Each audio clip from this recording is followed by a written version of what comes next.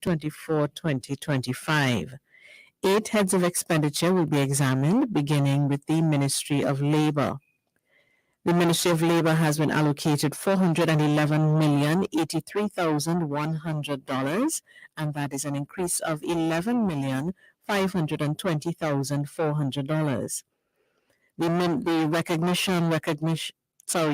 Registration, Recognition, and Certification Board has been allocated $4,194,000, and that is a decrease of $64,000. The Ministry of Works and Transport has been allocated $2,757,797,000, and that is an addition of $266,888,000 over the 2024 allocation. The Ministry of Housing and Urban Development has been allocated $853,842,000. That is a decrease of $431,141,000. The Ministry of Sport and Community Development has been allocated $431,341,500, and that is a $52.6 million decrease over the 2024 figure. The Ministry of Energy and Energy Industries will be up next with an allocation for 2025 of $675,278,900. That's a decrease of $124,027,000. The Ministry of Tourism, Culture, and the Arts will be up with $354,714,300, and that will be a decrease of $5,381,700. And last for today's examinations will be the Tax Appeal Board, and they have been allocated $8,458,800, and that is an increase of $2,634,000. So those are the 8 heads of expenditure that will be examined today. Coming up tomorrow, on the day 4, of the examination of the heads of expenditure for the Standing Finance Committee. The first head of expenditure tomorrow will be the Tobago House of Assembly, along with the Central Administrative Services out of Tobago, which is responsible for national budgeting on the Tobago House of Assembly side. So we will now await the entry of the chairman of the committee. Yes, she's making her way into the chamber now. The chairman of the committee, Bridget Anisette George.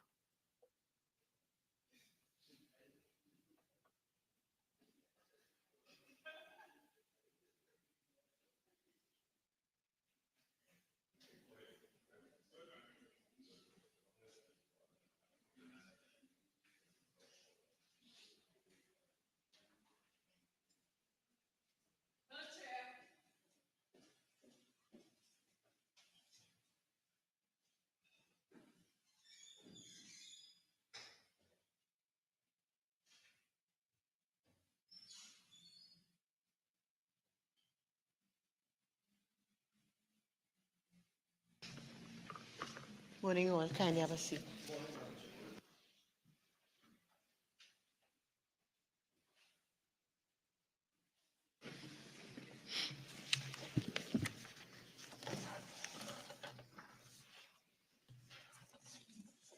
Good morning to all, and this meeting of the Standing Finance Committee will resume. Head 30, Ministry of Labor. Head 30, Ministry of Labor, $411,083,100. I will now invite the Minister of Labor to make a brief opening statement not exceeding 5 minutes. Minister. Thank you, Madam Chair. I would like to take this moment to convey my sincere appreciation and deepest gratitude to the dedicated staff at the Ministry of Labor, especially those who have accompanied me to this sitting. Due to the collaborative efforts of the government of Trinidad and Tobago, our employment rate continues to be at an internationally acceptable level, with many avenues for job creation existing and emerging as identified by the Minister of Finance in his budget presentation.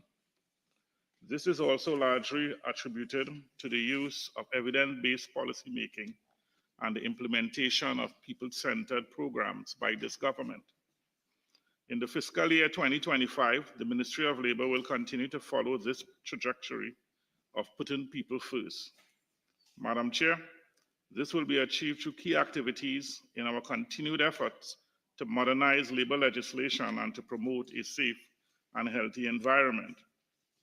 Other activities include the development of human resources through education and training provided by the Cipriani College of Labor and Cooperative Studies, an enhanced labor market information system, an increase in the public education campaigns on rights and responsibilities in the workplace, and strengthening social dialogue on key labor issues.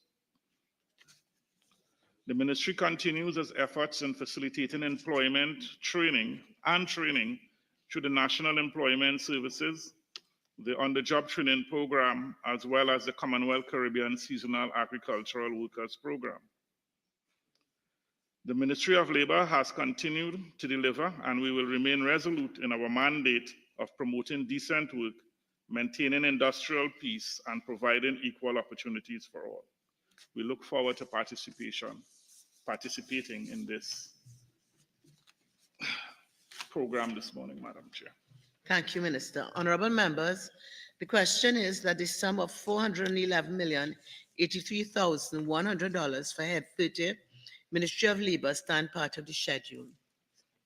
Honorable members, the sum of $411,083,100 for Head 30, Ministry of Labor, is comprised of monies proposed for expenditure under the following subheads and items to be found in the draft estimates of recurrent expenditure, the draft estimates of the revenue and expenditure of the statutory boards and similar bodies and of the Tobago House of Assembly, and the draft estimates of the development program.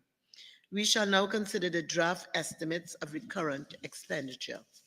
Subhead 01, Personal Expenditure, Item 001, General Administration. We're at page 204. Member for Vancouver South. Pleasant good morning, Madam Chair. Minister, colleagues. Just a point of clarification or information, Minister. Under 08 vacant posts, salaries and COLA, I see consistently there is no allocation, whether it's in 2024, 25. Is that an indication that there is no vacant post existing at the Ministry of Labor? No, there are vacant posts existing at the Ministry of Labor. In fact, we have 180 vacant positions. 180? 180.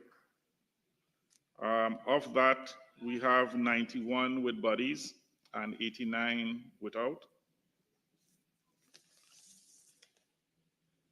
So there's no attempt to fill the vacant positions and to promote those who are acting and so on? Yes, there are. We also have contract positions, and we are in fact in tune with public administration and the whole revision of the public service and so on. So yes, we do have in mind to recruit aggressively next year to fill these vacant positions, but they are being accounted for under a different head. In terms of, so is it the policy seems to be one of an expansion of contract labor or to fill the established positions within the organizational structure of the ministry? We are filling established positions. Yeah, established So it's position. a combination of both. Okay, thank you. Thank you. Item, anything else? Under item 001? No. Okay, item 004, Occupational Safety and Health Authority, member for Vancouver South. Minister, with respect to 06 remuneration to board members and taking into consideration the tripartite nature of this particular board, is there a full complement of board members existing? Yes, at this time, we do have a full complement Full of all the of all different the various, stakeholders. yes. Okay then, no problem. Item 005 on the job training program. Member for Vancouver South. Minister, given the under zero on salaries and cost of living, again, I'll ask question very quickly. Do you have a full complement of staff within the organizational structure at the on the job training program? No, we do not have a full complement of staff at this time, but we did, 6 remuneration to board members. You call another one? Yeah, I thought we moved on. Or on the job training? Okay, I'm Training sorry. program. Yes. Sorry. Minister Yes, was responding, madam. in 2024, we did a fair amount of recruitment. The challenge is space at the moment, and we are looking at acquiring some different facilities. And at that time, we will expand even further. Okay, but you said a fair amount of recruitment. How many persons were recruited and how much is to be recruited?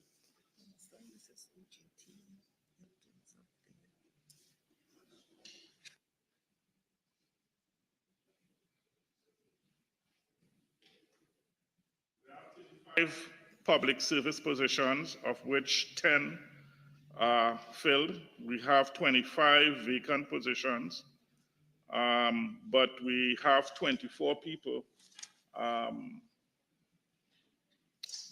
We have 24 people. This is contract, right?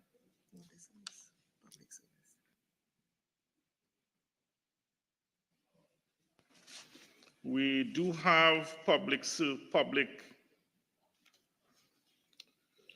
officers, 25, of which 24 have bodies in it, and there's one vacancy at the moment. What we do,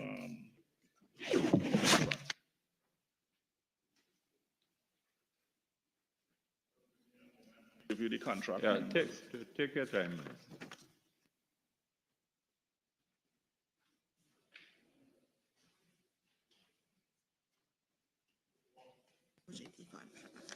All right.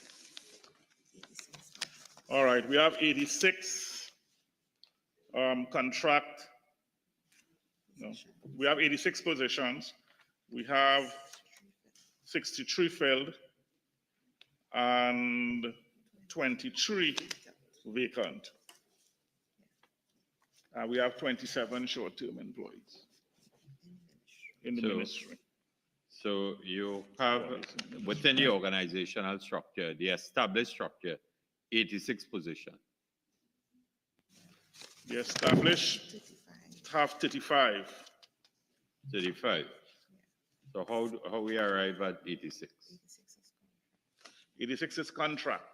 86 is Yes. contract. So, and out of the 35 on the established organizational structure, all is filled, all of the 35? 24 are filled. 24. And you give me a number as it relates to 23 vacant. That is in terms of contract positions. If you look at, if you do the math, it's 86 positions. 63 are filled and 23 are vacant. All right, could you, just for our information, with the passage of time, you could supply the classifications of those positions which are to be filled within the organizational structure and also from a contract position point of view?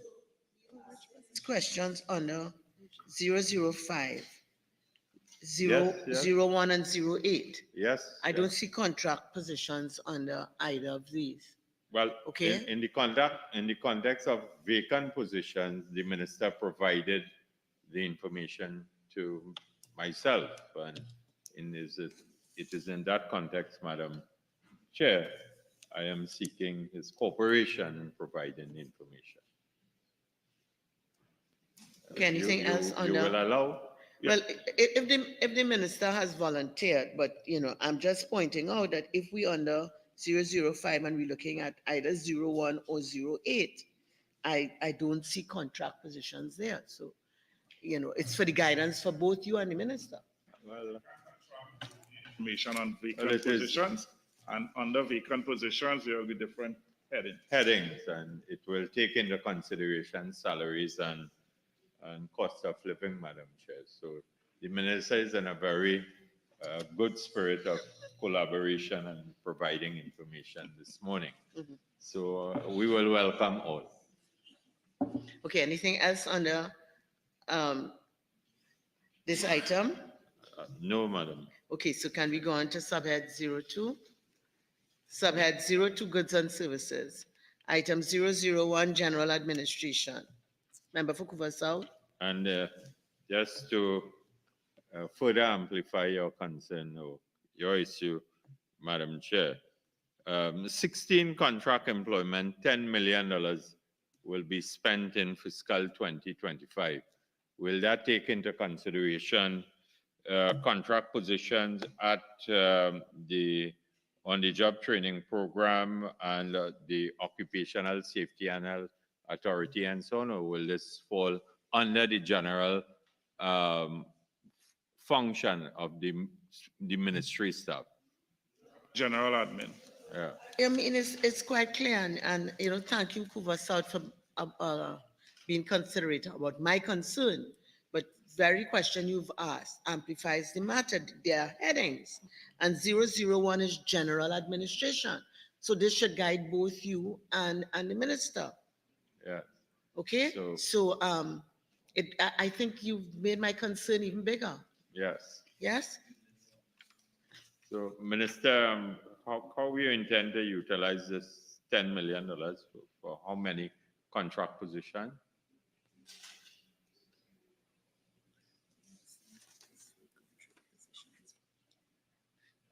Have outlined the contract position previously, and therefore that $10 million would be used in filling those particular positions.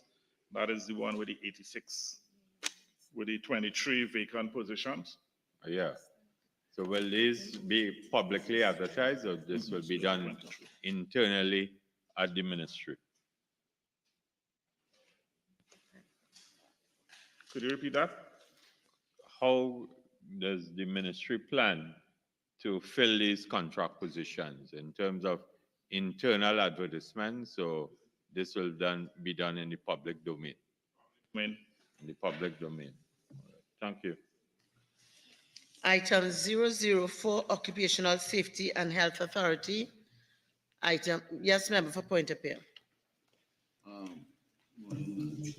Minister, line item 16 under Occupational Health and Safety Authority.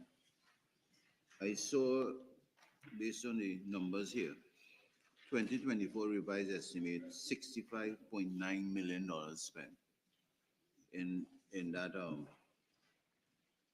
area. Minister, could you tell us what was the reason for that very high number and what this entailed, please? that was to pay arrears of salaries owed to officers within the OSH agency that went back to how far?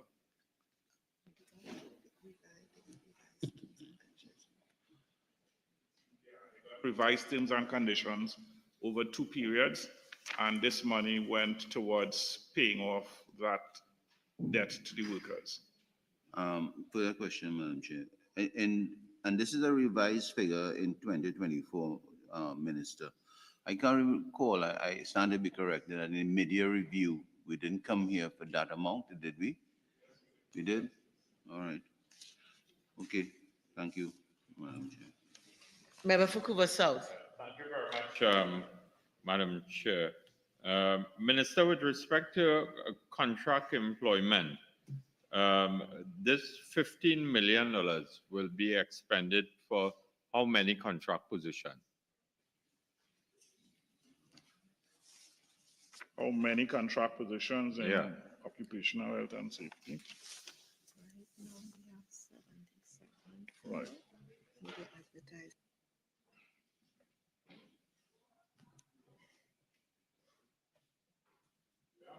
To an establishment, 77 are filled, and we are in the process of filling, or at least attempting to fill, as many of the other vacancies as we can over the period 2025. Okay. And given the report of which emerged as a result of the Commission of Inquiry into what transpired at Paria, in the recruitment of health and safety inspectors, is there going to be any focus on recruiting personnel from the point of view of deep sea diving and so on? Not at this time, however, we have just completed some work on public consultations on arriving at a regulation for diving. And coming out of that, we will then determine whether we need to fill those positions with specialists. Minister, taking into consideration that this particular scenario occurred 2 years ago and work continues to take place in the energy sector, and deep sea diving is part of that.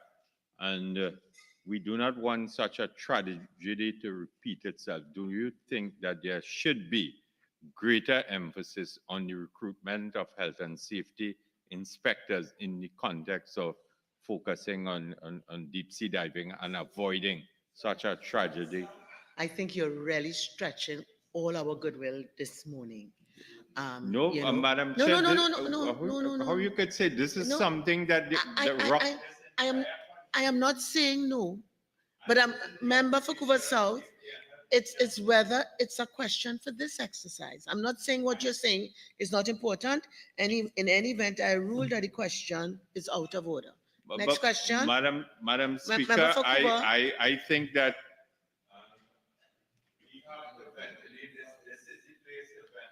occupational safety and health and recruitment of personnel. While member of Vancouver South. Why my mic is being cut from making an intervention? Well, I'm sure your mic is not being cut because I'm hearing you trying to talk above me. So I'm certain it's not anything with your mic. Okay? And I really, really regret that kind of imputation from that statement coming from you. I have ruled that the question is out of order. Do you have another question?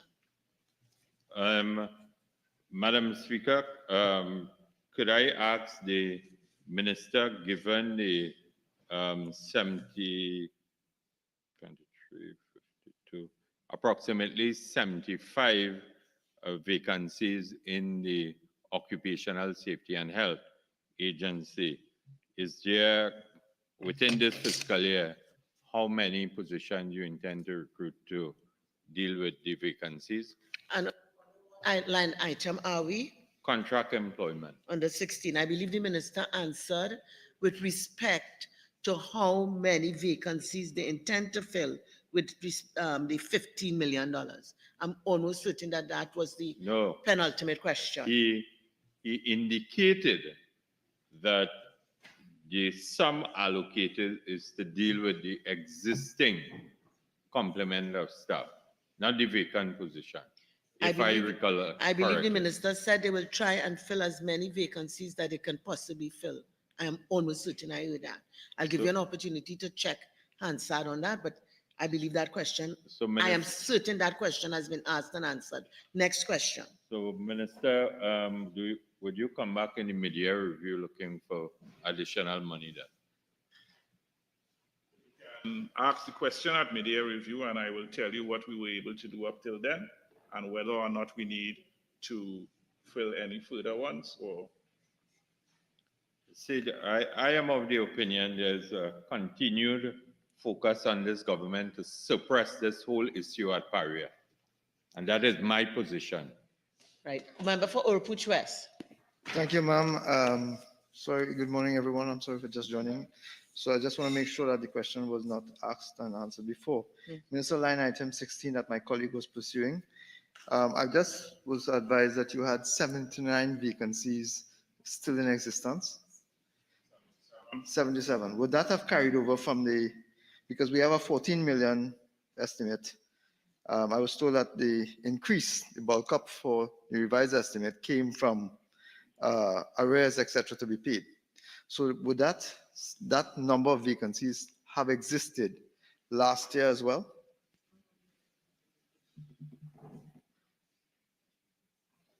We have done some recruitment this year, and I reported in mid-year that somewhere approximately, depends on the classification you're speaking about, which generally is inspectors, that we would have recruited at least somewhere between 20 and 30 inspectors during the course of this year. Madam Chair, would a request for the identification of the specifics of the vacancies have been requested before? It would have been made.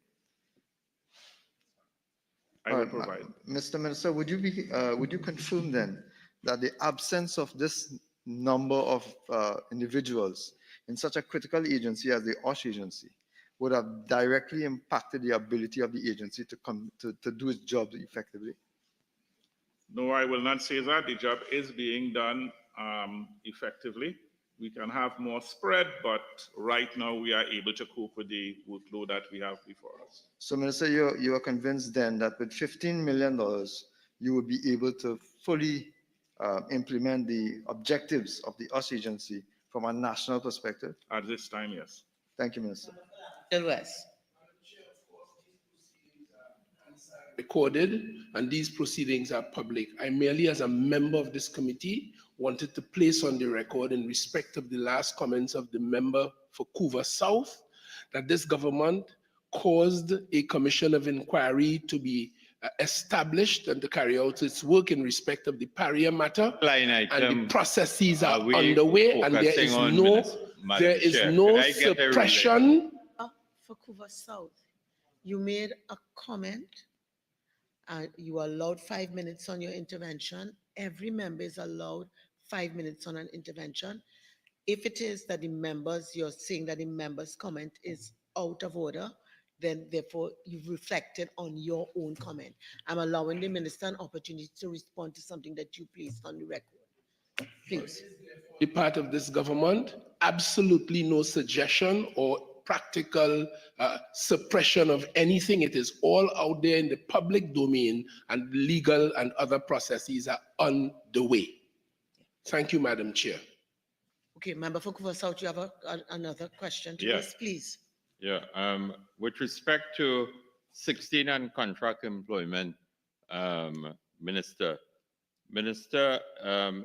given the number of vacancies in the Occupational Safety and Health Agency, are you satisfied that indeed the agency has been able to fulfill its mandate? And probably you could provide the information.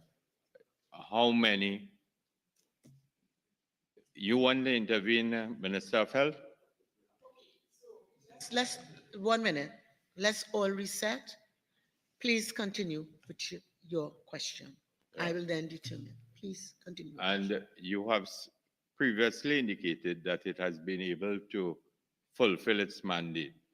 Could you inform this House if indeed this shortage has impacted upon the agency's ability to complete its investigations into fatal accidents which occurred at Naikwan, ArcelorMittal, and Wassa? No, let me just say that the agency is a big agency, and you may be referring to whether or not we have enough inspectors, and we do have sufficient inspectors. So do not take the 77 as only inspectors. There are people in HR, there are people in accounting, there are people in several other parts of the organization that are included in this 77. So it in no way says that in the critical areas of investigation that we are hampered or not being able to do so. So based on what you have said, have investigations been completed by the agency into the fatal accidents which occurred at Naikwan, Wassa, and ArcelorMittal. So, member, on this question, I rule you out of order for this exercise that we engage in. I'm certain you will have other opportunities to ask those very important matters. Member for Urupuch West. Thank you, ma'am. I want to ask the minister, based on line item 23 and perhaps line item 16, whether there has been the engagement of any consultants for any specific incidents that may require us, the Occupational Safety and Health Authority's attention. Has there been the engagement of any external consultants in addition to having the regular staff? Yes, we do engage consultants as and when necessary. We would have engaged consultants for the exercise at Paria. We would have engaged consultants for training in doing diving regulations and so on. So we do engage consultants on a regular basis, depending on what the matter is at hand and whether or not we have the internal expertise. Thank you, Minister. Minister, would you be able to provide us with a list of the consultants engaged on the last year and in the proposed to be engaged in the year going forward, and what purpose they were engaged for? I will. Thank you. Item 005 on the job training. Member for Couva South. Thank you very much. Minister, could you advise this meeting in terms of with the spend on the 16 contract employment, $7 million, how many contract positions will be recruited under this sum of money and the classification? Previously, Madam Chair, with regards to the vacancies that we have in OJT, and so I don't know if we need to answer that again. As I said, the classifications, I did not get the classification. You gave the numbers. We can provide the classification if so required. Well, I'm requesting it, and I would really be grateful of your cooperation. We will provide. You will provide, okay. Member for Point Appeal. Thank you, Madam Chair. Minister, under line item 17, training, the $275 million allocated for this year. Could you state how many trainees will benefit this fiscal year under this $275 million? Target for this year is 6,000. We currently have 5,769 enrolled trainees, and we plan to maintain it around 6,000. And follow-up question, Madam Chair. I know in this year's mid-year review, you came for an additional funds because of the increase in the arrears and stipend. There was an arrears and stipend. And due to the increase that was given in the budget. Could you state if this 275 million caters for any further arrears that you might need to address? Arrears, it was an adjustment to the minimum wage at the level 1 of the program, and those employees were adjusted as of 1st January. So we came in mid-year to pay that increase. And the 275 is what we have catered for now. If we need to at mid-year, when we review it, we may come back. Just a follow-up, Madam Chair. Minister, I know the age limit for OJT is 35 years, correct? And I know several individuals, given the economic state, have been, well, just over 35 have been applying. Is there any policy decision being considered to look at that age and adjust it upwards? Member of Point Appeal, when it comes to policy, I'm so happy that you're smiling. You know, when it comes to policy, that is not within the remit of this committee. So I'm certain you'll get that question in, and you know how to do it in another forum. All right? Uh, Member for Laventille West. Thank you very much, Madam Chair. Madam Chair, the $275 million, I would have said when I participated in the deliberations around national security, we at national security, and especially with the impressive 5,700 and something persons in the program, we see this as very useful expenditure. And to the extent that those who share the view that pathways for youth is an anti-crime measure, we welcome it and congratulate the ministry and the minister for this program, because it is indeed a very valuable contribution to our Member for efforts. Covert. Thank you. Member for The Covert. question was asked and answered by my colleague from Point of View. Member for Urpuch West. Thank you. Minister, just to be clear, that's increase between your estimate and your revised estimate. That was for the payment of the outstanding stipends? You described coming back in the media review for additional funds to pay some stipends, some outstanding issues. Yes, that was based on the minimum wage adjustment for Right, our correct. level 1 employees. Correct. So that this increase that we're seeing between the estimate and the revised estimate, that difference would have been accounted for based on what you're describing now?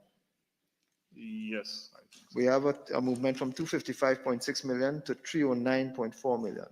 So my question is whether that difference would be taken up in the increase that you would have requested in the media review. That would have been taken up in the media review. Thank you. And may I say, Madam Chair, that the OGT program moved from 4,700 last year when we met in this August body, and it has now been increased by 1,000. Member for Covert North. Thank you most kindly, Madam Chair. Continuing from where my colleague would have left off on item 17, training.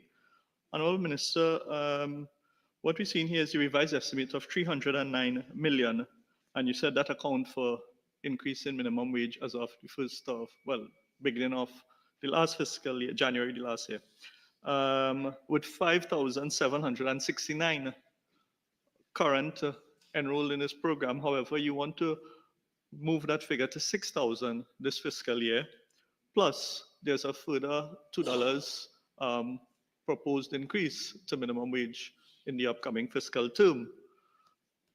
Will this 275 million that has been estimated for 2025 take all these things into consideration? Because I'm seeing a reduced figure here for the upcoming fiscal term versus the revised estimate. So can you kindly explain the disparities here? Well, it is not disparities. This is what we catered for. And the 309 would have also taken up new payments, because if we move from 4,007 to 5,007, then during the course of the period, the wage bill would have been rising steadily. The 275, as we will work with this 275 at present, and if we monitor, we will see what will happen. Remember that these figures are based on where the bulk of our recruitment lies. We have 4 or 5 different levels. So we can hire a lot more people at level 1 than we can at level 5. And therefore the adjustments and the movements will have to be taken into consideration at mid-year to see where we are in that pendulum swing. Minister, can you explain the adjustment at the level 1? It moved from, was it what, 1750 to 2050? It moved from 1750 to 2050. So the proposal that the Minister of Finance gave in his budget presentation of moving to 2250, that would have benefited URP, CPEP, MTS, that is not going to benefit the OGT program as well? No. So don't you think it is unfair for these OGT trainees? Line of questioning is not allowed within this exercise. All right, you asked a question, the member gave you a response. Do you have anything else under item 005 on the job training? Subhead 03, Mining equipment purchases, item 001, general administration. Item 004, occupational safety and health authority. Item 005, on-the-job training program. Subhead 04, current transfers and subsidies. Item 003, United Nations organizations. Yes, member for Urupuch West. Minister, just for clarification, your estimate for 2024 under sub-item 003, United Nations organizations. I'll hold my question. I just realized that is for the sum total, so we'll treat with it later. Okay. Item 004, international bodies. Item 005, non-profit institutions. Item 007, households. Member for Urupuch West. Right, so this is where the bump up would have been, Minister. Sub-item 40. We have moved from an estimate of 6 million to 14.26 million gratuities to contract officers. With this figure, clearly you underestimated the amount of persons who would have qualified for gratuities during that period. But I've seen that you're moving downwards again to 6 million. Is it that you paid off arrears? What would have accounted for this movement in 2024 from 6 to 14.3? We came mid-year to pay the OSH agency, and that would have resulted in a spike. As you know, we sometimes cannot cater for paying these gratuities based on finances that are available. And therefore, from year to year, we need to make individual adjustments based on what we can get out of finance to pay these gratuities and so on. So, Minister, you're saying that the reason for the spike is because you had outstanding payments that were due for a while? Yes, we have several agencies where we had outstanding payment for a while. In fact, and OSH also got revised terms and conditions. Okay, so Minister, my question is, you now projected another $6 million for 2025. That would have been based on what you expect that your gratuities and so on would be. Can you indicate whether any part of that $6 million budgeted for 2025 would be for payment of persons who are currently awaiting their gratuities? Yes. So we have outstanding gratuities. Yes, we have outstanding gratuities still to be filled, and this figure will include that. Minister, it's a bit of a concern that we have persons who have gratuities, especially given what gratuities are. It's a revenue, not a revenue, sorry. It's a debt that you owe these individuals. And we seem to have to wait on allocation. So persons are being denied their rightful entitlement as gratuities because we are on a waiting list for the Minister of Finance to be generous to give you the financing. Question then is, would you be able to provide a listing of the amount of money currently owed in gratuities that are outstanding?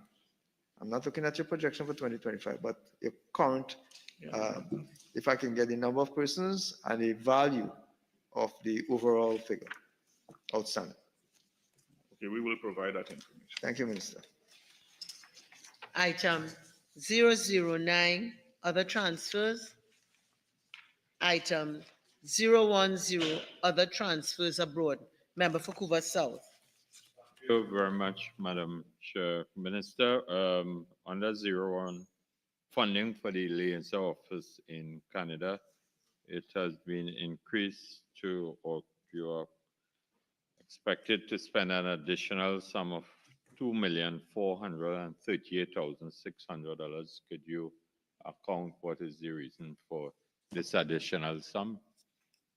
Sure, we are reorganizing the liaison office, and we have included 3 additional posts that is intended to work with the Canadian Farm Program to expand our presence within the Canadian market. Trinidad and Tobago has approximately 600 people there, and if we compare it to, say, Jamaica, who has 8,000 or 9,000, it means we have a lot of room for growth. And therefore, we are taking advantage of new areas that are opening. But to do that, we have to have people on the ground doing the work. So we would have expanded the office, and those people are to pick up post shortly in 2025. Could you be a little more specific in terms of the job titles and so on? You said 2 or 3. We have a vice counsel, we have somebody in finance, and where's the third one?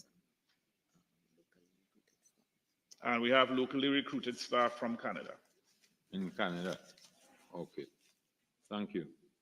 So you are focusing on expanding Trinidad nationals to Yes, go. we are.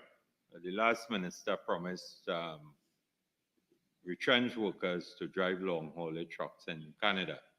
We hope that you will follow through with this particular initiative.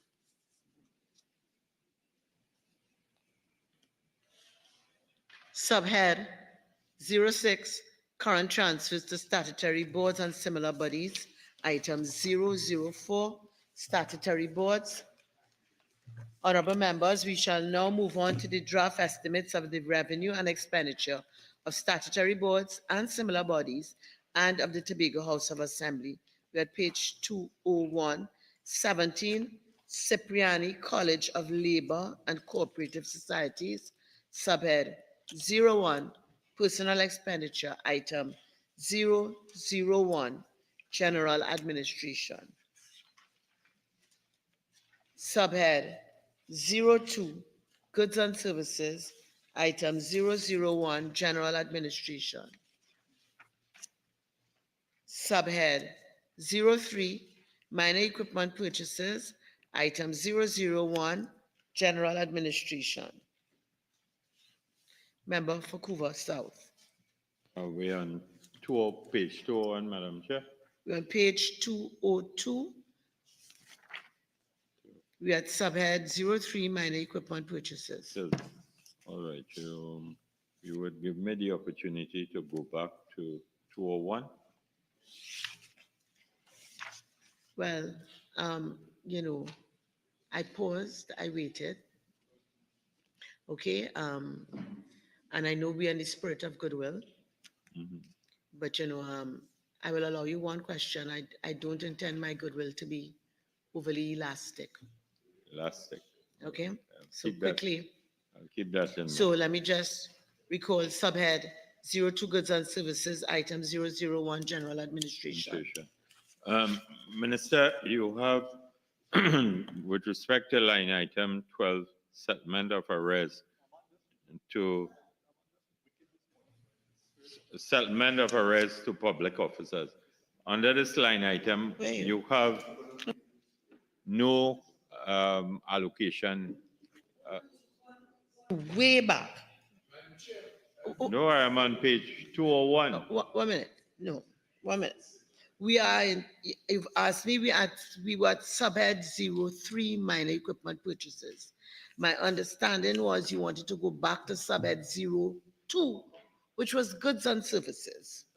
And that's what I No, I allowed. said if I could go Okay, back so to page I'm sorry, 201. I'm not, yes, goods and services on page 201, right? Where you're at is at personal expenditure. I'm not going back to 01, personal expenditure, regrettably.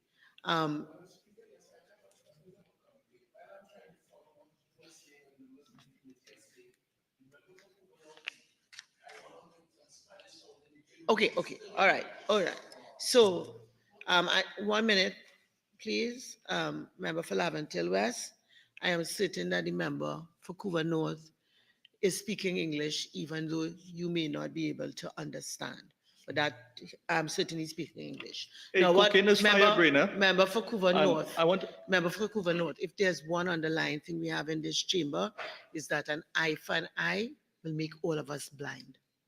And I certainly don't want blind members. What I am going to ask everyone here, okay, for the past 2 or 2 days that we've been at this exercise, we've all been trying to practice tolerance, patience, and containing our voting enthusiasm.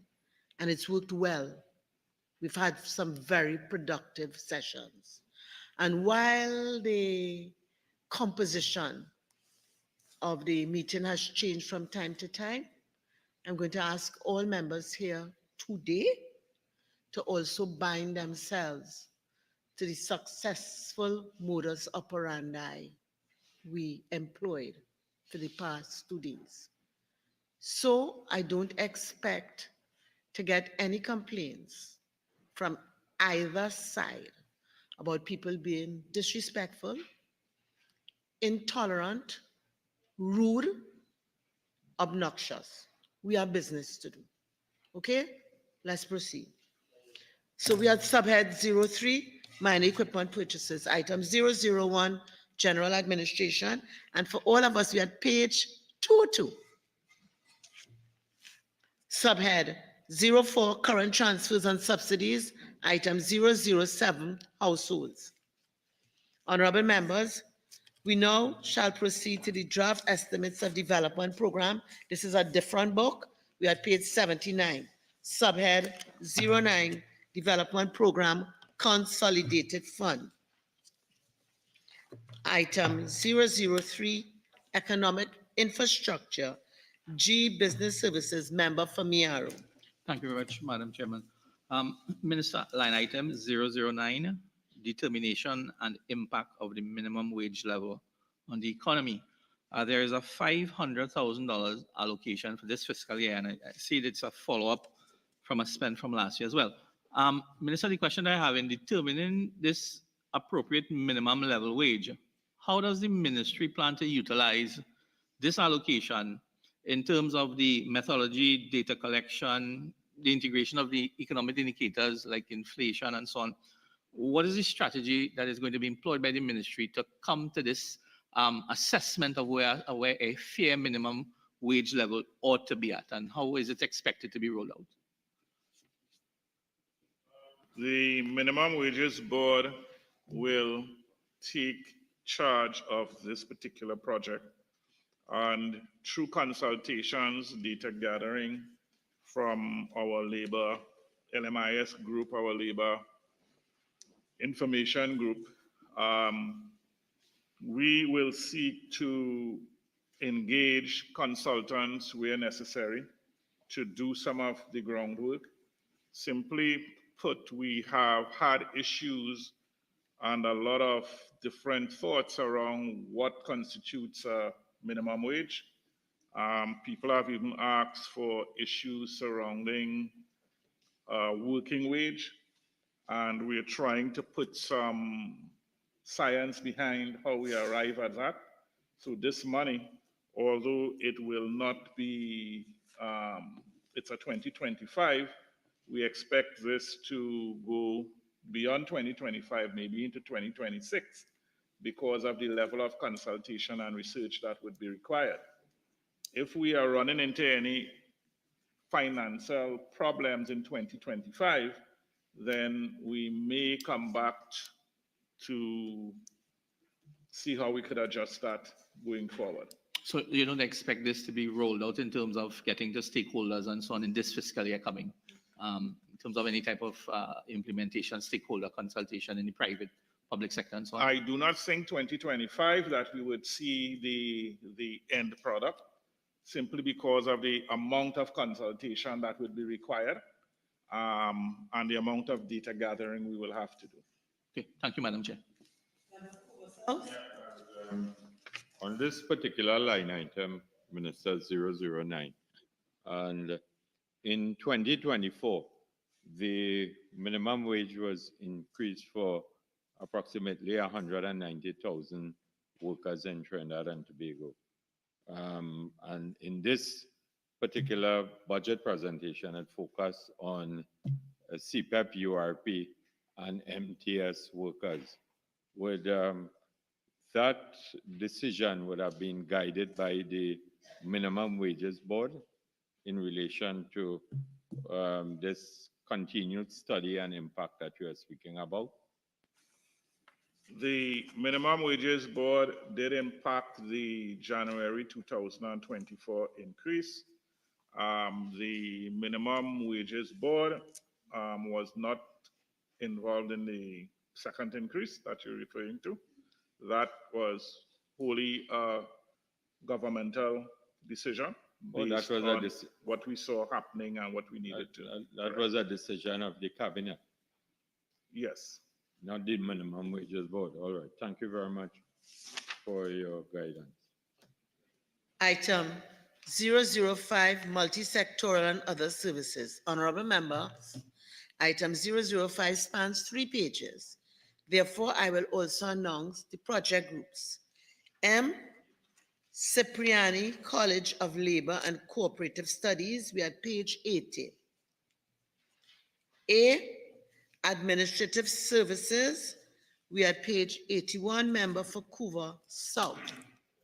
Madam Chair, Minister, with respect to 059, labor legislation reform, in 2024, you spent $225,000, and in 2025, there is a projection to spend $200,000. And taking into consideration that there was a broad-based commitment since 2015 through the commitment of the government to focus on labor legislation reform.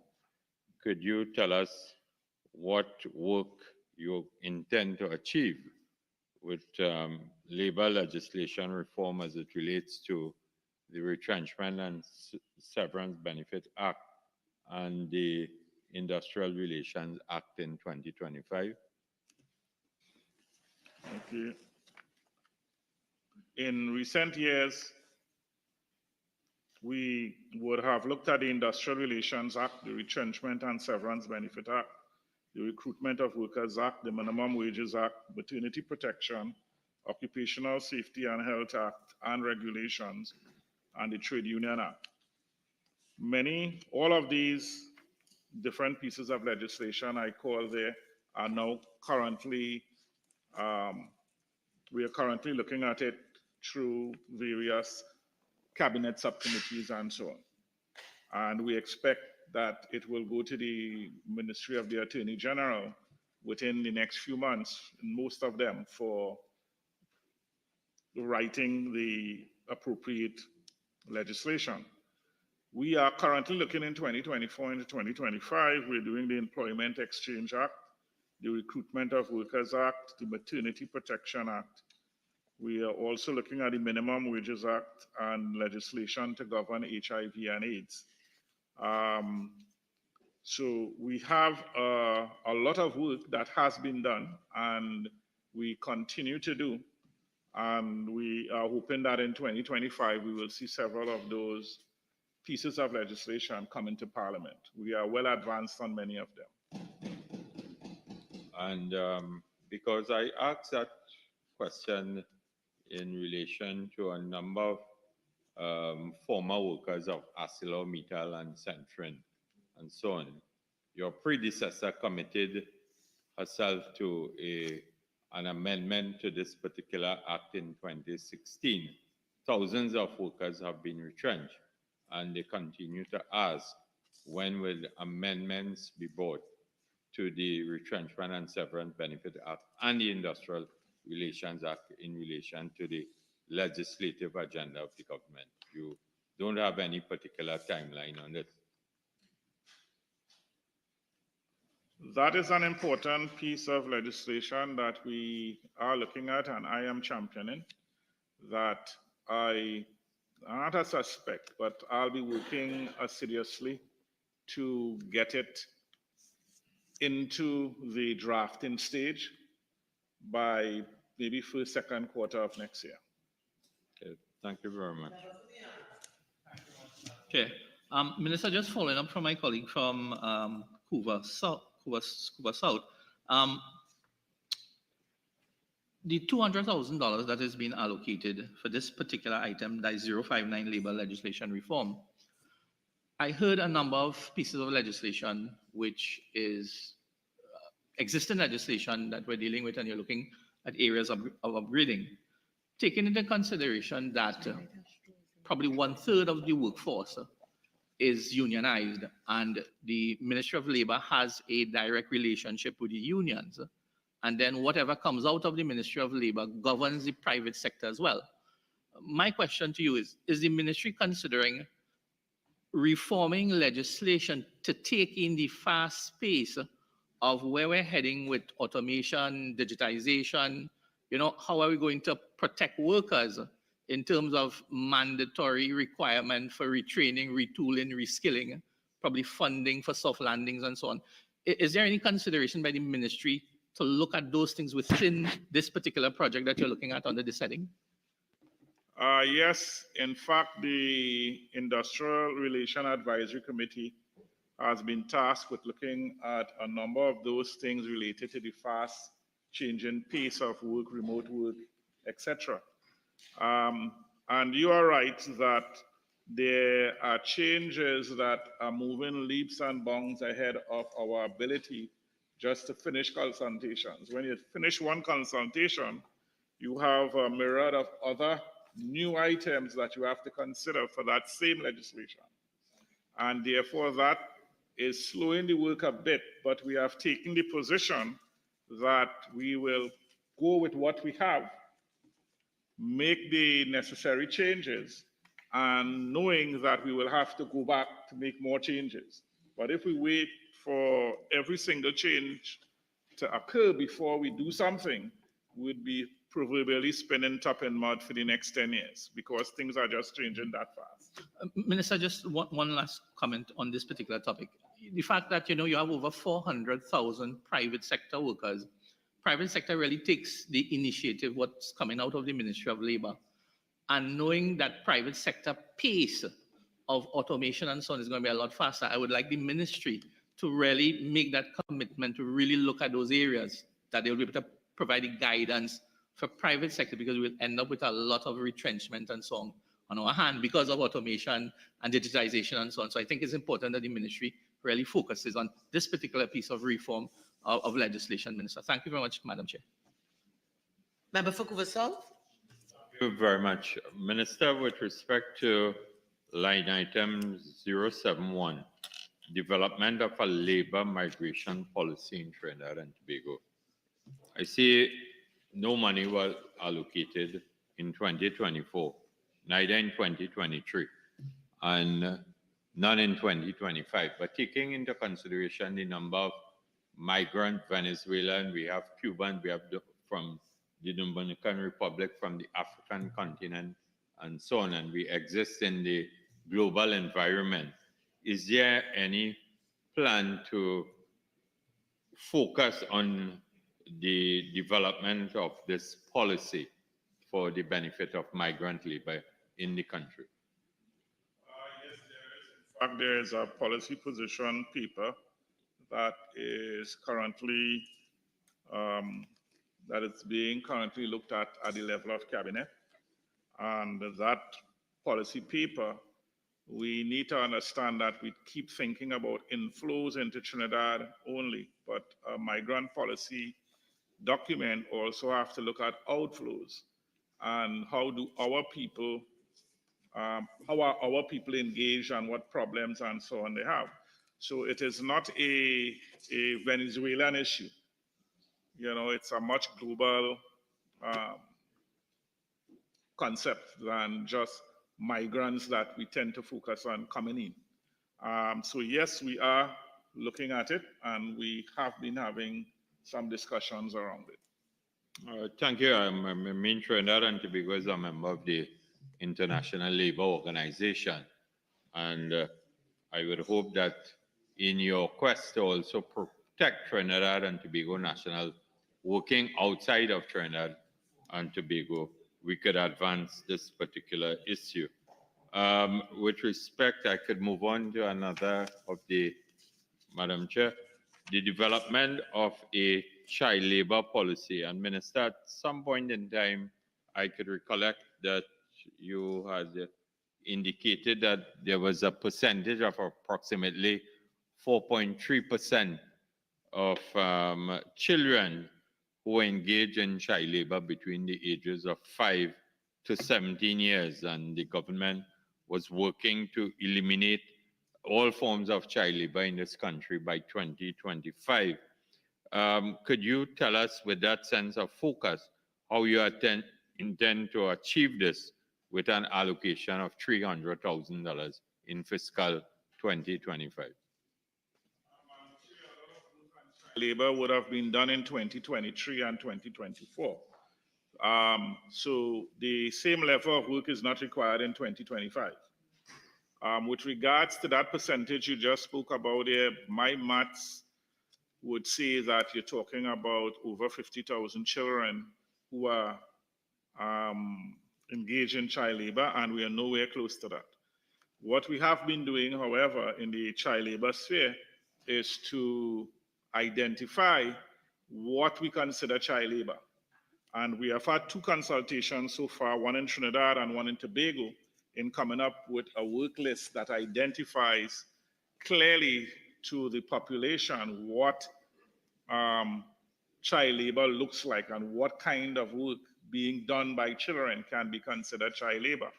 So we are way ahead on that particular agenda, so we do not need significant sums to complete our exercise. So, and if you got, I said 4.3, I never said 43%.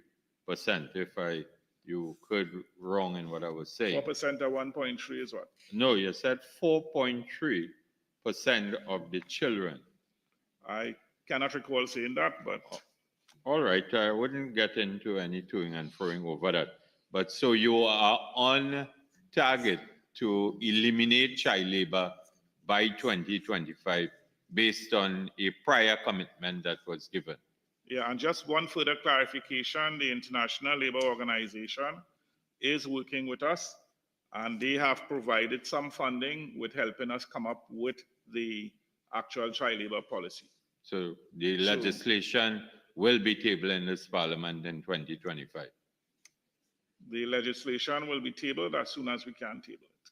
Okay, thank you. Thank you, Madam Chair. Minister, line item 101, implementation of the National Workplace Policy on Sexual Harassment. There's a $500,000 allocation in this fiscal year. I guess because of we are the implementation phase, I have 2 questions for you, Minister. One, in terms of what will be rolling out this year for the implementation, if you could give us a little idea of what strategy the ministry is employing in terms of pushing the protection aspect of this particular plan. And 2, was there any consideration in terms of dealing with the cultural barriers that prohibit sometimes persons or victims from coming forward within the workplace? Did this project take those 2 things into consideration? The issue of implementation is really on a rollout basis now. You would recall that at our conciliation and advocacy group level, we would have put in a telephone hotline in English, Spanish, and French, right? And that we've been having a number of calls coming through, and we have been treating with people both at the level of employer and at the level of employees to work through the calls when they come. The issue is that many women, and I'm not saying it doesn't happen to men, but many women, which we tend to focus on, have real issues in reporting sexual harassment because of victimization, because of the shame factor, because they just don't even know who to go to. And therefore, a lot of our work in 2025 would be sensitization, both to local and migrant workers with regards to what their protection and how they can report these matters and not suffer the consequence of being fired, particularly with single mothers who are vulnerable. And therefore, it would be a whole sensitization process. And in order to rule out those things, the 500,000 would be on literature, it would be on ads, it will be on both print, both television and radio. And therefore, although we expect to reach many women, we know that that figure is not in fact very high with regards to the work that we maybe still have to do, but it's a start in the right direction. Vancouver South. Thank you very much. Minister, with respect to 093, the operationalization of the National Tripartite Advisory Council, I see in 2025, no money has been allocated to the National Tripartite Advisory Council. Is it an indication that the National Tripartite Advisory Council is non-functional, or has it been disbanded by the Cabinet of Trinidad and Tobago? It is currently non-functional, but I have asked the Industrial Relation Advisory Committee to prepare for my benefit a paper on how other jurisdictions treat with tripartism and to seek to find a way to reoperationalize the whole issue, because I think as Minister of Labor, it is one of the tenets that make for good industrial relations, that we should be engaged with our partners in open dialogue. The problem we have had is that it has been very loose, and that the structure under which it operates is not as clear as it should be. Some people legislate it, some people do it by policy, and we are examining what and how we can attempt to resurrect the National Tripartite Council. Because this was launched with much fanfare by the Prime Minister, if I could recollect, in 2016 at the Diplomatic Center. But if you have not allocated any sum of money, how do you intend to get this form of social dialogue and tripartism working or re-engineered based on, again, Trinidad and Tobago focusing on the adhering to the International Labour Organization? But remember, I think inherent in the response the minister gave, he set out quite clearly what he intends to do and what he has his ministry engaged in doing. I'm certain that that was made quite clear. Do you have another question? I defer, Madam Chair, but Yeah. I subscribe to your ruling. With respect to 105, regulations of the Occupational Safety and Health Authority. Minister, as I said, given the fact that the Paria tragedy occurred with the loss of life approximately 2 years and more, and there was a commission of inquiry and recommendations out of that commission of inquiry focus on deep sea diving regulations and so on. Can you advise this meeting if this sum of money that will be spent in 2025 will realize that? Yes. Yes. And what is the roadmap in relation to its implementation?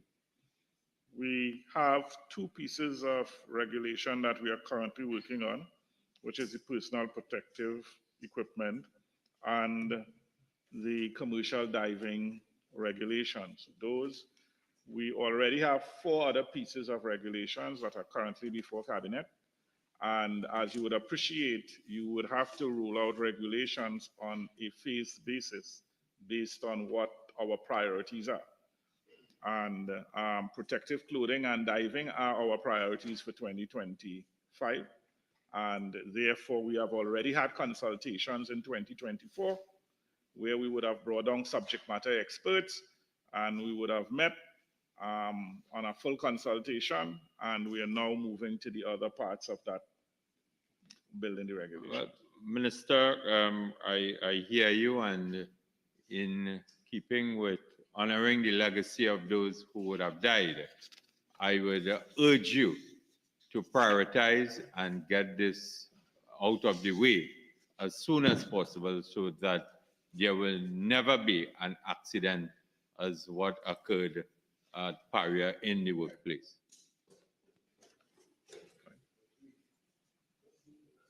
And Madam Chair, if I could move on to the relocation of an upgrade of the Occupational Safety and Health Authority. Minister, has the Occupational Safety and Health Authority Item, the line item number. public building? We haven't reached yours yet, but I like that you jettison us there. F, public buildings, member for Couva South. Thank you very much, Madam Chair. Minister, could you inform this meeting if the relocation and upgrade of the Occupational Safety and Health Authority has been completed? New office is at the corner of St. John's Road and Eastern Main Road, St. Augustine, and the OSH authority is now tenants at that location. And what the sum of $500,000 will be spent for? Of course, as you know, when you move into new buildings and you're outfitting and so on, you will have residual spend, and sometimes you have spend that are rolled over from one period to the next. And given that your mantra and your colleagues' mantra have been doing more with less, could you tell us how much is being spent? What is the cost of renting this building? One sec.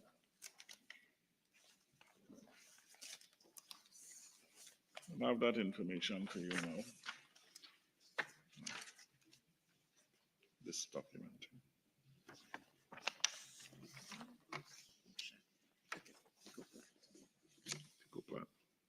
This 100. Yeah, it is being rented at $100,787 per month. Per month. Per month. And what is the duration of this rental agreement? Member, you know, I've allowed you some leeway here. So after this response, this is the end of this. All right? I'm not sure if the current period for which, but we'll be there for a long time. Okay, any other light? Spent by the taxpayer level until West, yes. I would want to know. This is more than approximately more than $1.5 million per year. Okay, so can we move on? So Infrastructure multiply that. Development Fund. Page 203. Item 005, multi-sectoral and other services, F, buildings. Honorable members, the question is that the sum of $411,083,100 for head 30, Ministry of Labor, stand part of the schedule. Those in favor say aye. Those against say no. I think the ayes have it. The sum of $411,083,100 for head 30, Ministry of Labor, now stands part of the schedule. Thank you, Minister. Thank you, guests, and the other supporting staff from the Ministry of Labor. Head 11, Registration, Recognition, and Certification Board.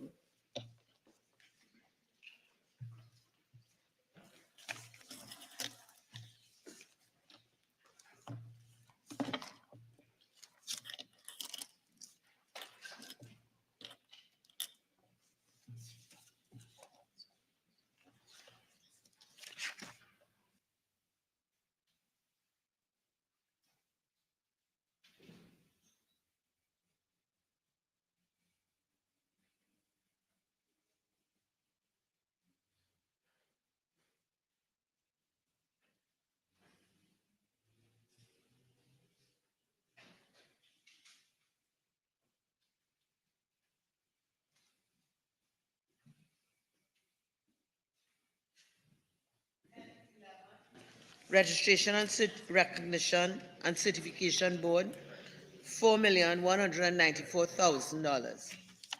I will now invite the Minister of Labour to make a brief opening statement, not exceeding 5 minutes. Minister. Madam Chairman, the Registration and Recognition and Certification Board is a tripartite body created via the Industrial Relations Act 8801. The board consists of a chairman and 8 other members who are appointed by the Minister of Labour. The board has a secretariat which is headed by a secretary who is the accounting officer. The secretariat is comprised of 25 public officers who carry out the day-to-day functions of the board. The role of the secretariat is to provide consistent, accurate, timely, and useful information to the board in carrying out its mandate. The duties of the board as outlined in Section 23(1) of the Industrial Relations Act 8801 are as follows. The determination of all applications, petitions, and matters concerning certification of recognition. 2, the certification of recognized majority unions. 3, the recording of the certification of recognized majority unions. 4, the making of agency shop orders and the conduct of ballots and proceedings. 5, the cancellation of certification of recognition of trade unions and any such other matters that are referred or assigned to it by the minister. The board generally meets once a month with ad hoc meetings, and the work of the board, Madam Chair, is critical to the industrial relations piece of Trinidad and Tobago and continues to keep abreast with ever-evolving work environments. I would like to thank the current board and the staff of the Secretariat for their ongoing commitment to our industrial relations climate. Madam Chair, we stand ready and willing to respond to any questions that this honorable committee may have. Thank you, Minister. Honorable members, the question is that the sum of $4,194,000 for Head 11, Registration, Recognition, and Certification Board stand part of the schedule. Honorable members, the sum of $4,194,000 for Head 11, Registration, Recognition, and Certification Board is comprised of monies proposed for expenditure under the following subheads and items to be found in the draft estimates of recurrent expenditure. We are at page 49. Subhead 01, Personal Expenditure, item 001, General Administration. Member for Couva South. Thank you very much, Madam Chair. With respect to under 06 remuneration to board members, this sum Minister's reflection that there's a full complement of board members, again taking into consideration the tripartite arrangement of this board. All right, and are you in a position to tell us how much matters are pending at the board level for determination? Do we have that?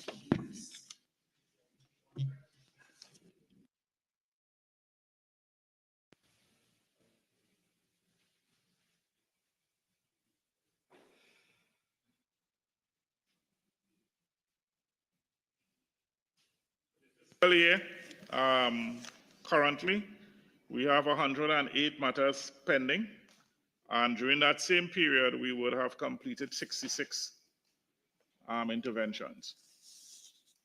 Thank you very much. Subhead 02, Goods and Services, item 001, General Administration. Subhead 03, Minor Equipment Purchases, item 001, General Administration. We are at page 50.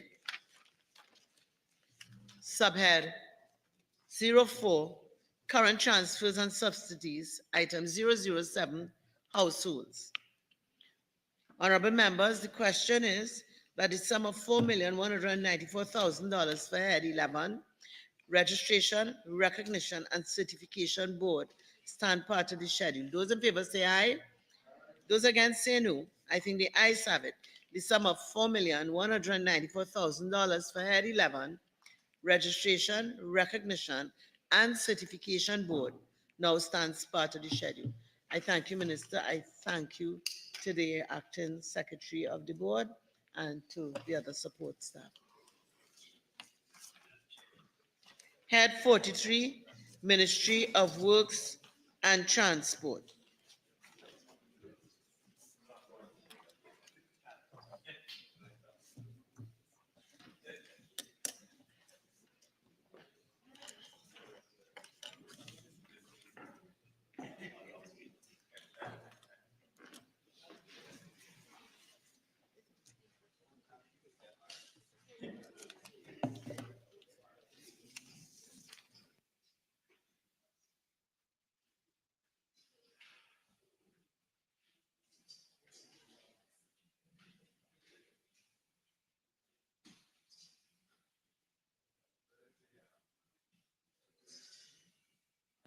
Head 43, Ministry of Works and Transport, $2,757,797,000.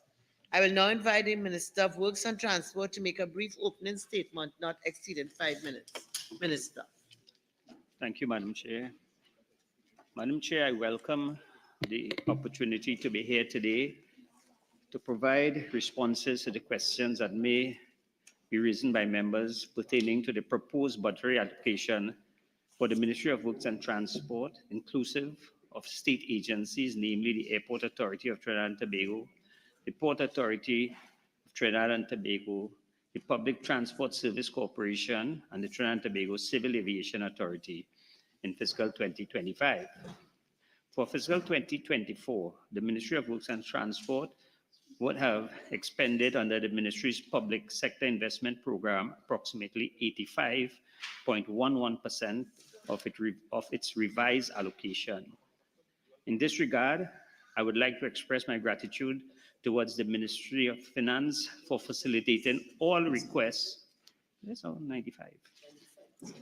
I'd like to express my gratitude towards the Ministry of Finance for facilitating all requests for funding in fiscal 2024. Further, also I wish to express my appreciation to the ministry's executives, head of division, and staff, as well as various agencies for their support in achieving this high implementation rate for projects under the air, land, and sea sector in fiscal 2024. Madam Chair, I wish to give the assurance that the Ministry of Works and Transport will continue in this vein in this fiscal year. Madam Chair, as members are aware, the documents before us today would have been prepared before the end of the last fiscal year. Taking this into consideration, we need to be mindful that there may be instances of variances in the expenditure of various line items. In this context, since the preparation of these documents, the ministry would have received and proposed further bills resulting in an increase in its rate of expenditure for certain line items. On the other hand, there were instances where the ministry received bills for work that were completed towards the closure of fiscal 2024. However, due to the late receipt of these bills and timing issues, these unfortunately could not be processed. However, Madam Chair, I have no doubt if we were able to process these bills based on our calculations, the ministry would have extended approximately 95% of the PSIP allocation. With this expenditure, we delivered over 200 road rehabilitation and over 600 drainage projects across Trinidad. Madam Chair, I wish to inform and provide the assurance to members that during this fiscal, if there are instances where statutory line items are in need of additional funding, the necessary steps will be taken by the ministry to address these matters accordingly. Further, and as per usual requirements for additional funding, under other specific line items, a comprehensive review of the ministry's 2025 budgetary allocation will be undertaken with the view to undertake the necessary transfers or virements of funds until the necessary representation can be made in the midterm review. Madam Chair, I stand ready to provide details and clarifications as required with regards to the ministry proposed allocation for fiscal 2025 by this committee. Madam Chair, thank you. Thank you, Minister.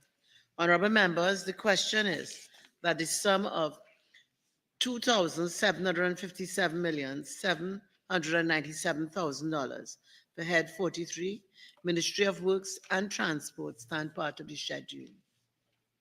Honorable members, the sum of $2,757,797,000 for Head 43, Ministry of Works and Transport, is comprised of monies proposed for expenditure under the following subheads and items to be found in the draft estimates of recurrent expenditure, the draft estimates of the revenue and expenditure of the statutory boards and similar bodies and of the Tobago House of Assembly, and the draft estimates of the development program.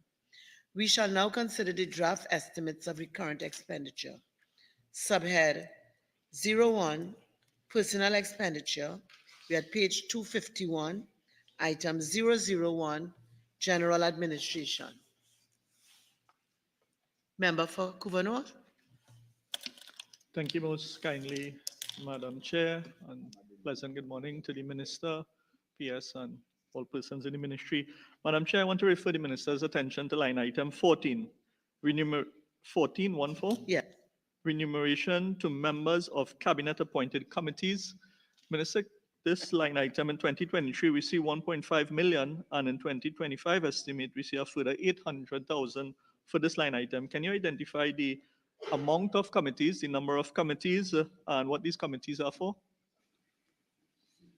Okay, so we have the members of the cabinet appointed committees. Then we have the 9 members of the Standing Negotiation Committee on Air Services Agreement. We have the Maxi Taxi Advisory Committee, and then we have the Road Safety Council. So the Road Safety Council would have been a new addition to the ministry, because Cabinet did approve the long-awaited Road Safety Council. Thank you, Minister. I'm hearing new committees being added on. However, the figure for 2025 estimate is half of what was actual in 2023. Have you disbanded certain committees? No, we have not, but as I said in the opening statement, wherever funding will be required, it will be moved around, and if additional funding is needed for some of the committees, we then go to the mid-year review. That's why I made a long opening statement. Minister, would you be kind enough to provide us with the members of posted on those committees? Sure. Thank you. Also, moving on, Madam Chair, to line item number 2, with respect to wages and COLA. Minister, the estimate for 2024 was 2.5 million. However, the revised estimate is 1.4 million. Can you identify the number of positions that should have been filled in 2024 with this 2.5 million that was not actually filled, which is why we see only 1.4? Okay, so we could provide you that in writing as well. Thank you. Item 002, Highways. Member for Couva North. Madam Chair and Honorable Minister, to line item 2, the same for this with respect to wages and COLA. What would have been allocated in 2024 of 89 million, only 86.7. So whatever positions were not filled there, if you could provide us with that in writing. Provide us in writing. Item 003, Traffic Management. Member for Urpuch West. Thank you, ma'am. Sub-item 28. Other contracted services. I note a proposed increase of $9 million. Yes, sir. Oh, sorry, I'm ahead of you guys. Sorry, my apologies. I'll wait. I'm patient. Member for Couva North. Yeah, thank you, Minister. And in the interest of time, if it is that the information requested for line item 02 with respect to wages and COLA is here in traffic management, and it might run across in all the other sections with respect to what was budgeted for in 2024 that was not filled, if the Minister could provide for all the different divisions. Yeah. Thank you most kindly. Member for Urpuch, was your hand up? No. Okay, thank you. Item 004, Central Planning Unit. Item 005, Drainage. Member for Couva North. Thank you, Madam Chair. Madam Chair, I want to refer the Minister's attention to line item 02, wages and COLA. Minister, under this line item here, under drainage, is this the line item that treat with the different teams that provide drainage and maintenance services across the country? Minister, this line item was allocated 41 million. However, the revised estimate of 2024 shows 35.4 million, a significant underutilization of the funds that were allocated for this line item. And when we have been visiting the Central Division, Ministry of the Works and Transport Central Division, the complaint that we would have received from the officers there is that we are understaffed in the Central Division with respect to the teams to actually execute the work to maintain these main drains and canals, etc., especially along the main road where we have continuous flooding in the Couva area, in the Edinburgh area, and surroundings. Can you explain why it is that the funds allocated to the ministry under this line item is not being utilized to recruit the necessary personnel to ensure that these drains and water courses are maintained? So the actual spend was a little more than the 35 million, was 36 million. However, there's a process to hire staff with the unions and everybody. That process is ongoing, and the Central Division is one area that is being addressed at this point in time. So hopefully in 2025, we should see an increase in the cadre. Once there's an agreement, yes, because, I mean, we want to get the staff on the cadre. Yes. Item, yes, member for Urpuch West. Same line item 02, because South also has a similar problem. Minister, you said that there's a process that takes a period of time before employment takes place, which is fine. However, when you estimated your $41 million in fiscal 2024, you would have catered for specific positions to have been filled, for specific purposes. Tell me when I'm wrong, please. So this initial budget of $41 million would have been specified for particular purposes, particular pieces of, particular individuals for employment. Given that you only spent $36 million according to you, Minister, what classifications of persons, what areas were not hired? Or what, and what numbers of persons? Because your estimate for fiscal 2025 is basically what you have now. Allocation will vary, daily paid on different positions. Remember, this money would have been earmarked for positions. And unless the positions are filled, then you can't do a drawdown on it. So as I said before, there's a process ongoing where we have to engage the unions, and so that process, unfortunately, takes a little longer than we anticipate at times. I accept that, Minister, but you are still budgeting 36.4 million for fiscal 2025. The question I'm asking, actual figure 2023 was $36 million.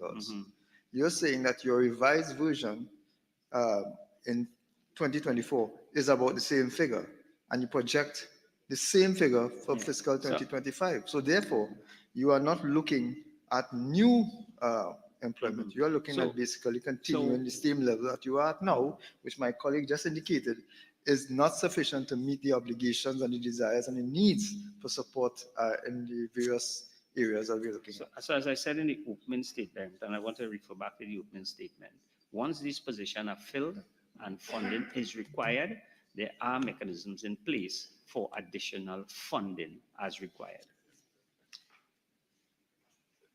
All right, Minister. Minister, just no, I get to be clear, I get your point, but this is supposed to be a projection for 2025. I know, but we are going to use, that's why the opening statement, for the first time in 9 years, I used my full 5 minutes for the opening statement. Because after 9 years, we also supposed to understand how the system operates. There are mechanisms in place we could do transfers, and we go back in the mid-year review for additional funding. Thank you, Minister.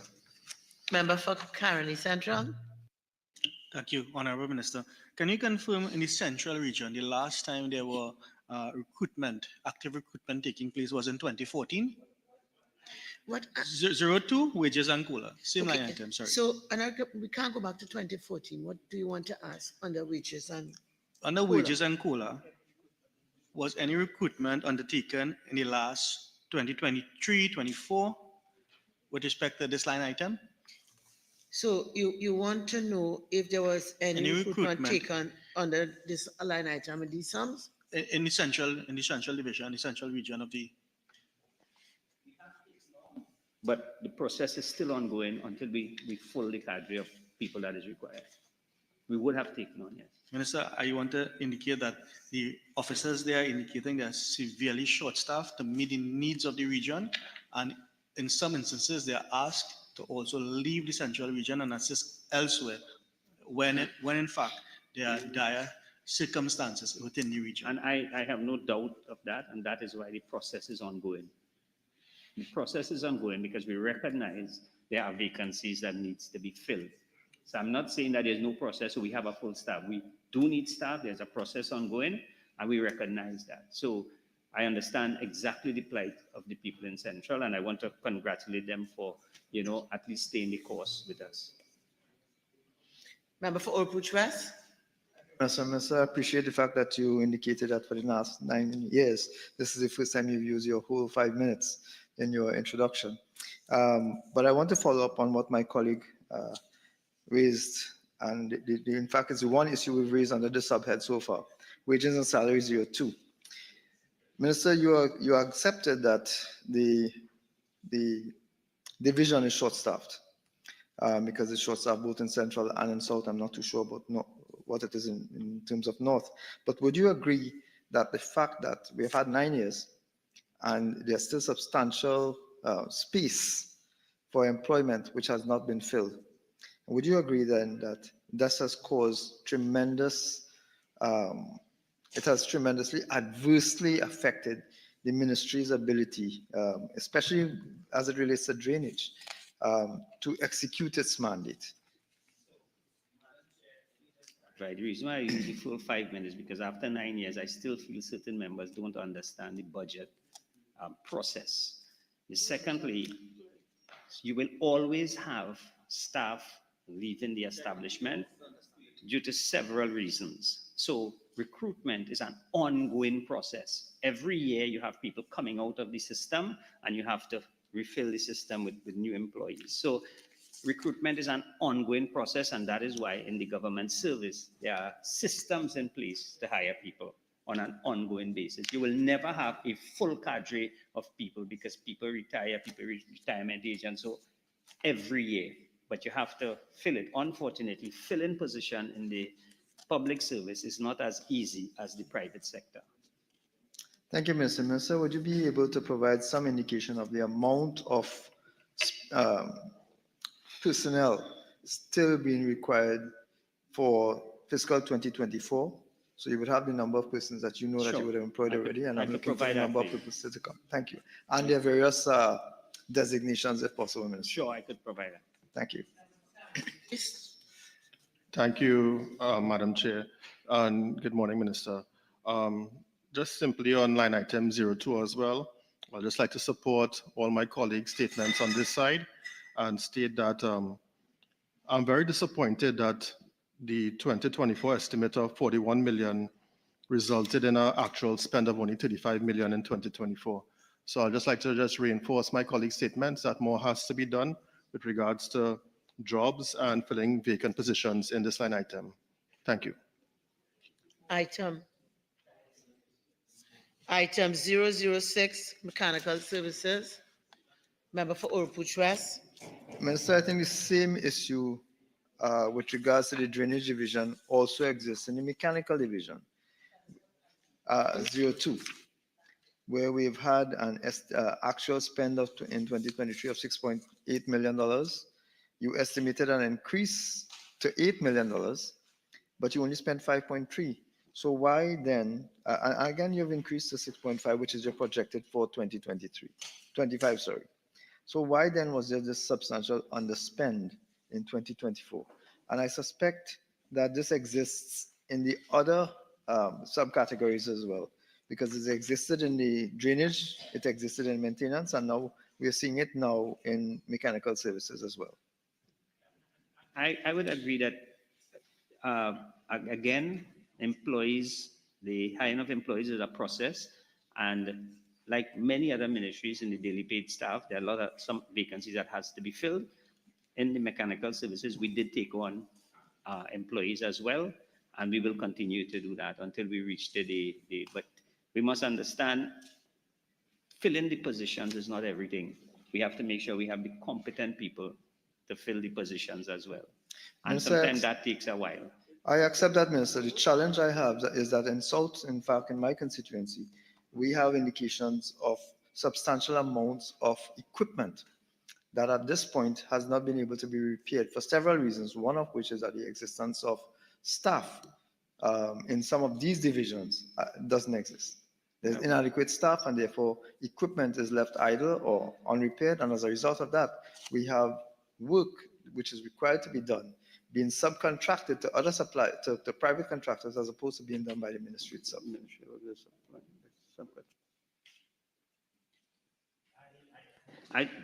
The ministry has its mechanical service division, and they do most of it. There's some things to be done that cannot be done in-house and has to be subcontracted out. There's some specialized areas, like in any ministry or any industry, that is done on the outside. So I would not be surprised that they do some subcontracting out, but that would be specialized areas that the ministry do not have the capability of doing. I just wanted to highlight, Minister, that this sub-item is very critical in ensuring that the equipment is functional so that we don't have critical infrastructure works suffering as a result of the inability to access equipment. And as I said before, the process of hiring is very important to us, and it's an ongoing. Unfortunately, it's not just left to the ministry. We have to consult with the different stakeholders involved, and it's an ongoing process. Minister, can you also provide, just like with previous requests, the positions and value? Thank you. Item 007, maintenance. Item 0, sorry, member for. As well, similar requests for the vacant positions. Thank you. Item 008, construction. Item 012, unemployment relief program. Member for Old Pooch East. Claire, ma'am, what page are we on? 256. Yes, I had a 256 on it here. Yes, unemployment relief program. Good morning, Minister, and good morning, members. Morning. I was on the non-strikers end for a while here. Minister, regrettably, we don't have the benefit of the minister in the Ministry of Works and Transport this morning, who may have been some assistance to us. I hope he's okay. On the unemployment relief program, this that we're looking at here, the wages and contribution to group health and so on, salaries, cost of living allowance. This, I imagine, is for the management staff of the program. Yeah, sure. Would you be kind enough to supply us in due course with the structure of the organization and those persons who occupy various positions in the structure of the URP at this time? Public Service Department. Yes, thank you. But I imagine here would also have contract workers. Yes, in that structure. You have contract workers in the public, in the URP. Contract. But then we'll get Yeah, the structure these and are the the public persons who occupy servants that. who manages this aspect of it. Yeah, sure. North? No? All right. Item 014, Transport Division. Item 015, Maritime Services. Subhead 02, Goods and Services. We're on page 257. Item 001, General Administration, member for Old Pooch West. Thank you, ma'am. Minister, I want to refer you to line items 04, 05, and 06. I note that in terms of electricity, your proposed expenditure was less than your revised figure, and it continues to be less than your initial estimate for 2024. My question, Minister, for all three of these items is whether there is any outstanding arrears that we are going into fiscal 2025 with. Both, all for electricity, telephones, and water and sewage rates. This We had 0, 4, 5, and 6. Yes, ma'am. You said less? Sorry? Did you say less? Let me hear the question again. No, I'm wondering whether or not there's any provision for arrears, whether there's any, existence of arrears going into fiscal 2025 that these numbers will consider. we got an increase in 5, we got the same thing in 6, and 04 would have been a slight reduction. However, the system that is used in terms of arrears is that if there is arrears, it has to be taken into consideration first. So if there is arrears, it will be taken care of. And if there's a need for additional funding, then we will make the necessary requests. I understand that, Minister. My question is very specific, is whether or not there are current arrears that will be arrears, because electricity rate, telephone rates, and water rates, they actually come for previous times. So today, if we get a bill today, it will be for probably a couple months behind. But it will be due sometime in the future, Minister. Right. So would you be in a position to provide us with a listing of the arrears and the period for which they are owed? Sure. Thank you. Kuvanov? Ma'am, based on the question that my colleague asked with respect to line item 4, 5, and 6 on the general administration, and as we go forward for this line item, if we can also get the arrears in going Across the forward board. across the board for 4, 5, and 6. Thank you. Line item 16, Honorable Minister. The actual spend in 2023 was 8.511 million. The revised estimate for 2024 was 7 million, even though 9 million was allocated for 2024. Can you identify which contract positions that were filled in 2023 was not occupied in 2024? By that date. And I see that you have an increase of 1 million for 2025, which implies that there will be further contract positions that you intend to fill in 2025. Can you also provide us with that information? Yeah, okay. But if you look at the additional 1 million, is 1 million less than the 2024. So if we didn't fill all the positions in 2024, we made provisions to fill them in 2025. But we will try to facilitate your requests. So the request is for the positions that remain vacant in 2024, because only 7 million was utilized out of the 9 million. And as we go forward in 2025, that increase in 1 million, which positions we intend to fill in that 1 million? Yes, member for Urbuchwas. I'm moving on to the following page, line item 22, short-term employment. Minister, would you be in a position to advise the committee what exactly you're proposing to do with this additional $700,000 under sub-item 22, short-term employment? Repeat that question. What are you proposing to do with regards to this $700,000 increase in the provision for short-term employment? This fund will be used for the payment of 56 short-term employees during this period. Minister, would you be able to tell us where those short-term employees will be, what their functions will be, etc.? Sure. Thank you. Item 002, highways. Member for Couva North. Thank you most kindly, Madam Chair. Madam Chair, to the Honorable Minister, line item 09, rent, lease, vehicle and equipment. This line item was budgeted in 2024 at 3.5 million, only 2.6 was utilized. Minister, can you explain what this line item, the vehicles and equipment is for, and why the entire sum was not utilized? Right, so the funding will be used for the rental of specialized equipment to undertake the silting, cleaning and underground drains, and equipment including heavy equipment and so. Now, sometimes what will happen is that, again, referring to the opening statement, that the bills, because as you're aware, a lot of this work have recently been ongoing.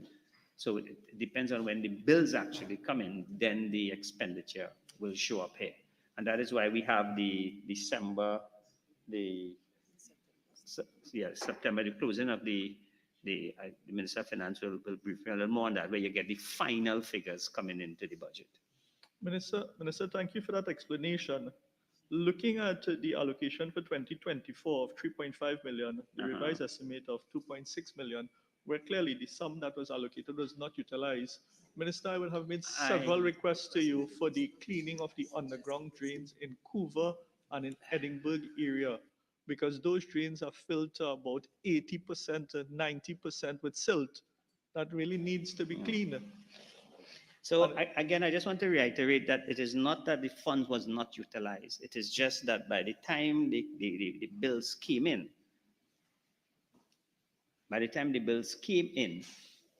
have not yet been paid. And that is why I try to explain into the budget, really after 9 years, we're supposed to know basically this represent what was paid at that point in time, not necessarily the amount of work that was done or what bills that might be outstanding. Thank you, Minister. Minister, with respect to 2025 estimate of increase of 900,000 for that 3.5 million, I'm once more putting a plea to you to have these underground drains desilted in the Couva, in the Edinburgh area, please. Member for Urpuch West. Thank you. Same line item, Minister. 09, rent, lease of vehicles and equipment. You indicated that a lot of this would have been for the use of heavy equipment in fiscal 24, and I'm guessing for fiscal 25 as well. Minister, would you be able to confirm that the acquisition or the rental arrangements with regards to these pieces of heavy equipment and the companies involved was conducted under the full authority and guidance of the procurement regulations? That every single thing done at the Ministry of Works and Transport is done with the procurement regulation rules in mind.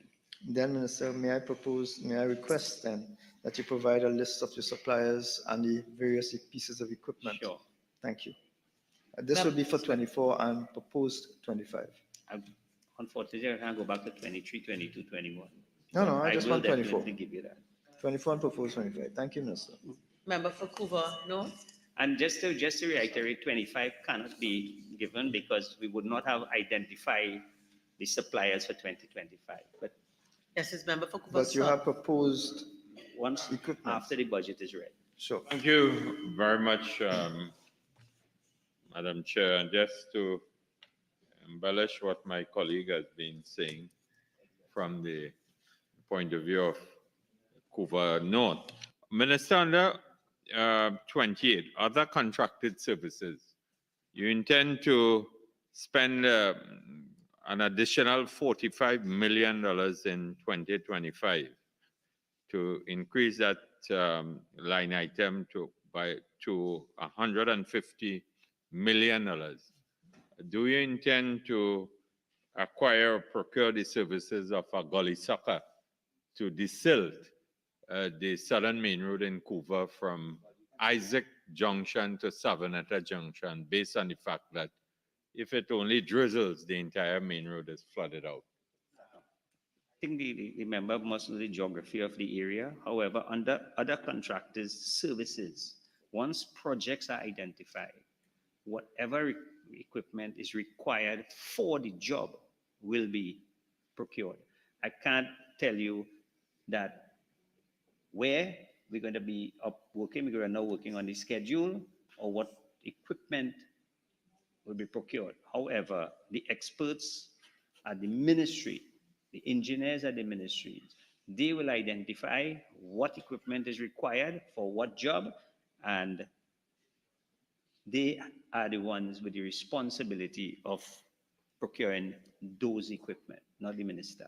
Just as a follow-up, Minister, just to refresh your memory, in this very said chamber, you committed in sometime of 2023 to sell this stretch of road. And I hope that you can follow through on Well, we your did commitment. do some work. Some work was done, and we will continue. Again, I'm the member for based, Cuba South, and I'm very familiar with the geography. Absolutely no work has been done. Me too. Absolutely You, none. you are aware that I am also familiar with the area. So You are traversing it much these days. Push East. Thank you very much, Madam Chair. I just wanted to re-emphasize the point made by Cuba South first on the importance of acquiring or on the rental of equipment and so on, Minister, that gully emptier, also known as gully soccer. And the purchase of 2 or 3 of that would be very useful given the conditions that we face and the circumstances. Wasa, I believe, had And one. a rent lease equipment? Yes, you can rent it as well. Oh, I thought I heard you would purchase. Yeah, you can rent that as well, or lease, as the case may be. Ma'am, under materials and supplies, I'm there now. Item 12, I believe. Yeah. You had an actual of 1.9 in 2023, and increased 24 to 6 million, and downward in 2024, a dramatic downward to 1.5, with a slight increase now. I noticed you also increase books and periodicals, but I don't want to ask about that. The materials and supplies, what would be the reason for this lack of spend in something as critical as material and supplies, given again the reality that we know? this was one of the areas that we had a late spend that would not have been represented here. Also, a lot of this material is bought under the PO. Okay, so this spend would have again been increased at the closure. When bills come in and so on. Yeah, and also this, we understand the plan. No, material.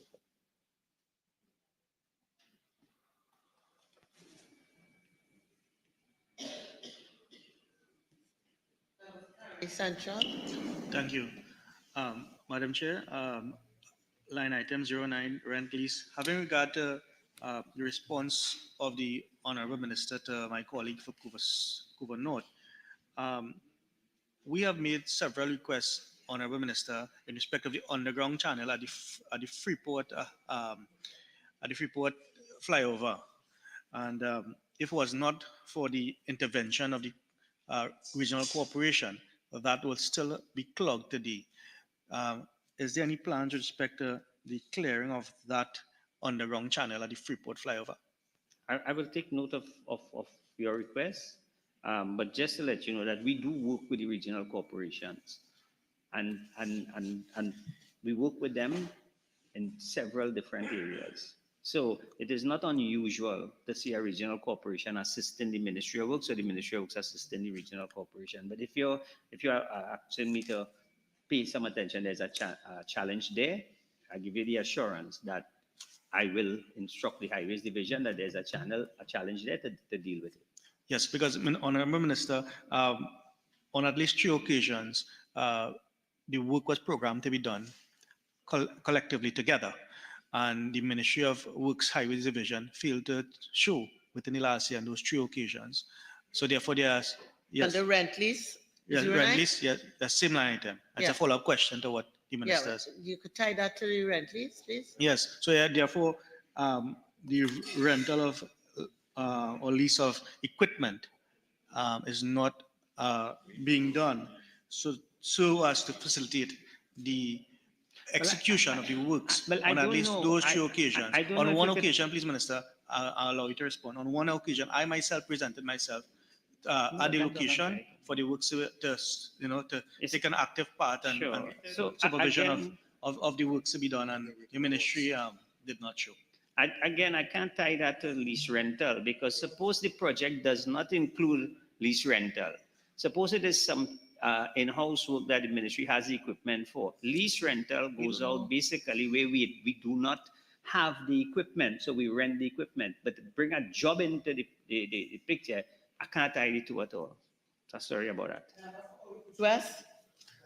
Minister, I want to take you back to line item 28, where You had an actual spend of $73 million in 23, but you had proposed a Thank you. substantial, last year when you came in, last year when you sat here at the Standing Finance Committee, you explained that you needed $112 million in fiscal 2024 to do substantial work. At that time, we had asked for a breakdown. I think we did get some level of breakdown of the proposed works for 2024. But Minister, in the interest of clarification and clarity, given that you've only spent 70 out of the 112, so you've only gotten to a point of revised estimate of 70 out of the 112. Would the minister indicate what work was projected for 2024 and not done? Okay, And so why? so just for Now, clarification. Minister, before allow me to finish. I understand your explanation that bills are now coming in, and if that is one part of it, that's great. That's fine. We will get some clarification there. But there's a substantial difference between 70 and 112. So I am of the view that projects which were proposed to be done in fiscal 2024 were not done. And we know that because we see your fiscal 2025 estimate has now gone back up. So, Okay, so would the just minister be able to be in a position to tell us what was proposed in fiscal 2024 and not done, and whether those are carrying over into your allocation for 2025? okay, so under the vote 28, I can tell you that we went back for supplementary funding for this vote. And just to give you a figure as to what work was actually done, the ministry actually spent on jobs 213 million. 213 million. The jobs that were completed was 163 projects at $121 million.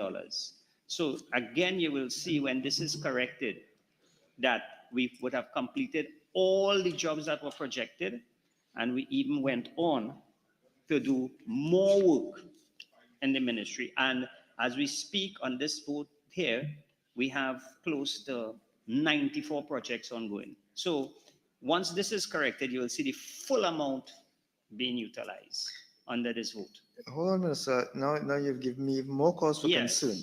You're suggesting that $221 million of work was done for fiscal 2024, which is in substantial excess, over almost $100 million more, $90 million more than was projected for 2024. And again, based on the way the system operates, you can get a confirmation of funds to do work without the allocation. So we got the confirmation, right? But the bills would not have come in as yet. So you see, it is important that we understand the cycle. This here, we would have done work and we would have had bills for our allocation. But we got a confirmation, so we were able to start more work based on that. So under vote 28, is significant, all the work that was projected was done. Here's done my or maths. started. Here's my maths problem, Minister. Here's my maths problem. You have budgeted for fiscal 2025 $115 million. Based on what you just said, you would have spent $221 million. I didn't say we spend that. You have bills. No, I did not say that either. Clarify, Minister. What you have is bills to the tune of this amount. But you have a confirmation where you can go ahead and tender other Excellent. jobs. You're helping me make my point, Minister. Yeah, so you have you have money bills that up to 70 million.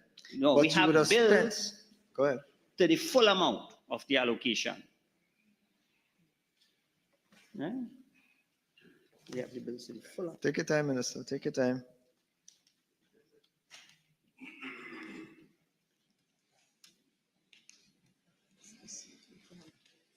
So we have projects issued to the full amount of the allocation. All right, this figure that you're seeing here is what for the bills that came in at the time of this document. All right, Minister, let me explain what I'm driving at. the 70 million revised estimate, that is bills that came in at the time of And paid. came in and paid, sure, came in and Right. paid at the time of doing these estimates, correct? Yes. You have just indicated that you have done substantial more work above and beyond the initial estimate. So you gave a figure of $221 million that as today you would have committed work for. Is that correct, Minister? $221 million of work committed, which I assume would have included the $70 million. So again, the works that were committed would have been up to the full allocation, which is 112 million. Yes. But Minister, you just gave us a figure of $221 million. Where did that come from?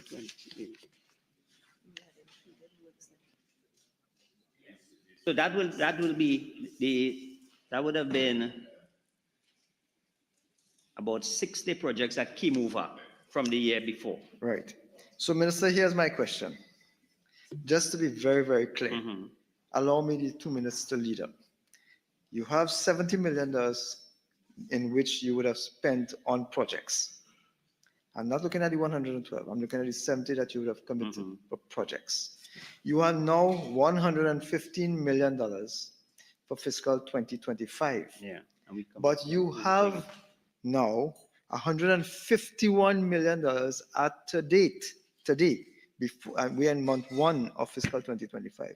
You have $151 million. That's your $221 million minus the $70 million that you've already paid. That works out $151 million. That means that your $115 million would already be assigned to work that you have already committed to. No. Again, I said before, when you get an allocation, your commitment is to your first set of bills. So if you have a carryover from the previous years, So let's make it easy. What's the value of the carryover from last year into fiscal 2024? About 60 million, you have it in? By my calculation, based on the numbers you gave me, it's $151 million. So based on what you just described, out of this 115 million, 41 million is for works that already have been committed. But that was ongoing. That's ongoing. Right. So that's the amount of works outstanding. Minister, I challenge you to go back and revise your figures because based on the information you just gave to us, what is carrying over into fiscal 2025 is going to be substantially more, so that your present commitment, your present estimate of $115 million, based on what the information you have provided to us here today, would not be sufficient to cover what you have going into fiscal 2025. And that is why, again, I just want to refer to the opening statement. We expect that. And that is why provisions will be made for of course, Minister, funding. I am very well aware that you will come back in the media and ask. The Minister of I'm Finance very would well like to aware make that an you're going to come back in the media and ask. I'm very well aware of that. However, I want to be very clear. The budget is supposed to be a realistic projection going forward. Sure, there are going to be ups and downs of numbers. But what you are describing to us and what other ministers have described to us is that this is not going to be sufficient. We're going to come back in the media, which means that the budget documents that we have here currently and discussing and spending all this time trying to get clarification for are not realistic. They do not reflect the true picture. And the irony is that the minister and the ministries are aware of what the true picture is. They're just not putting it down on the papers. So we are discussing figures here which are going to be drastically different at the end of the fiscal year from what the reality is. And to clear this up, so I you will can try vote on my that. best, Madam Chairman, because the member for Orapooch West is on a path of his own. When the procurement law was enacted, a new requirement came into being that ministry should not proceed with the award of contracts without getting confirmation of funds. Reason being, you don't want ministries, which has happened in all governments in the past, going ahead, awarding a contract, and they have no source of funds. Okay? I can give you many famous examples, but I won't, lest we descend into Bacchanal. So that the Minister of Works would write the Minister of Finance saying, this is my program for the next 24 months, even 36 months. This is my projection of cash flow. And the projection of cash flow is based on when the minister and the ministry anticipate that a contractor having completed a job would send an invoice. Then the engineer would inspect the works, certify the works to be paid for. Then it would go through the process of internal review, internal audit in the Ministry of Works and so on, and then find its way into a request to the budget division, and then eventually result in a release of funds and end up in a payment. So that the minister is talking about commitment. A commitment is when you award a contract. Let's say you award a contract for $100 million.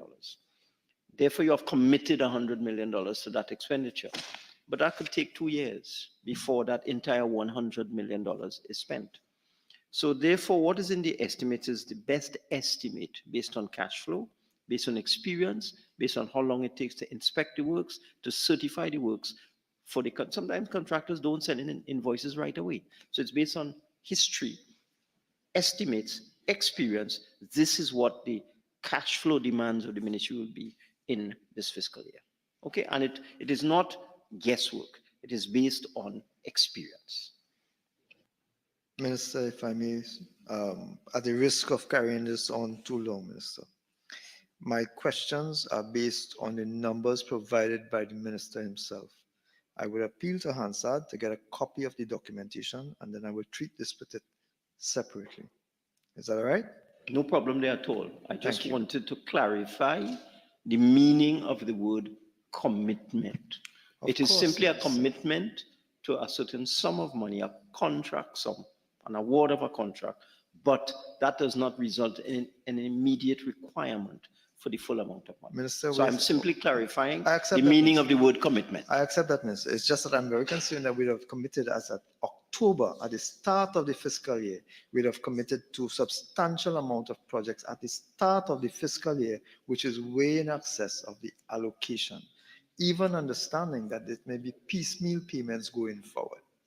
It's a fact that there will be commitments to way in excess of the allocation. However, there's a legitimate concern, Minister. Mr. Oraput, member for Oraput, I did not interrupt you.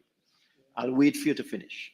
Thank you, Minister. Then you must be very clear in accepting that it is an area of concern. It is it's not a small sum. This is not you can feel. It's a substantial amount of money in excess of what we are seeing on the books here.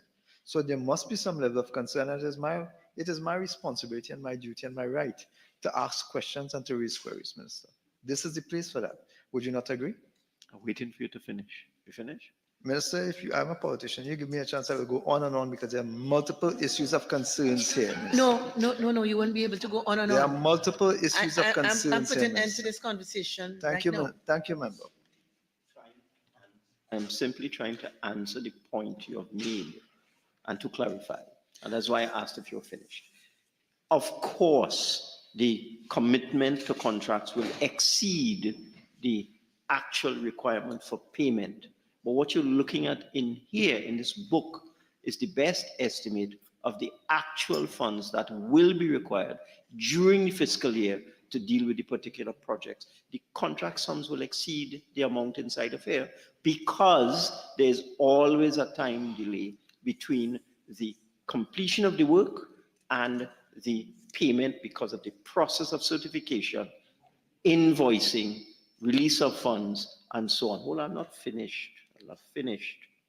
And what we do as the Ministry of Finance, we would fund the Ministry of Works in different ways. We fund other ministries in different ways. Similarly, education, community development, rural development, housing, etc. We use two types of funding, two sources of funding. I've said this before, so that we balance, and Ministry of Health, I use the example of pharmaceuticals. We balance the actual allocation and appropriation in the estimates with the requirement for loan financing. So if the Minister of Works manages to outperform his own cash flow estimates and requires more money sooner than anticipated, we will deal with that by way of off-budget loan financing through a state enterprise. Okay, so member for Couva North. Thank you most kindly, Madam Chair. Madam Chair, to the Honourable Minister, Minister, line item 28, other contracted services, that 70 million that was utilized, well, in the revised estimate for 2024, would that include the works that would have been executed for the whole Southern Main Road, the Perseverance Road? Other contracted services, line item 28. Other contracted services, I mean, I wouldn't have the list of the details of what it is. Remember, we do work under different program. We have the PO program.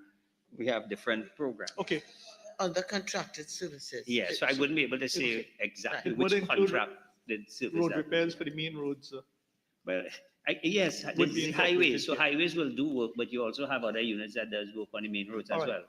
All right, so for this line item 28, if you could provide us with a breakdown of the spend, the contractors, and the amount paid, and the amount of road that were, the road works that was executed here, or other contracted services that were executed here.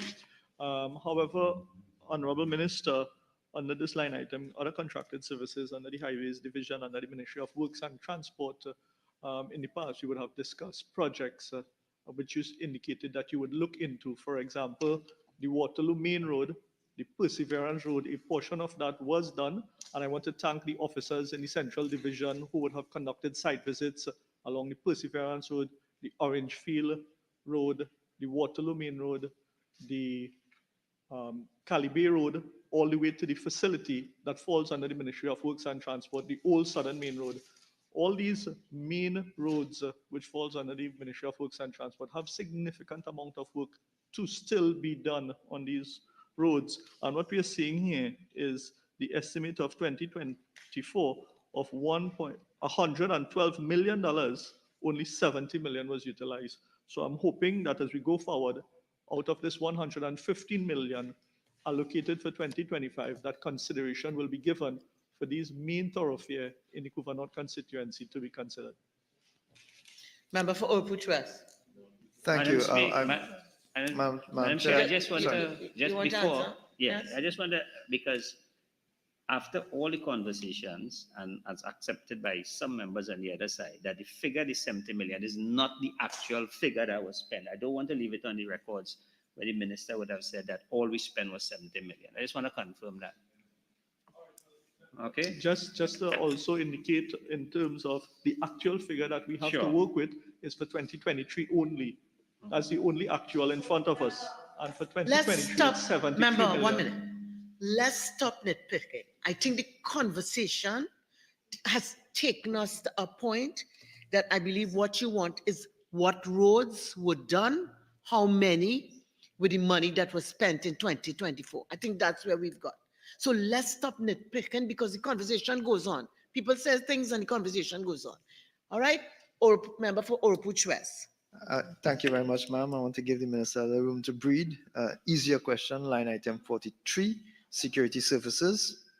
Minister, your actual spend in 2023 was $840,000, but I note that you are now proposing an increase to $1.8 million.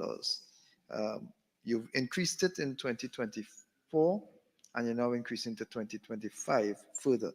So between the actual spend of $800,000 odd in 2023, we are looking at a $1.8 million. So that's a $1 million difference between actual 2023 and estimate for 2025. Can the minister account for what would have caused this increase in the allocation for security services? Well, this funding will be used for security services at high-risk compounds, where we actually have stockpiles and so, because you recognize now we are actually reusing a lot of the materials that we take up from the road. And we need to protect that, because in the past that would have found its way into private hands and so, and we are actually doing a lot of recycling with the materials that we pick up from the road. So there will be some level of security as required. So this increase is specifically for that purpose? Well, it will be one of the items that we have to, because we actually store materials are all around now, because we are actually doing a lot of recycling now. Minister, would you be in a position to advise the providers of the security services? Is it MTS or? The ministry used several different companies through a competitive tendering process. Right, and so therefore, Minister, there should be no issue with regards to providing the providers. I have that is public knowledge. I will provide whatever is required because I think, if we have a provider for something, unless it's something with national security, then we have no problem. Excellent, thank you very much, Minister. Item 003, traffic management. Member for Oropouche East. Mr. Minister. Mr. Minister, I want to focus on 28 other contracting services, an actual spend of 13.9, and this is now heading upwards to 22 million. And now, I accept your position, which you have repeated about 10 times already. These books are not printed an hour ago, so they are figures of some time before. And for every ministry, not only your own, the figure may change. But we actually do have a way of working around this in that if the actual is 13.9, it is feasible that the revised estimate of 13 is where you would spend as well. It's unlikely that that would change to 75 and so on. So we have worked with this, and until we get a really progressive and technologically driven Minister of Finance, unlike the one we have, who can give us online in real time on our devices. So when we look at these figures, we can see a bill that came in this morning is carried there. That will happen when this current minister demits. But until then, we will work with the book we have, and we try to make as much sense as we could. My question now, if this would include the traffic management and issues related, the increase in the spending, would this relate to capacity to maintain and fix traffic lights? As you know, when traffic lights break down in this country, sometimes it takes a very long time with hazard and real threat of accidents and loss of life and limb and so on before it's repaired. Now, we had a problem in my constituency. I communicated with you, and I think the next day or day after, so it was thing, but it was fixed. But not everyone would be as privileged as I am to have access this way. The ordinary citizen may complain about traffic light. They may complain about non-functioning equipment and so on. And it takes really months sometimes to have these things rectified. So I'm just raising that in the context of this.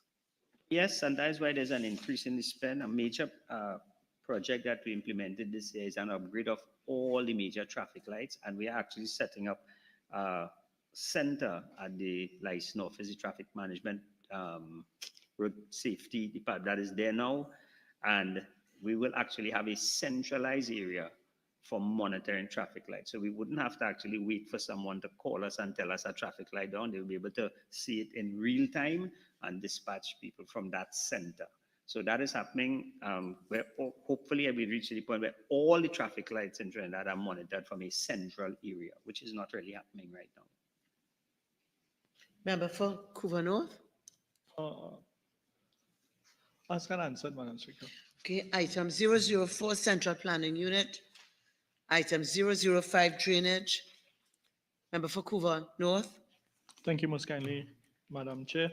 Madam Chair, to the Honourable Minister, line item 09, we see the estimate of 50 million there, and the revised estimate of 70 million for the rent lease vehicles and equipment. Would you be able to provide us with a breakdown of the spend, the 70 million spend? Member for Oropouche West. Thank you very much, ma'am. Line item 28, other contracted services. Minister, you had a revised spend of $17.17 million in 2024 fiscal, but you're proposing to increase that now by $59 million to $76 million. Minister, would you be in a position to provide a breakdown as to exactly what you propose to do with this additional funding?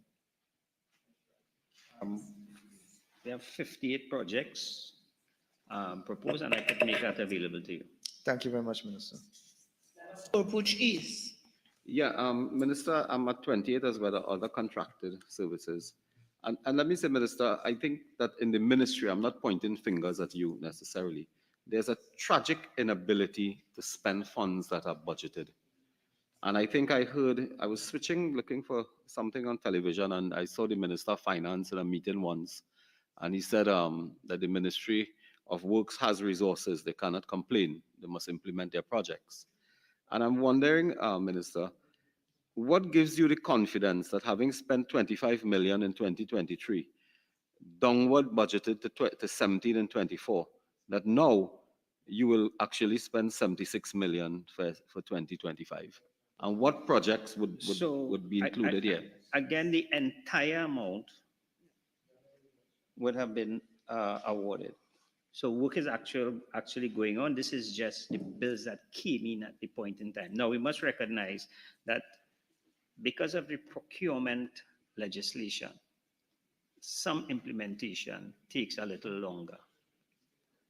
Okay, so the entire estimated amount would have been committed with ongoing works taking place.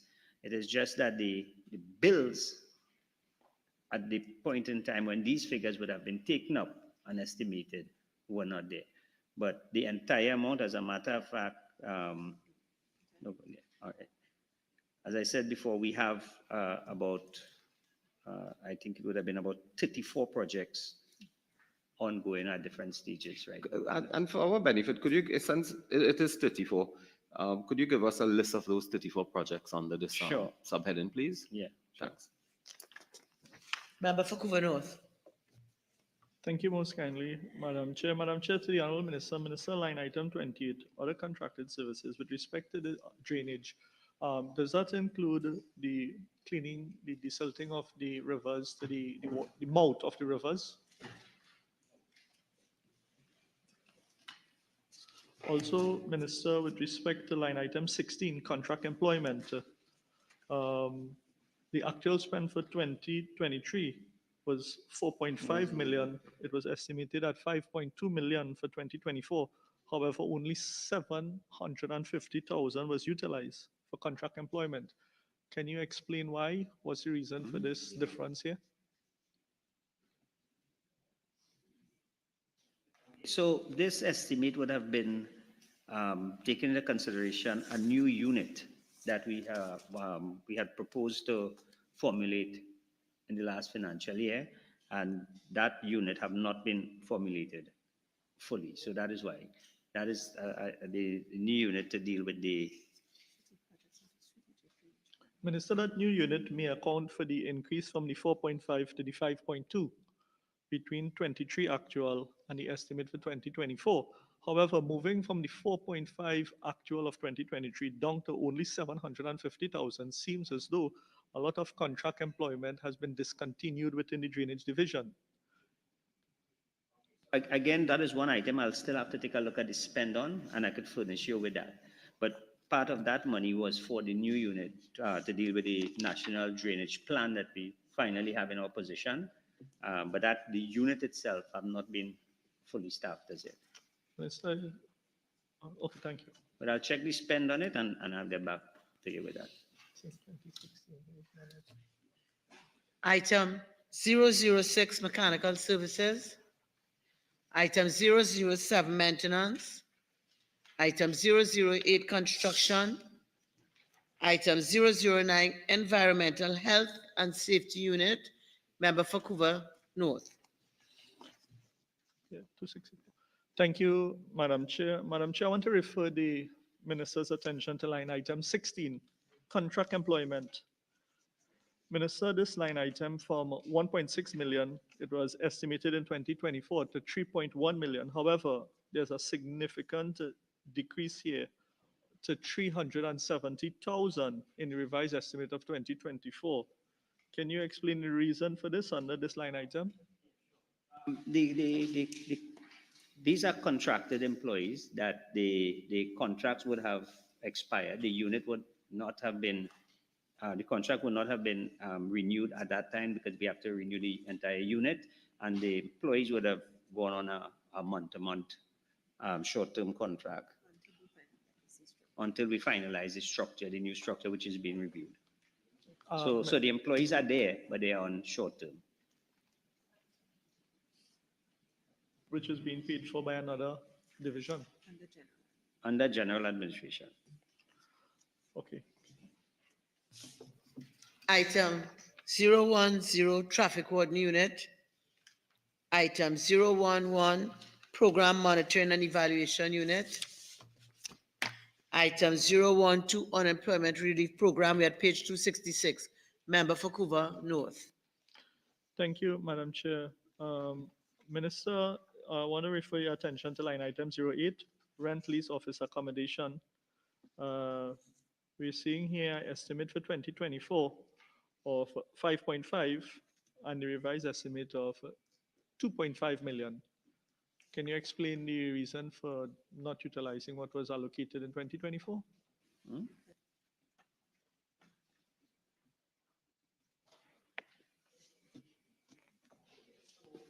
What we have been doing at the ministry is looking internally to see where we have actual space. And some of the offices here, we would have actually moved them into ministry-owned buildings.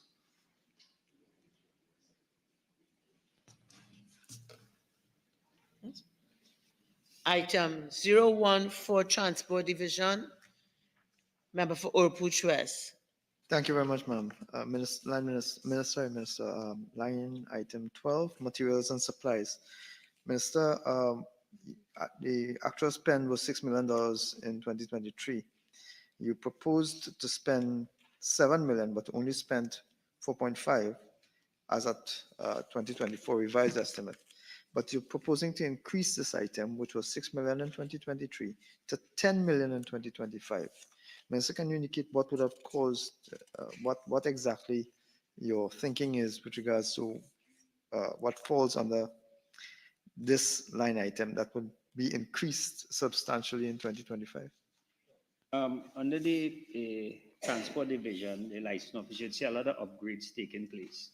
And we are expecting that in this fiscal year, again, you will have things like the spot speed cameras, a lot of new initiatives coming into play through the license office. Things like renewing your driver's permit online and things like that. So on the drive of trying to go to license, allowing people to go to license only if you have a problem, we try to do a lot of the services online. And this year we will see a lot of rollout of a lot of new initiatives coming out of license office. So a lot of this proposed increase would be for IT related support services and other areas. Minister, may I appeal for you to provide a listing of what the proposed items for fiscal 25 would be? Sure. Thank you very much. Member for Couva North. Thank you, Madam Chair. Madam Chair, I would like to refer the Minister's attention to line item 16, contract employment. Again, we are seeing the allocation for 2024 of 2.8 million, but the revised estimate is only 500,000. Minister, can you explain why is that?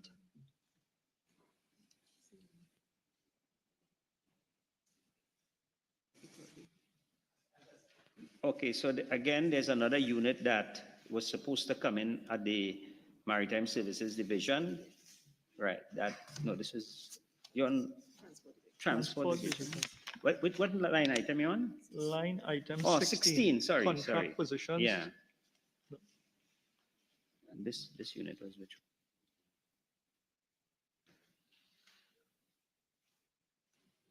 Similarly, the TechU unit, the contracts for that would have expired. We are reviewing the terms of the unit. And again, these employees would have gone under general admin until the unit is renewed. General admin or short-term employment within the same transport division? Sorry? General admin, or are they under the short-term employment within No, the this same would division? have gone under the short-term. No, this would have gone, correct, under the short-term.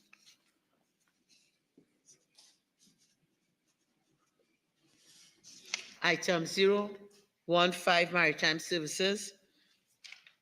Member for Couva North. Yeah, just to confirm, Minister, you just said something concerning maritime service with respect to contract employment. That holds for line item 16 as well?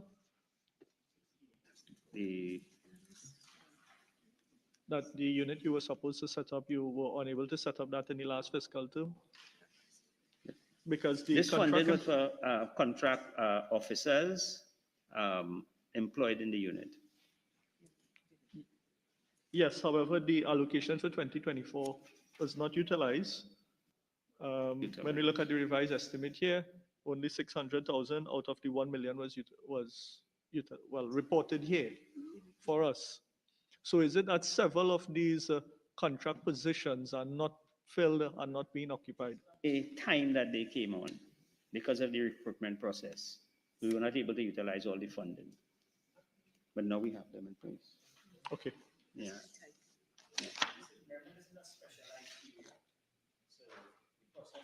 Of hiring people here takes a little longer. Item 016 procurement unit. Member for Orpuch West, we're here, right? Yes, ma'am. Yes. Member for Orpuch West. Thank you. Minister, given all that you just said about the importance of the procurement, following the procurement regulations, etc., and how committed you are as minister and as the head of the ministry to ensure that the procurement unit regulations and so on is fully adhered to. I note that your procurement unit seems to be interestingly funded by your good self. You have substantial estimates for fiscal 2024, but I can count 1, 2, 3, 4, 5, several of these estimates. In fact, there's only one that actually has a spend, which is contract employment. The others, traveling and subsistence, telephones, office stationery and supplies, books and periodicals, materials and supplies, repairs and maintenance, short-term employment, other contracted services, postage, publicity, promotions and printing, etc. Those have no spend allocated for 2024. Is it that this unit was not set up, or is it that the unit that was set up was only based on contract employment and they have no resources at all at their disposal? Because you are going into 2025 repeating some of the projected 2024 estimates. Under the general admin, because a lot of staff would have been transferred into that.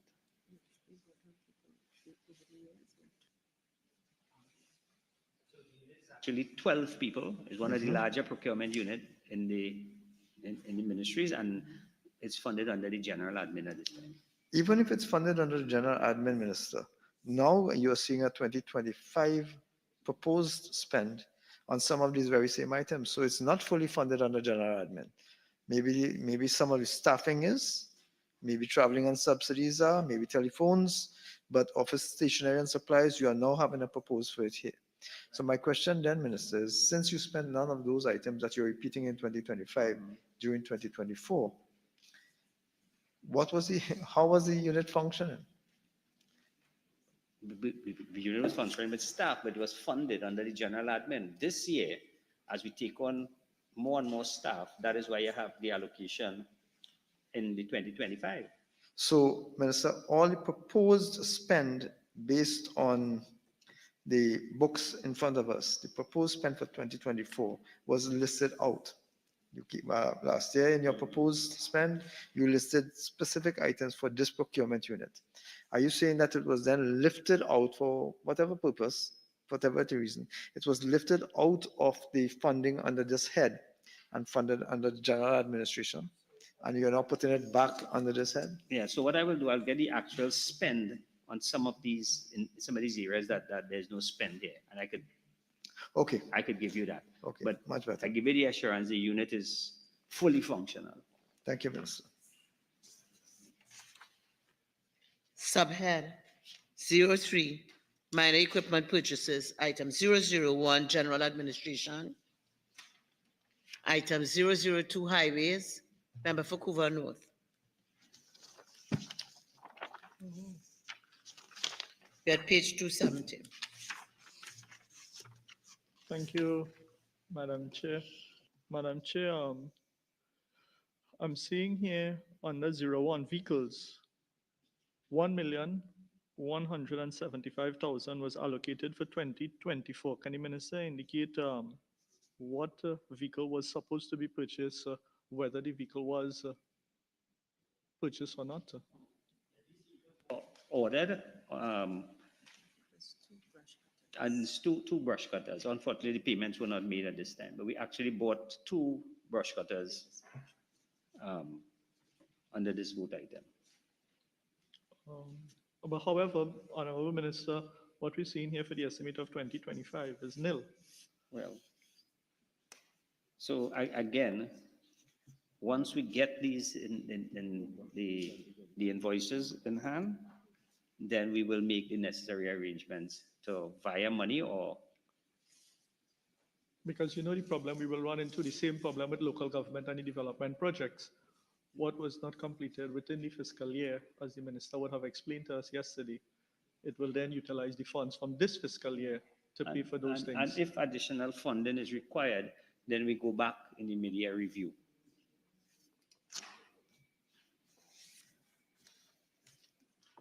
Okay, thank you. Item 003, traffic management. Item 004, central planning unit. Item 005, drainage. Member for Couva North. Thank you, Madam Chair. Madam Chair, again, vehicle 375,000 was allocated in 2024. Honorable Minister, can you advise what this was for, whether the vehicle was ordered?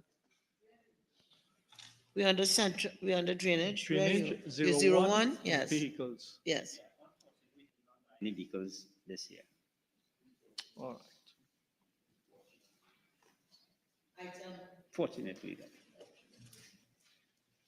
Item 006, mechanical services. Member for Couva North.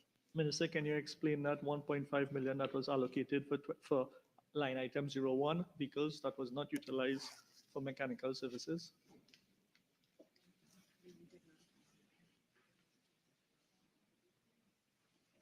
So the procurement process for vehicles there was not finalized. That's why we had no spend on that.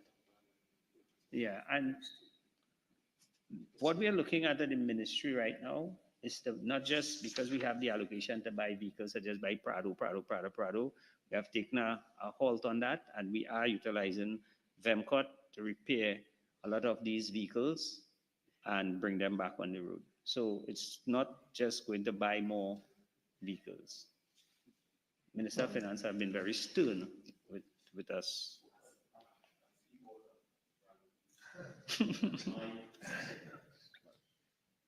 Item 007, maintenance.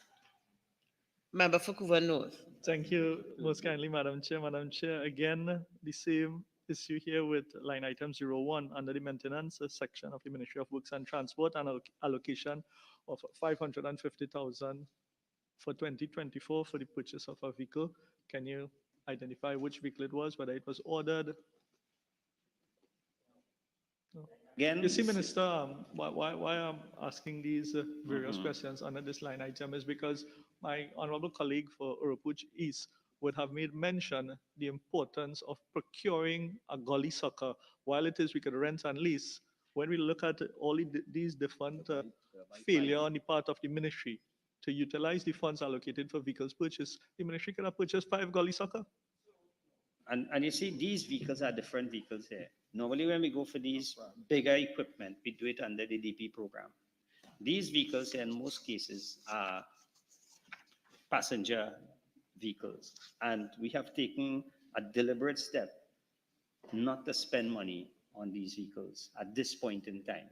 So, and again, I know the word gully sucker keep coming up, but we do work with WASA because WASA have gully suckers. And we do work with them. How much about I'm not the Minister of Public Utilities. All right. Yes, let me come in here. There is some clarification required on the allocation for vehicles. Vehicle procurement is allocated in the recurrent expenditure estimates and also in the development program. It's in 2 different places. The intention in the recurrent estimates, and I'm told we are still on recurrent. These are replacement vehicles for vehicles that already exist in the fleet of a particular ministry. In the development program, those are expanded scope. In other words, those are vehicles in addition to the existing fleet. So in recurrent, when you see something like that, it is to replace an unserviceable vehicle in the existing fleet and not increase the number of vehicles in the fleet. And therefore, that money cannot be used for any other purpose. Thank you, Honorable Minister of Finance, for that intervention here. And Madam Speaker, Madam Chair, just closing off on this line item and others which will follow under 01. You see, when the minister comes in the budget, like he would have done last year, and identified that vehicles were going to be purchased for the staff in the various divisions, the staff are happy that they know that it is budgeted for in 2024. They expect to get these vehicles to improve the efficiency of operations at the various office. But a year passed and nothing happened. And that keeps repeating itself with this administration. A lot of broken promises year after year saying that we're going to do one thing and it's not being done. So this is where we hold the ministers to account for what was promised last year, why it was not done. Because more promises are being made this year and nothing is going to change because we've seen this for the last 9 years. I don't know that any promise being made on the vehicles in 2025 estimates, how I see it here. Under all of these, there's nothing. But I just want, and maybe the Minister of Finance will give me some clarification. 1 minute. I want to give further clarification. Yes, just 1 minute. May I ask this Madam question? Under 2024 revised estimates, okay, these are matters that come in the media review. Am I correct or incorrect? What we have here, 2024 revised estimates, this occurs in the media review? The revised estimate is the best estimate up to around, I would say, end of August, beginning of September. Okay. All right. Yeah, but It's not specific to media review. No, but I want to give further clarification. Since, and I want to emphasize this point, we are still on recurrent expenditure. And any allocation for vehicles under recurrent is a replacement vehicle. And we encourage ministries, as the minister has indicated, rather than even doing that. So we're not talking about expanding the fleet. We're talking about keeping the fleet the same size, but replacing an unserviceable vehicle. We are asked, ministries and ministers, if you can repair a vehicle and bring it back into service, rehabilitate and refurbish, we would prefer that you do that. So we are encouraging ministries to do that, look in their fleet and see what vehicles they can bring back onto the road, rather than putting any allocation for replacement vehicles. I just want to make that point as well. That's why sometimes you will see no allocation under recurrent for a vehicle, because we're encouraging the ministry to rehabilitate and refurbish its existing fleet. West. Thank you very much, ma'am. Minister, just to build on your statement, that would be the Minister of Finance, with regards to vehicles generally and the desire to repair rather than purchase, repair where available.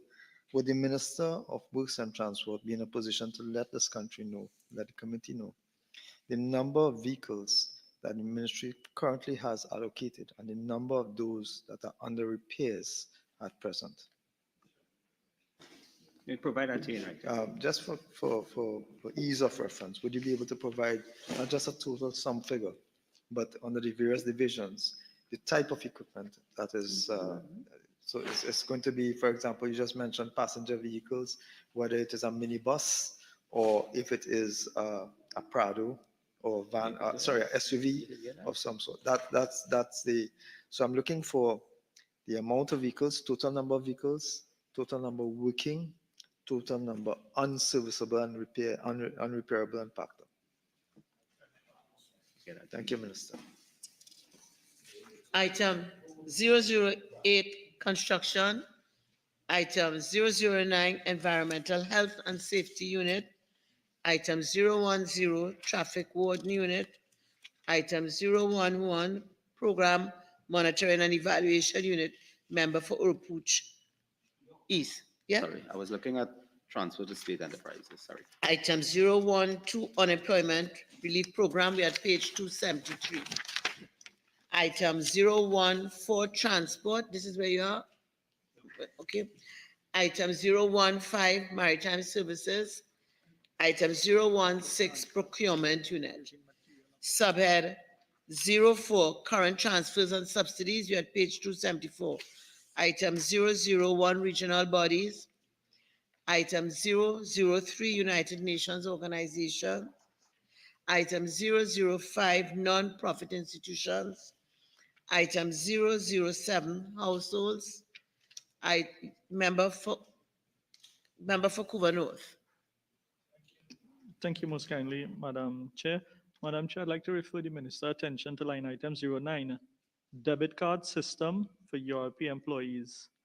2 million was allocated in 2024, however, 1.4 was utilized. Can you explain this line item and why it is the full amount was not utilized? And so this is the FCB. These are the debit cards that when people come onto the program for the first time, they issue that card because URP don't pay with checks anymore. They actually go to the bank. So if you come onto the program and you already have a card, then you don't necessarily need to get a new card. So you will always find a fluctuation, but the provision is made for new people. But once you have because in the URP program, you have multiple times to come into the system. Once you have an existing card, you don't need a new card. So but this provision is payment, made for just in case you have a lot of new people coming in. this payment goes to the institution or to the employee? This goes to the bank that you use the facility from. So is it the processing? Yes, this is the yes, bank the to cost of process the processing the full debit card card? and the cost of the card and processing the card. Item 008, subsidies. Item 009, other transfers. Yes, member for Couva North. Thank you, Madam Chair. Madam Chair, to the Honorable Minister, line item 02, operations of Aquasanta, what was allocated 5 million in 2024, close to what was actual for 2023. However, only 1.7 is seen here in the revised estimates of 2024. Can you explain the decrease here and the reason for it? Again, the actual spend was a little higher than this. However, for a significant period of the time in this period, the plant was actually down. So we weren't actually producing material out of the plant. Yeah. So would that be a reason why these repair works and the material available for these main roads and stuff like that would have been No, lacking we don't. material during The the year? Aquasanta plant is just as a small portion of it. What we do whenever we have this problem, we actually bond the material and we take them from suppliers. So we have people going to the different plants to pick them up. So this don't really hinder us in doing that. The Aquasanta plant is really a small plant that we use basically in-house, but we also get material from other contractors. Is the plant fully operational Now for the plant is fully 2025? operational, yes. That being the case, Honorable Minister, why it is that the estimate for 2025 is still 2 million less than the actual for 2023? Well, as I said before, if more is required, we have avenues to access it. West. Thank you. Minister, may I carry you to line item 07, Traffic Enforcement Center Unit, where you budgeted $15 million for fiscal 24. That is, if the Minister of Finance will allow you to focus on this item. He's been here for 9 years. I'm sure he knows this. So 07, Traffic Enforcement Center Unit. You estimated $15 million for 2024, but your revised figure is 6.8 million, and your estimate going into fiscal 2025 is another $7 million. Minister, can you advise what is the current status of this Traffic Enforcement Center Unit?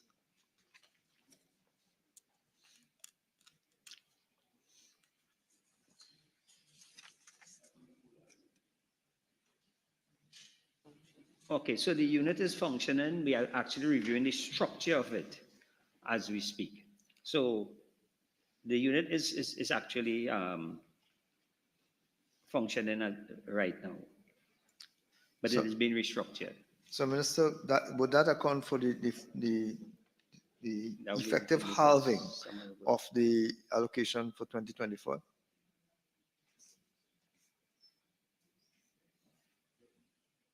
Right. So if you look at the figures, it's 6.8 million, the actual spend was. Yes, Minister. And in 2023, Well, you said it was was 7.5. it's revised estimate Yeah, as opposed yeah, to actual because we spend. didn't we still have some work to do which we were not able to get done in this fiscal. So in terms of the employees and so, yes, they are there. And if you look at the spend from 2023, 24, and 2025, it's still around the same figure. Okay, so Minister, that's my So we do question. have- You just made my question even easier. Yeah. So on average, you would have spent, you've been looking at a $7 million spend on average. But you had something in mind when you came last year to ask for this $15 million.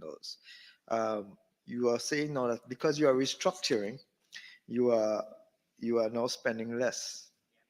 Once we, as I said earlier, and that is why we had the increase in the traffic transport division in the license office. Once we have on board the red light cameras, the spot speed and different, then this unit will then have to be expanded. Okay, so it all is, everyone interlocks with each other. Okay, so So that is Minister, why I had a bigger spend there and a less spend here. agreed. So Minister, basically the reason you have not been able to utilize the full allocation for 2024 is because you have not been able to implement those various precursor requirements to have this unit fully functional. Yes, because until we have the enforcement of the red light camera, the spot speed, which we anticipate to have on by the first quarter of 2025, then there's no need to just expand this unit and have it there. So again, Minister, it was just for the that's what to put it in context. For the sound It bite. is the inability of For the sound bite. yes, for the soundbite, for the TikTok, etc., Minister. It is the failure of the ministry to have implemented the various subcomponents which would feed into this particular unit. Because you have not been able to implement those subcomponents, you now have not utilized the full allocation for fiscal 2024. But you're proposing, and your expectation is that you will be able to do it in fiscal 2025. Is that correct, Minister? And let me answer it and see if I could take the soundbite from you. By all means, go ahead. Technology changes. And we do have a competent staff at the ministry who have been monitoring the changes that took place. The system that was supposed to be implemented earlier in the last fiscal have been reviewed. And a significant amount of savings because we have moved now to a new technology. And we are working on different areas in terms of the number plate system. We have also implemented that into the new system for the cameras that will be installed.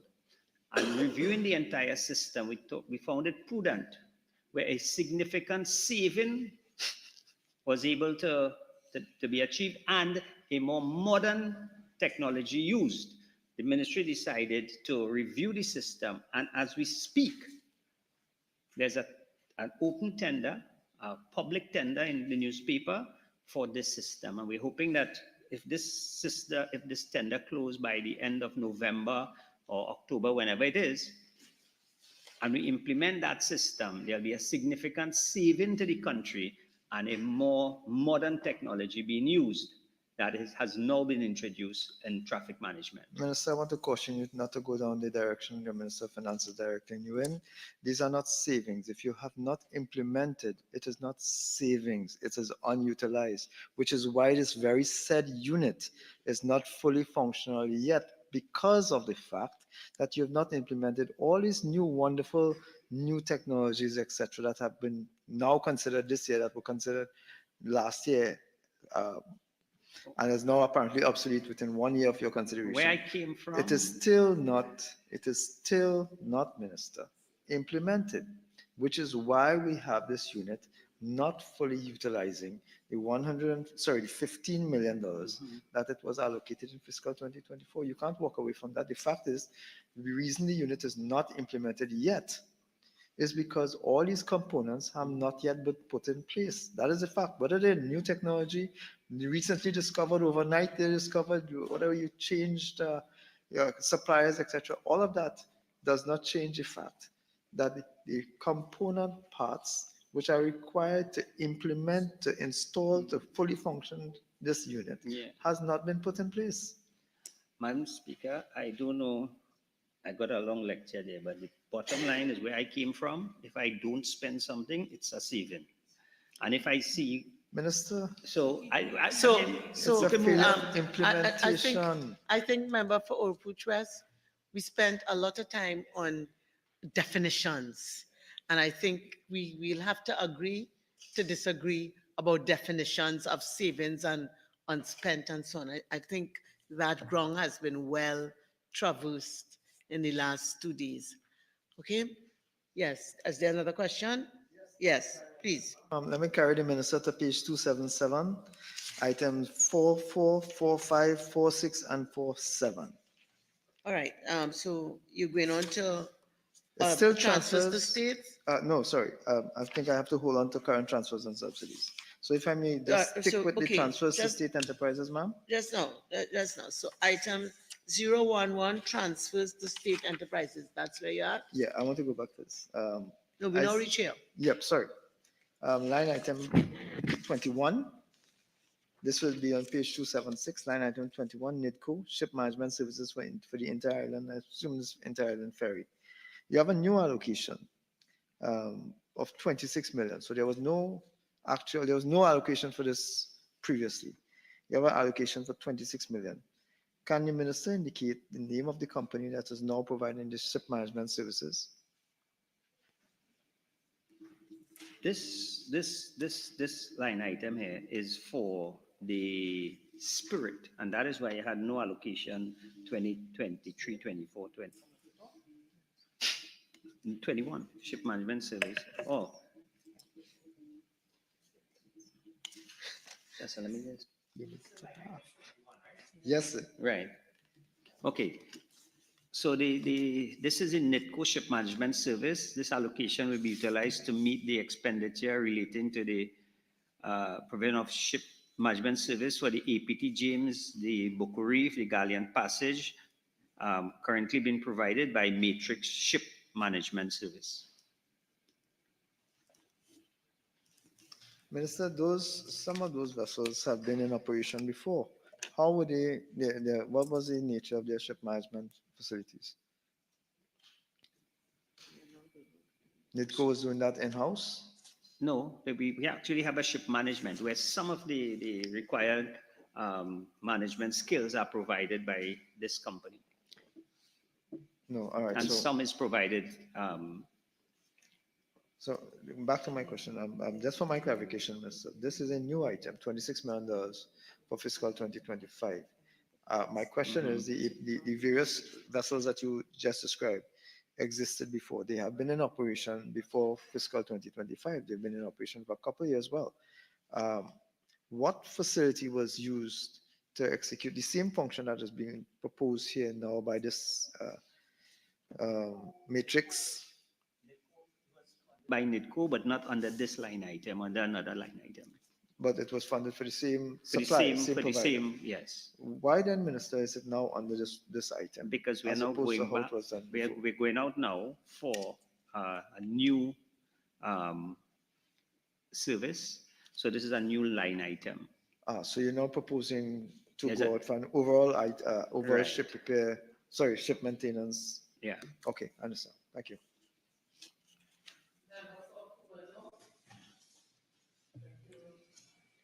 Thank you, Madam Chair. Madam Chair, I want to refer the Minister's attention to line item 34, Lake Asphalt, Trinidad and Tobago, 1978 Limited. The actual spend there for 2023 was 61 million. However, that has now been brought down to 30 million. Is it that the operations, is it that workers at Lake Asphalt has been cut down and so forth. Can you explain the reason for the cut from 61 million down to 30 million? The lake asphalt have been functioning at a very, I mean, I'm quite comfortable what is happening. Nobody have been sent home, and they have been actually producing a lot more. What this is just, it's basically a subvention that is given to them to ensure that no worker is sent home and to help them as they continue to improve their services at Lake Asphalt.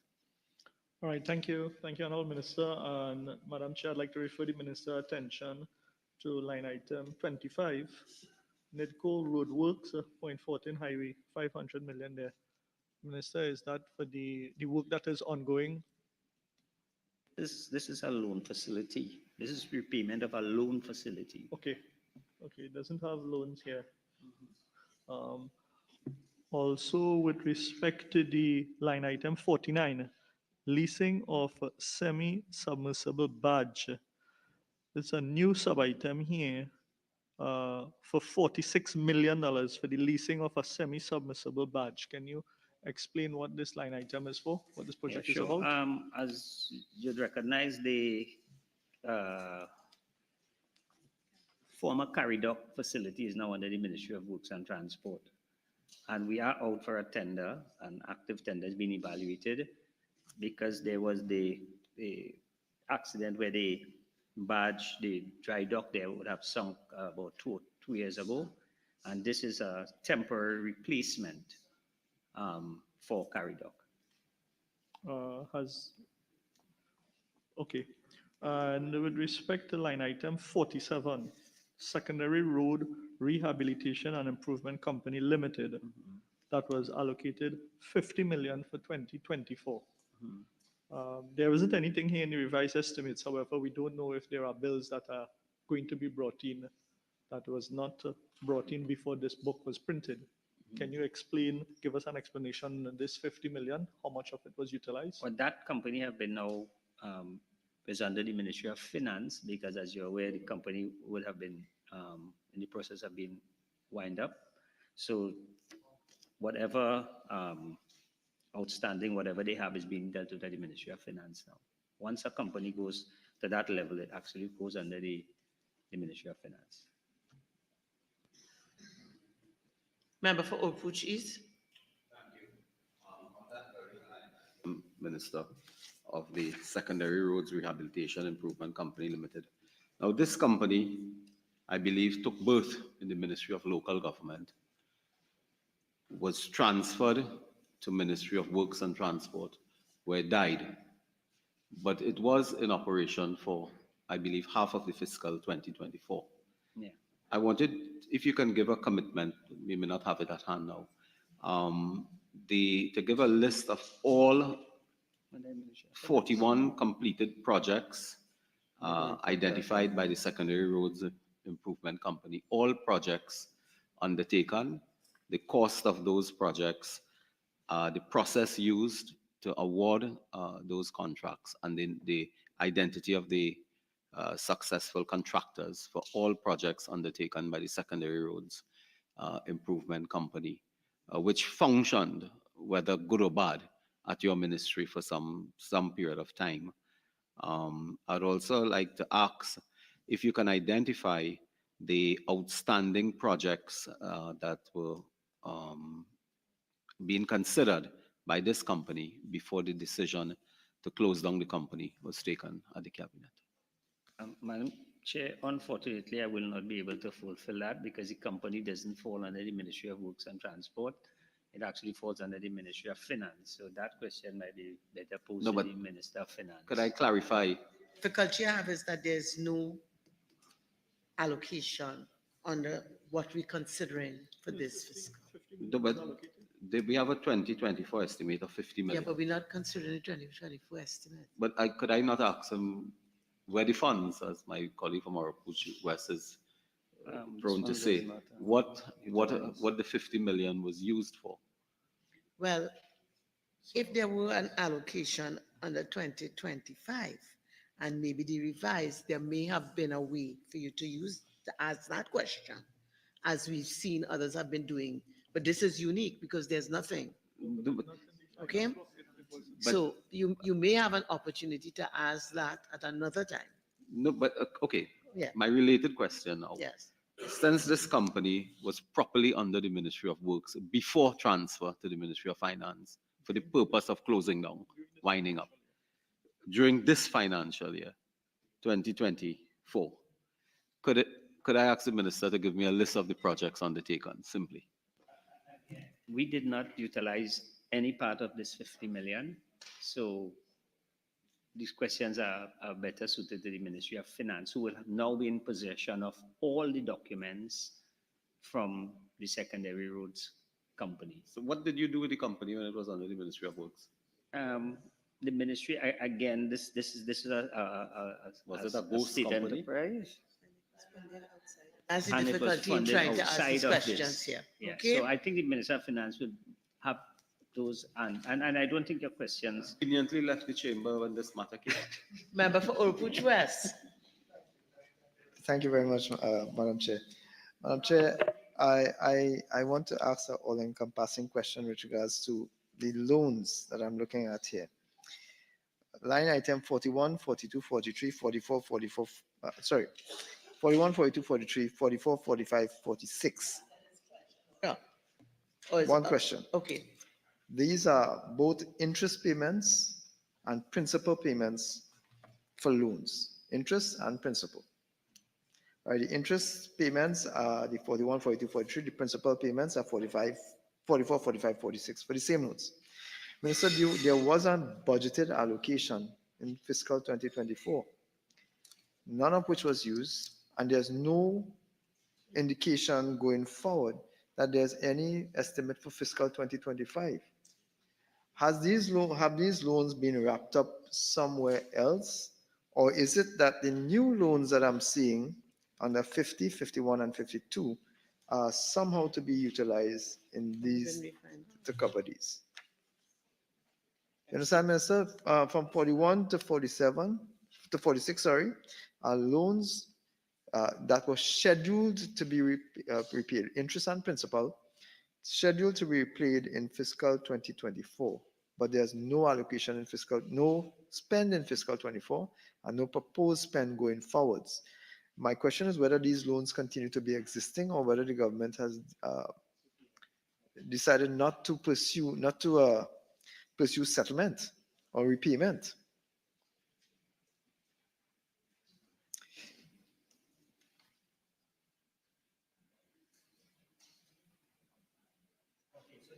Right. So these loans were initiated by the Ministry of Finance, and we await their directions on them.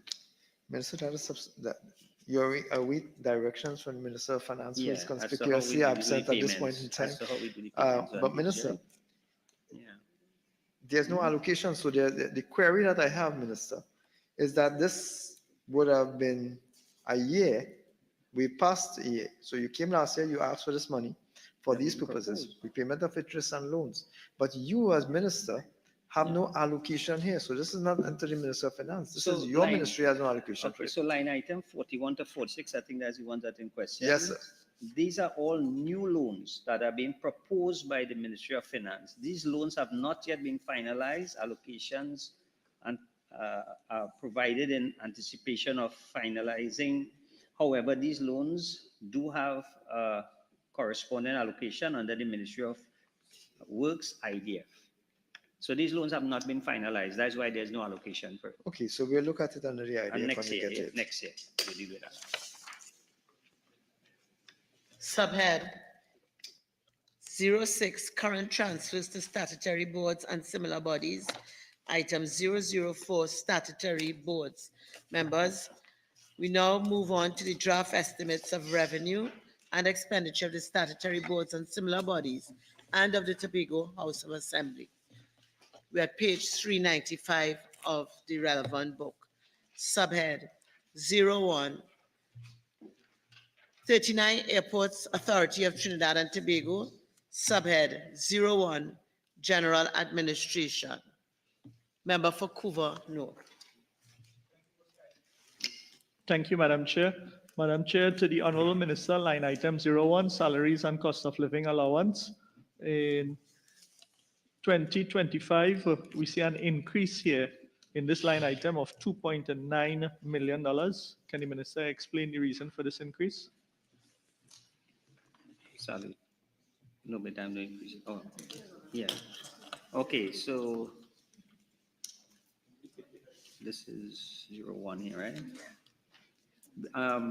There's a plan to fill the vacancies, fill of critical vacancies that exist.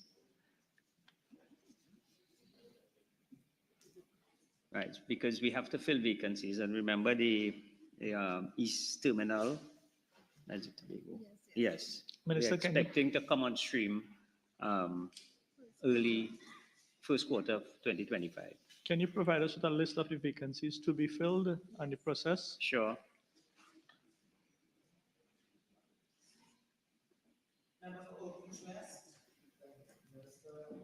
Draw your attention to line item 05, and this will be true for the various heads going forward.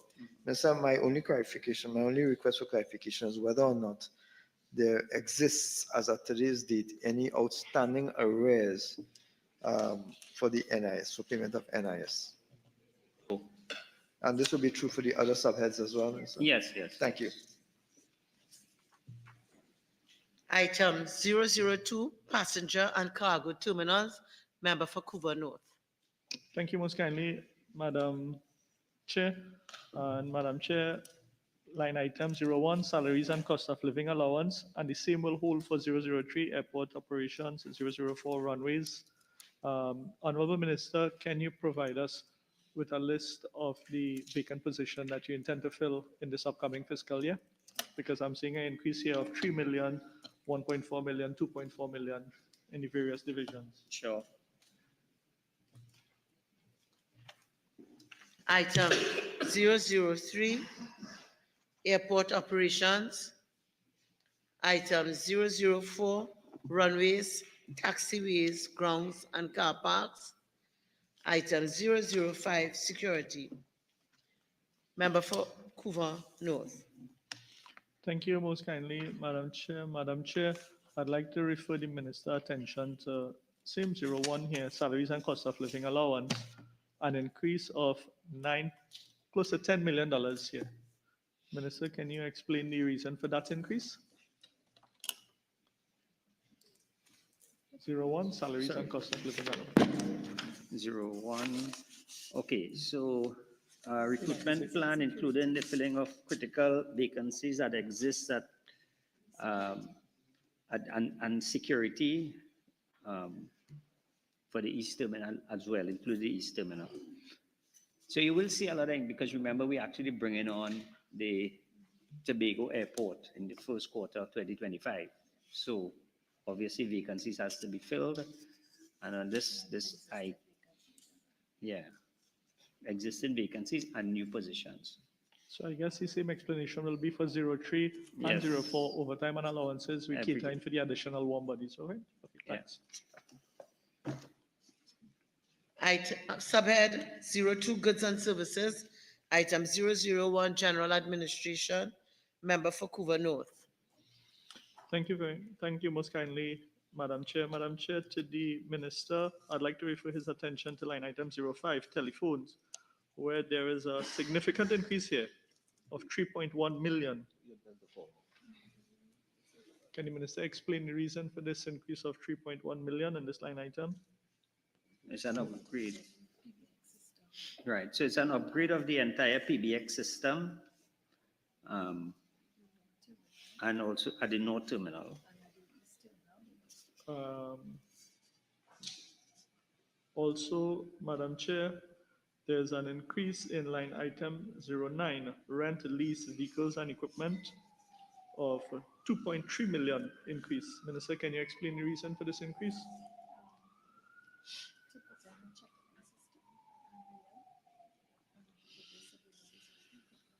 This is, no, this is rent and lease.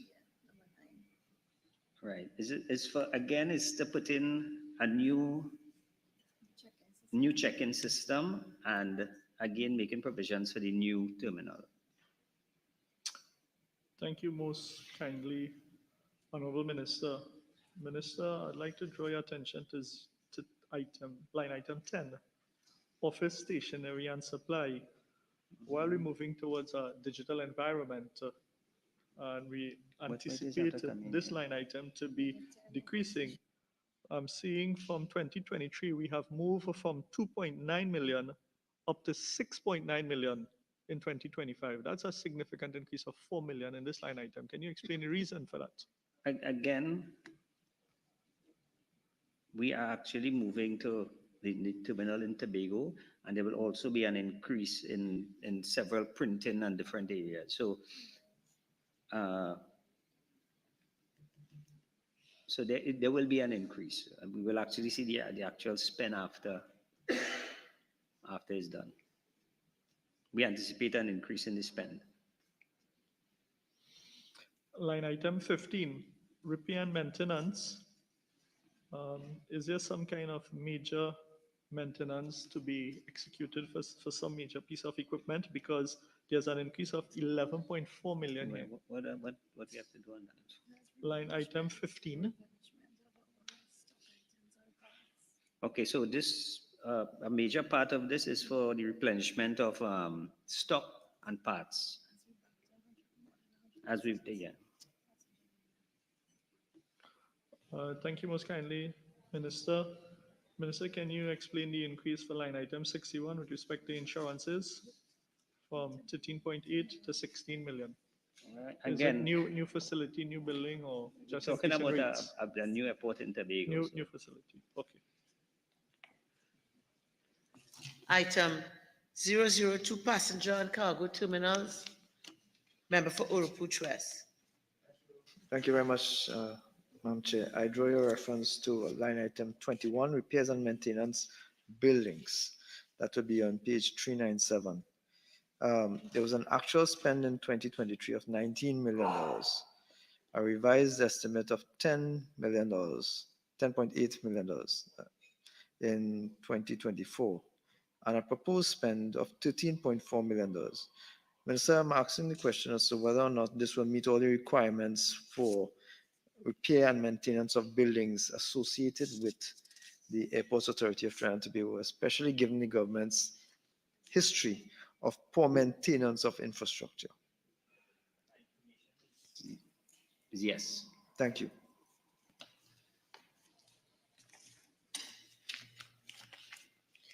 Item 003, airports operations. Item 004, runways, taxiways, grounds and parks. Item 005, security. Member for Oropouche West. Thank you very much, Madam Chair. Madam Chair, I'm referring to line item 15, repairs and maintenance of equipment. This falls under security, correct?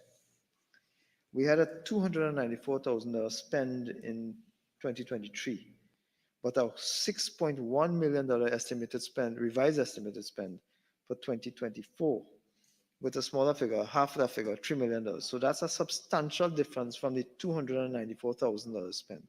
We moved from $294 to $6.1 million and now to an additional $3 million. Minister, can you advise what would have caused that, or what equipment, in fact, would have been subject to this consideration for such a drastic increase in the expenditure on the repairs and maintenance of equipment? Okay, so we prepared.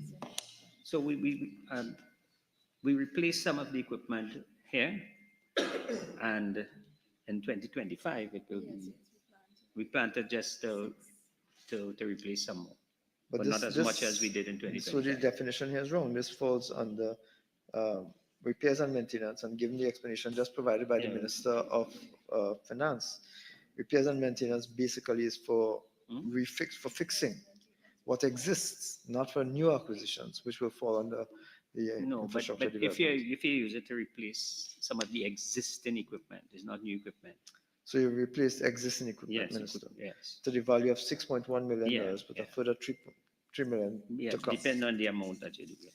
Minister, would you be able to advise whether or not there's a, given that you have now acquired new equipment, whether there's a maintenance contract to ensure that these pieces of equipment are continuously maintained and upgraded. All equipment comes with a maintenance contract. Minister, would you be in a position to provide the type of equipment and the supplier? Sure. Thank you. Subhead 03, minor equipment purchases. Item 001, general administration. Member for Urupuch West. Thank you. Ma'am, actual and revised estimate for sub-item 02, office equipment, was in the vicinity of $1.5 million. In fiscal 2025, we are moving to $5 million. We are increasing that by $3.5 million. So what we have now is a movement, a shift from an annual spend of close to 1.5 million to spend 5 million in fiscal 2025. Ms., can you provide some clarification as to what would have prompted this increase? Yeah, because there'll be a replacement of damaged and obsolete office equipment. Okay. Subhead 04, current transfers and subsidies. Item 007, households. Item 009, other transfers. 50, Port Authority of Trinidad and Tobago. We're at page 410. Subhead 01, personal expenditure. Item 001, general administration. Member for Couva North. Thank you most kindly, Madam Chair. Madam Chair, to the Honourable Minister, Minister 01 and 02. For 01, we're seeing a decrease of salaries and cost of living allowance from the revised estimate of 38.3 million for 2024. We see that figure has been reduced for 2025 of 35.8 million. Minister, we recently would have seen industrial actions at the ports with respect to negotiations and breakdown in negotiations and so forth. Does this estimate for 2025 take into consideration the requests of the workers at the ports to facilitate the conversation and going forward for 2025? Well, remember, just for some information, the port will utilize figures not based on what the workers are asking for, but basically what the CPO approved. And what is taken into consideration here is what the CPO would have put forward. However, Minister, what we heard the Minister of Finance would have recommended that 5%. We are not seeing an increase of 5% in 2024 fiscal moving into 2025. What we are actually seeing here is a decrease. So is it that the ministry's policy is to cut down the number of workers at the port? Well, it's simple. Prior to the CPO making that offer, a higher figure would have been budgeted for based on the negotiations that were going on for some time. So now that we have the actual offer, the figures were brought into line. So it have been taken into consideration. And this is up to 2017. No, the negotiations. 2020, yeah. And that would be the same for the various divisions going across where we see that where you see that fluctuation is because now that you have the offer, you could budget a more realistic figure. Thank you. Thank you very much, ma'am. Minister, my question relates to sub-item 05, and it will be the same question for the other three subheads. So this is government's contribution to NIS. In all the subheads, we see a decrease proposed in fiscal 2025. Would the minister indicate why we would have had this decrease from 2024 to 2025? It's all related to the salaries and wages and salaries based on the offer. Minister, you're saying that it's based on the offer with settlement of wages and salaries, correct? But that settlement is upwards, not downwards. What we have is NIS contributions going down. Because we would have budgeted a higher figure before. So So you would now have that we have a more over-budgeted. realistic figure, we have a more realistic budget. Sure. All right. And so just to wrap that, am I to assume since the figure has now dropped that there are no outstanding arrears for NIS contributions? At the end of the day, the unions have to agree.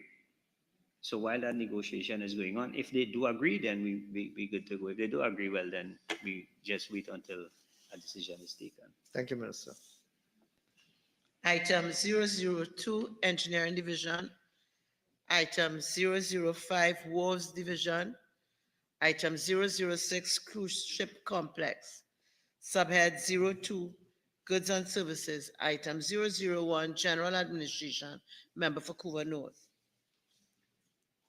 Kindly, Madam Chair. Madam Chair, I'd like to refer the Minister's attention to line item 23, fees. Minister, for 2024 revised estimate, we see a figure of 15,486,000 utilized under this line item. Would you be able to give us a breakdown of how this monies were utilized?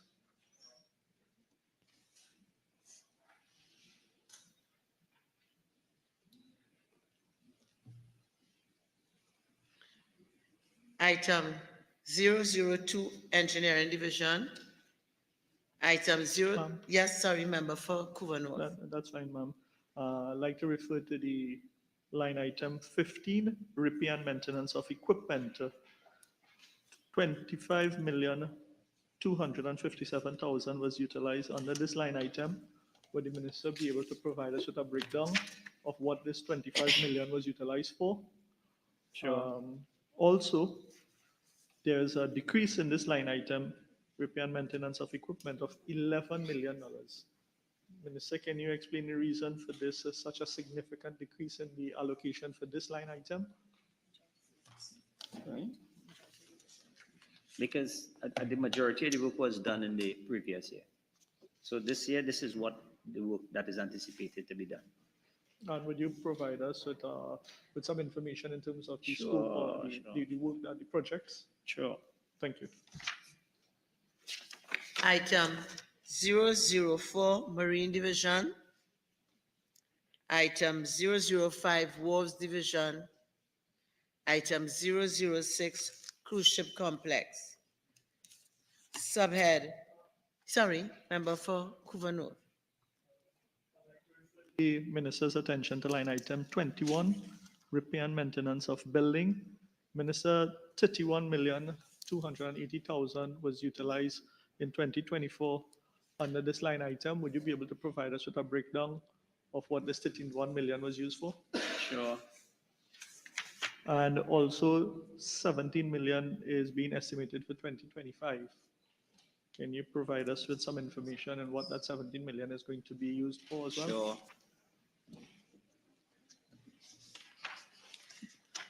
Subhead 03, minor equipment purchases. Item 001, general administration. Item 002, engineering. Item 005, wharves division. Item 006, cruise ship complex. Subhead 04, current transfers and subsidies. Item 007, households. Item 009, other transfers. 52, the Public Transport Service Corporation, we're at page 429.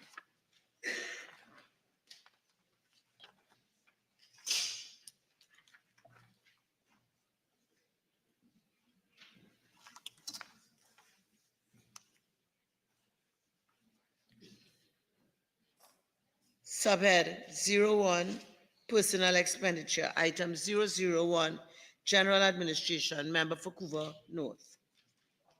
Just would like to get your guidance with respect to the detail of income. Do we examine the detail of income on 428, or we deal with just the detail of expenditure? Just deal with the detail of expenditure. Okay, thank you. With respect to line item 01, salaries and cost of living allowance, Minister, there's an increase of 2 million there. on the salaries and cost of living allowance.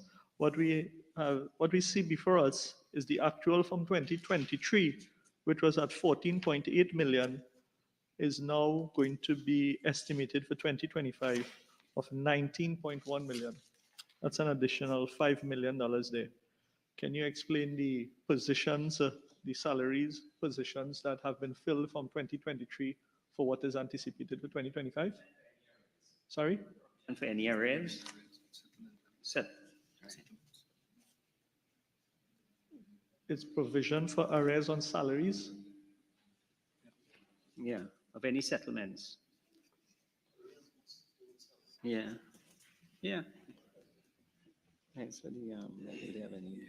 So new position was filled under this line No, item? no. That is if, remember, we have the unions, the arrears. So if they come to a settlement, that is just provision for that. All right. 002 vehicles and equipment maintenance. Member for Oropouche West. Thank you very much, Madam Chair. Line item 13, maintenance of vehicles. 13. 13. Where are we? No. Oh, we're not No, under no. that yet? Catchment. Oh, sorry, my apologies. Okay, you can go ahead. Yes, thanks. Right. Jumped ahead. Item 007, Property Development Services, member for Couva North. Madam Chair, I'd like to refer the Minister's attention to line item 01, salaries and cost of living allowance.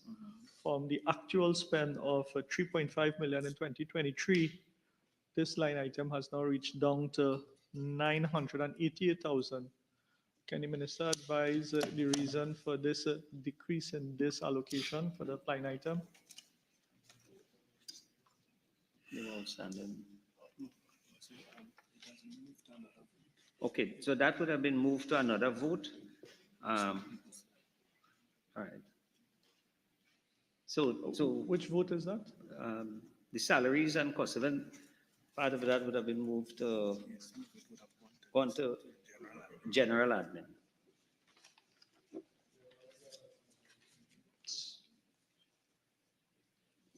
Normally, there's a note in the book if it is that it is moved from one to the next. Not necessarily. Item, member for Oropouche West. Just for clarification, Minister, you said that the line item has been moved. Right. Some things have been reallocated to general admin. So some personnel has been yeah. shifted. Would the Yeah. Minister be in a position to provide a listing of which personnel has been shifted, just for clarification? Sure. To see how this would have impacted the operation of the property development service? For Couva North. Minister, with respect to this item, salaries and cost of living allowance, if you could identify for us the vacant positions and all the positions that have been filled over the last fiscal term across the board. Thanks. Item 008, Transit Express Commuter Services. Subhead 02, Goods and Services. Item 001, General Administration. Member for Couva North.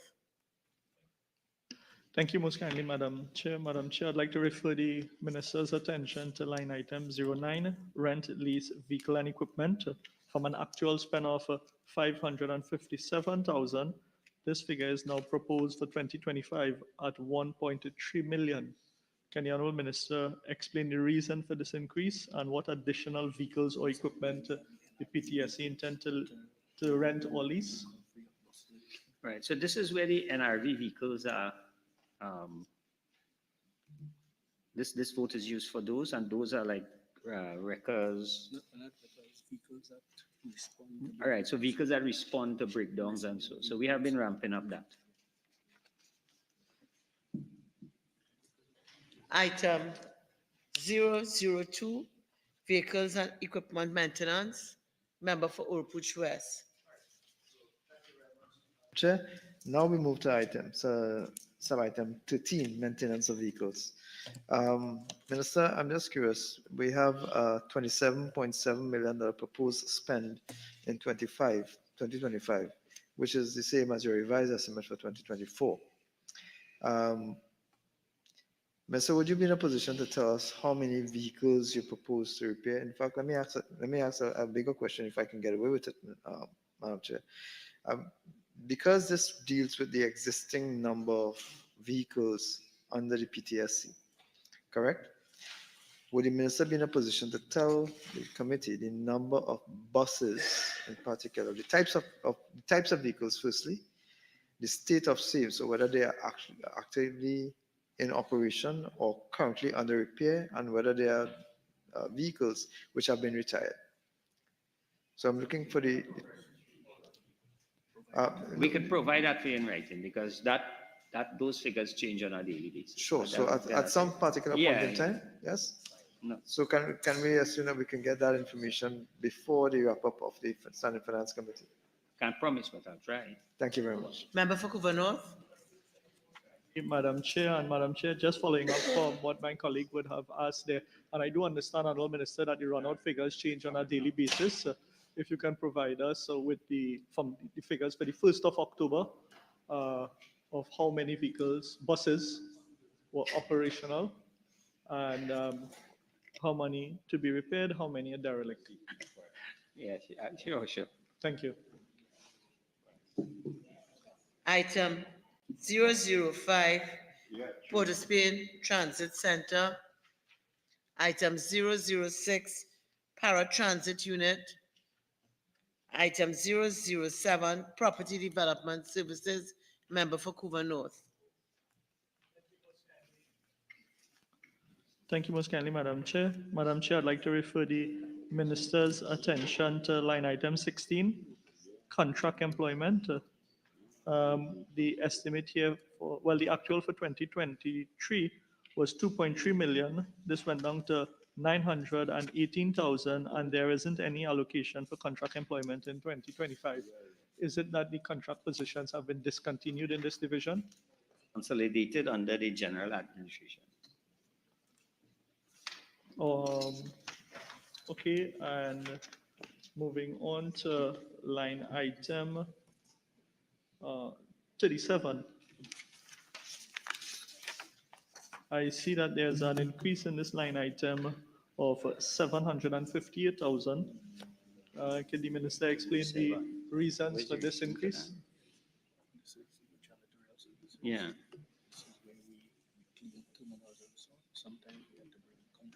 Okay, so again, this is for the increase here because they will actually be going on a major cleanup of all the different buildings and so.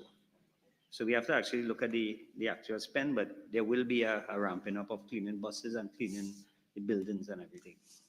Okay, thank you very much for that piece of information, Minister. With respect to line item 43, security services.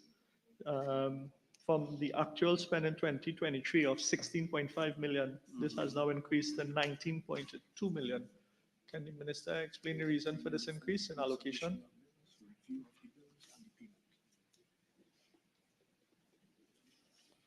It's an increase in the security. The PTSC would have ramped up their security services.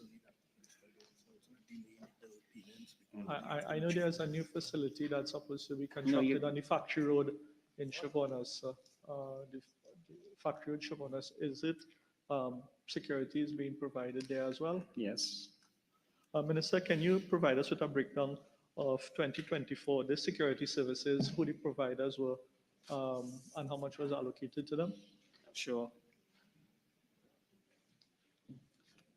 Item 008, Transit Express Commuter Services.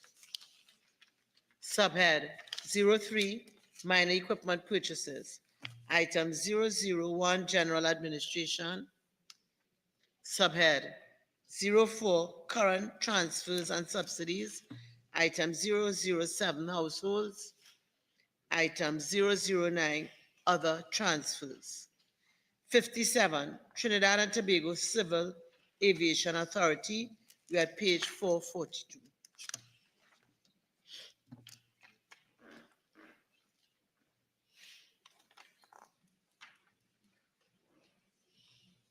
Subhead 01, Personal Expenditure, item 001, General Administration. Member for Couva North. Thank you most kindly, Madam Chair. Madam Chair, I'd like to refer the Minister's attention to line item 01, Salaries and Cost of Living Allowance, from an actual spend in 2023 of 69 million. This is now being proposed for 2025 at 77 million. That's an increase of approximately $8 million. Can the Minister identify the salary positions, whether new positions are being filled in this upcoming fiscal term, or whether there has been an increase or some sort of an arrest? Arrangements would have been made for the increase in salaries for the period between 2011 to 2019. And some of this was paid out in 2024. 2023. In 2023, it was 69. In 2024, Yeah, revised well, is 2023, 75. 2024. Yeah, between the period 2023-24, yes. Some of it was paid off.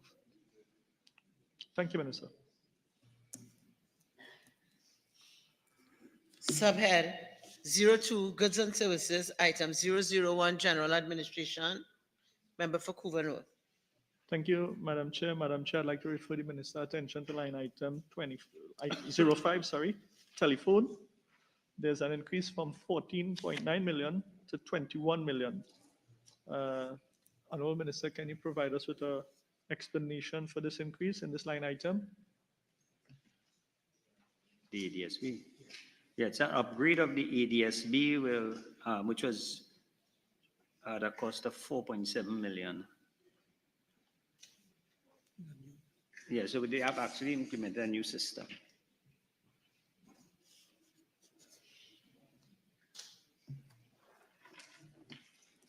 Subhead 03, Minor Equipment Purchases, item 001, General Administration. Subhead 04, Current Transfers and Subsidies, item 001, Regional Bodies. Item 004, International Bodies. Item 007, Households. Member for Couva South.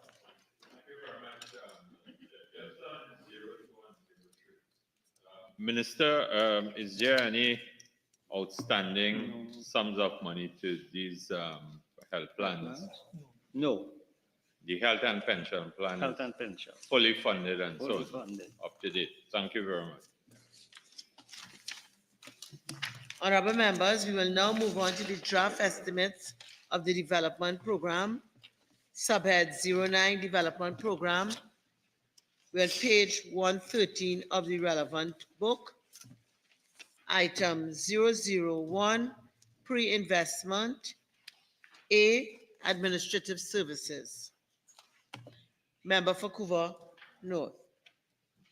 Thank you, Madam Chair. Madam Chair, I'd like to refer the Minister's attention to line item 06, the Public-Private Partnership Project of the Port Authorities of Trinidad and Tobago, which was estimated in 2024 an allocation of 1 million. However, only 100,000 was utilized. Minister, can you tell us what sort of progress was made with respect to this project?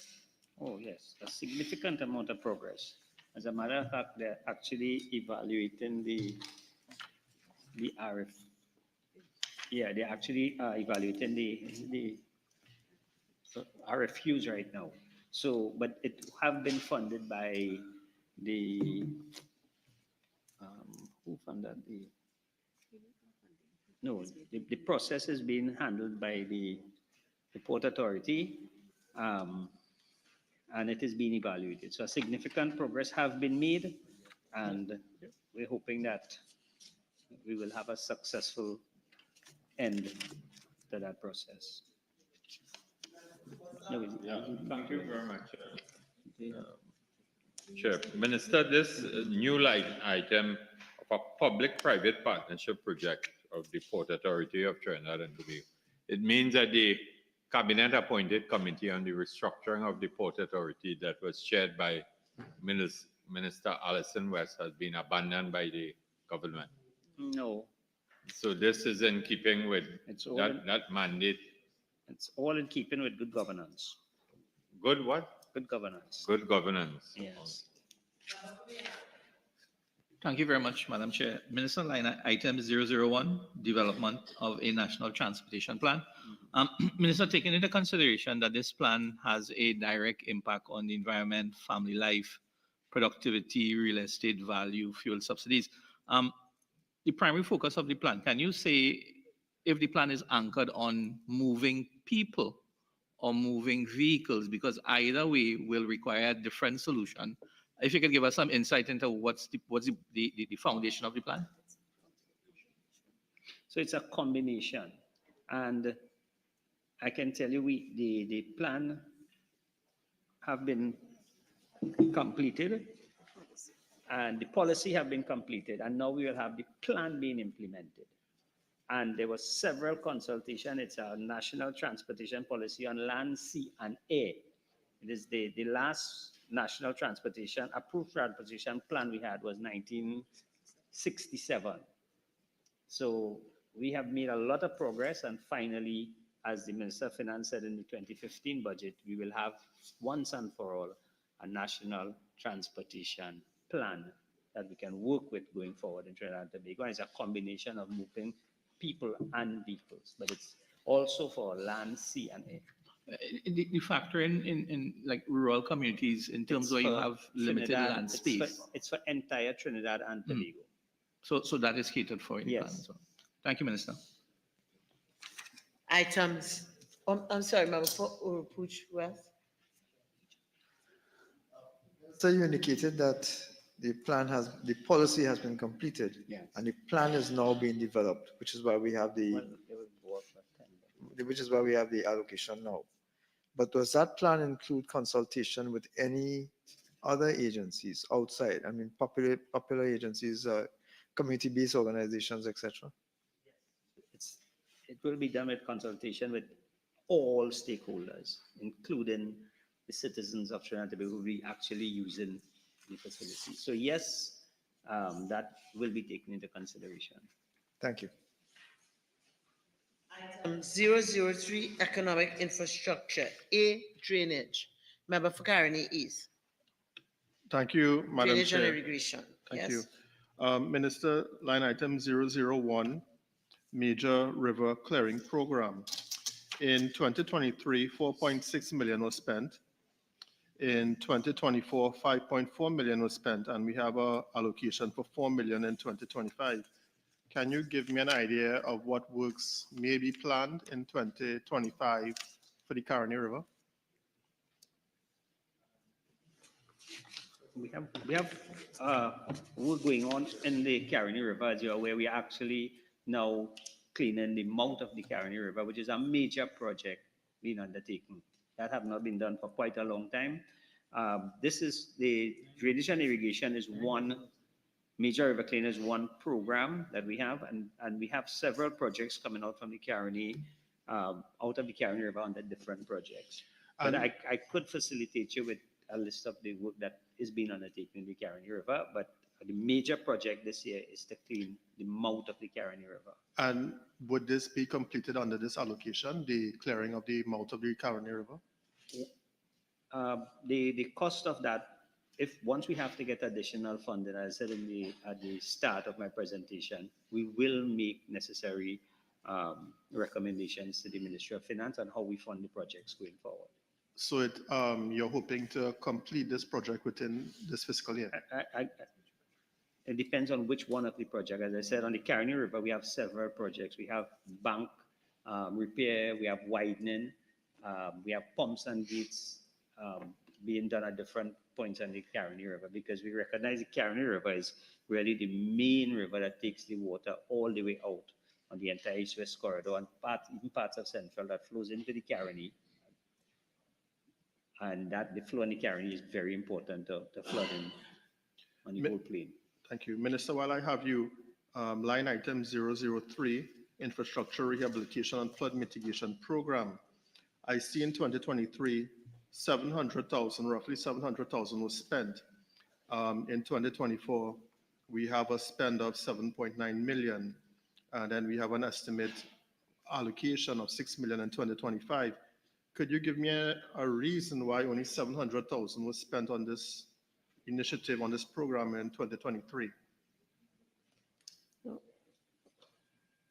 What you asked the member?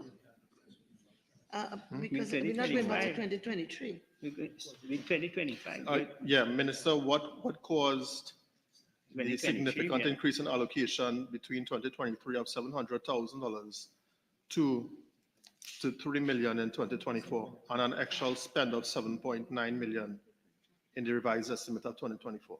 We're doing 9 plenty more million? work now. We- We're doing a lot of 7.9 work. million. We're on 003, right? Yeah. Yes? Because it's asking for 2023 as compared to 2024, where 7.9 million was spent. Yeah, Ministry working for you. I understand that, Minister, but I'm saying only 700,000 was spent in 2023. Yeah. So I'm asking, was there any deficiencies in the ministry? In 2023? Yes. No, we can't go back to You could 2023 have in that way. 2024. All right, Minister, no, I'm not allowing that question, 2023. You have another question, Karen East? You have another question? Program of upgrade to existing drainage pumps and gate inventory. And I'm seeing that $5 million has been estimated for 2025. Could you give me an idea of any upgrades, any drainage pumps and gate inventory with regards to the Caroni River? Yeah, so this year, the bills came in late on that program, right? Because that program actually deals with, let me just give you, okay. Certain areas. So in 2023-24, we had the reconstruction of the Saddle Trace pump house, upgrade of gate structure in Center Gustin area, the Transfer Road upgrade of the Bamboo number 2 pump house and gates, and upgrade of the Bamboo 1 stormwater pump station. However, the bills did not come in on time for payments, but the work would have been done and some of the work is ongoing. So that is why we expect that the bills will be paid in the first opportunity in the next financial year. And thank you very much, Minister. I just want to go quickly back to 003 and just a question on the infrastructure rehabilitation and flood mitigation program. Would the retaining walls that are being built by the Ministry of Works at the Cunupia River along the Southern Main Road, would that fall under this line item? No. No. Member for Oropouche West? Thank you very much, Madam Chair. Madam Chair, same line item 009. I note that we had a $6 million allocation for 2024, but a spend of $2,225,000. So that's a substantial difference. I know the Minister, as you're aware, I've been pleading with you for some attention to the Trinidad Point 14 Gate site, where the pump there has been in desperate need of replacement, not repair, been in desperate need of replacement. And even a couple of the floodgates are still under, well, they are still in need of repair because they are not functional. So, Minister, can you clarify whether or not, well, it was not done in fiscal 2024, whether or not the provision for fiscal 2025 would include consideration for flood pump and final repairs to the 2 outstanding floodgates that are not fully operational? Okay. So I know I have had requests, I think, from you and for a pump down in that area. Unfortunately, if you have to put a pump in an area, the area must be designed in such a way that a pump can work. All right? I am not too sure that the engineers at the ministry feels that area pump is going to solve the problem there. However, as I said before, the lower than expected spend in this area is as a result of the bills coming in late. No, I'm in agreement with that, Minister, but I know that no work has actually been done with regards to this pump. Right, and it is because I understand, allow me, Minister, I understand your concern with regards to whether a pump is required or not. But by now, after 9 years, I would have assumed that a clear study would have been done to determine whether a pump is in fact a possible use in that facility. There was a pump when that whole system was designed, There was a pump in place together with the 14 gates. That pump is now a dinosaur. It's non-functional. So whenever these facilities were designed originally, there was consideration for a pump. I would have expected the minister to advise today that we have not put a pump in place because the ministry has determined that a pump is not required. Not Well, that we are still reviewing it, Minister. No, well, my information is that at this point in time, and coming under the national drainage plan, that area as well, there are several projects to be done in that area. But I cannot tell you if a pump to be installed is one of the recommendations coming out of all the studies that have been done. I could Yes. always have a conversation with you on that, and we could. I would we appreciate could that deal very with much, it. Minister. Yeah. In addition to the repairs to finalize the two floodgates that are still currently not functional. Well, I will look into that. Thank you, Minister. Member for Couva North. Thank you, Madam Chair. Madam Chair, to the Honorable Minister. Minister, with respect to the clearing of the river mouths under this drainage and irrigation program, I understand that you indicate the cleaning of the Caroni River mouth happening here. However, Minister, with respect to the Kapara River, Honda River, Diana River, can you indicate when it is we will have some desilting and clearing of these river mouths? Well, we do have a program for the cleanup of river mouths, and this year we have program 4, and once that is completed, based on the surveys that have been done, then we will look at the silting of the other areas. So this year we have a mark 4, which one is the Caroni, the Maraba, by the member for Pointe-à-Pierre. I notice he's not saying because he knows his river mouth is being addressed. So we are working on it, but it's a program. All can't be done at the same time. Can you provide us with the list of that for? I'll be provided based on as we go forward. Yeah. Just listen to me.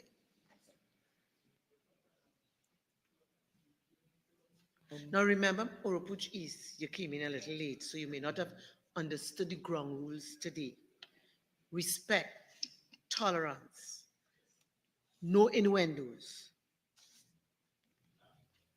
And we've been proceeding in the last couple of days very well. Yes? Member for Couva North. Thank you, Madam Chair. Madam Chair, moving on to the infrastructure Member for Diego rehabilitation. Martin, 1 minute, please. Member for Diego Martin Northeast. Member for Diego Martin Northeast, you also understand the ground rules. You've lived by them for the past 2 days, and I keep saying we've done very well. Madam Chair, Member, just saying he can't. Member for Couva North is the only person He I'm will have to leave. recognizing right now.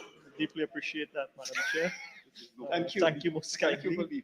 As we move on, the Honorable Minister of Works and Transport, I'd like to draw your attention to Project 003 with respect to infrastructure rehabilitation, flood mitigation. Minister, under the same drainage and irrigation, Project 003, the infrastructure rehabilitation works that would assist with retaining walls and so forth along the various river courses and the embankment and so forth. Representatives from the Drainage Division, Ministry of Works, would have visited the Couva North constituency and completed surveys of the La Cuesa River that is threatening a lot of homes along the banks of the La Cuesa River. Can you indicate if it is that any funding or any sort of allocation for 2025 and going forward will be able to address the concerns along the La Cuesa River? Well, yeah.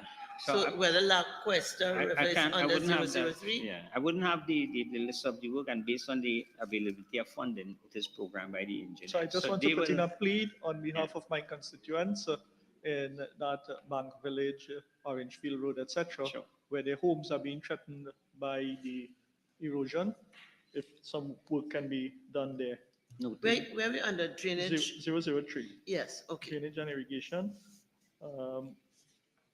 And also under the major river clearing program, that consideration be given for those rivers that exit to the Gulf, Couva North being the westmost constituency, where most of the rivers through Central come through Couva South, Couva North, Claxton Bay.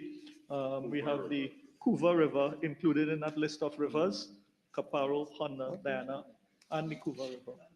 So we are pleading once more, because the flooding that we experience in the constituency, Honorable Minister, is a recurring decimal since this administration has come into office. And we're really hoping that some additional effort can be put into clearing these water courses, and not piecemeal cleaning of the rivers itself, but a complete cleaning of these rivers all the way out to the sea. Am I supposed to respond to that or just? You will determine that. Well, I want to compliment the drainage department and the Ministry of Works, who have been doing human service over the last couple of years. We have done more drainage work based on the records of the ministry in the history of this country. Yes, there have been challenges with flooding, but we have to take that into context of what is happening internationally. And we have to say in Trinidad and Tobago, so far, we have been doing well. There's no guarantee that we will get away from what is happening. If you look at the newspaper today and last week, the Sahara Desert is underwater. So you're seeing flooding in the deserts in the world. I don't think the low-lying areas in Trinidad will be spared from that. But I want to compliment the staff of the Ministry of Works Drainage Division. I think they have been doing a fantastic job based on the funding that is available to them. And we will try our best to attend all the areas in Trinidad. P, coastal protection. A, air transport. Member for Couva North. Thank you, Madam Chair. Madam Chair, with respect to line item project 15, security system, CCTV access control system, Minister, 1 million was allocated for this project in 2024. However, what we're seeing here in the revised estimates is nil. Can you explain why it is? And none is reported here if there was a late spend or no work was done.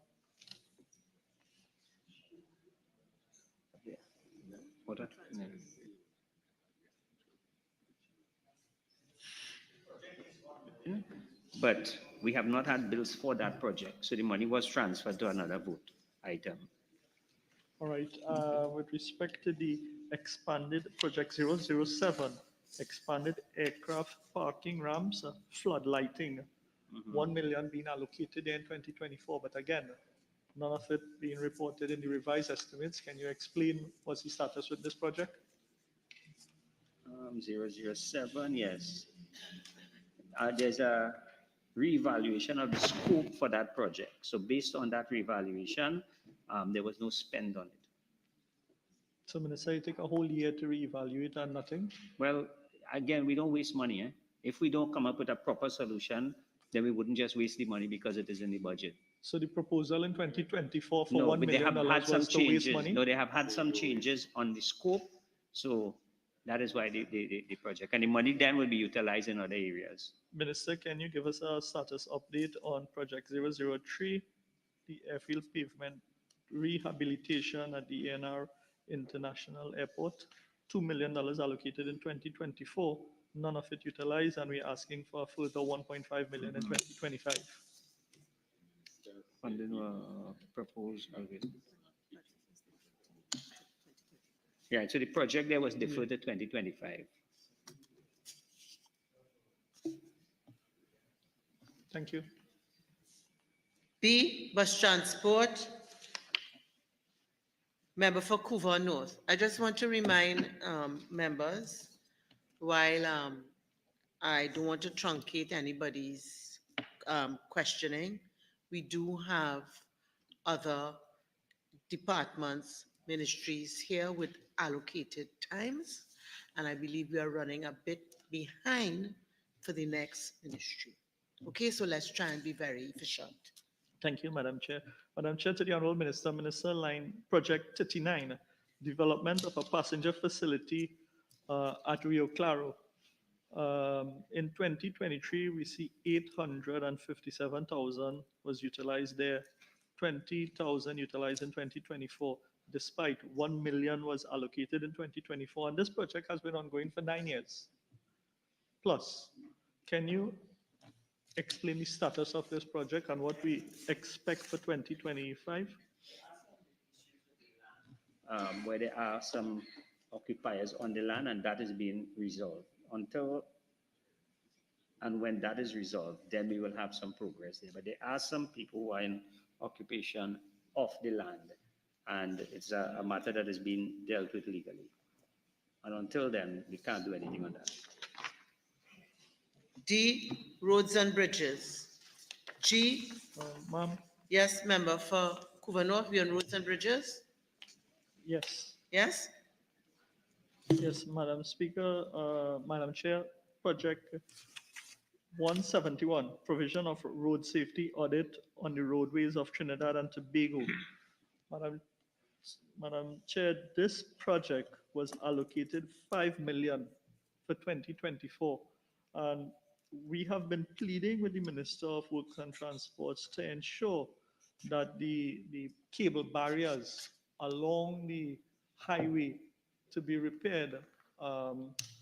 We hear it's an ongoing process, but we're not seeing any work being done to treat with the cable barriers or even the installation of barriers itself along the highway.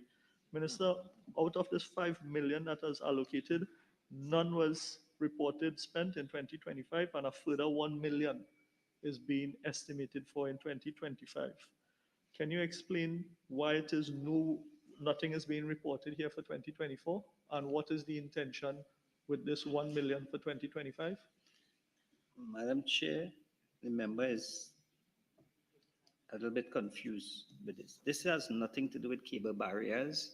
This is a road safety, or this is a program, is a study that is being done in conjunction with the IDB, the CDB, sorry. So this is really, once the CDB finalize everything, this will be then the government contribution to that whole study. This has nothing to do with safety barriers or anything like that. G, Honorable, yes? ma'am, yeah, continuing with G here. G, road systems, operations and services. Yes, ma'am. Yes, member Project for one- Couva North. Yes, project 164, the provision of upgrade obsolete traffic signal control equipment.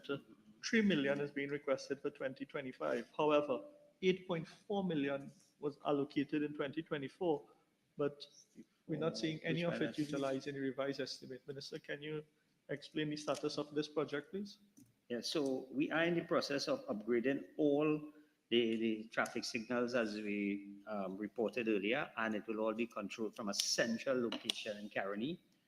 This project is ongoing as we speak, and it encompasses all the traffic lights throughout Trinidad and Tobago, and also the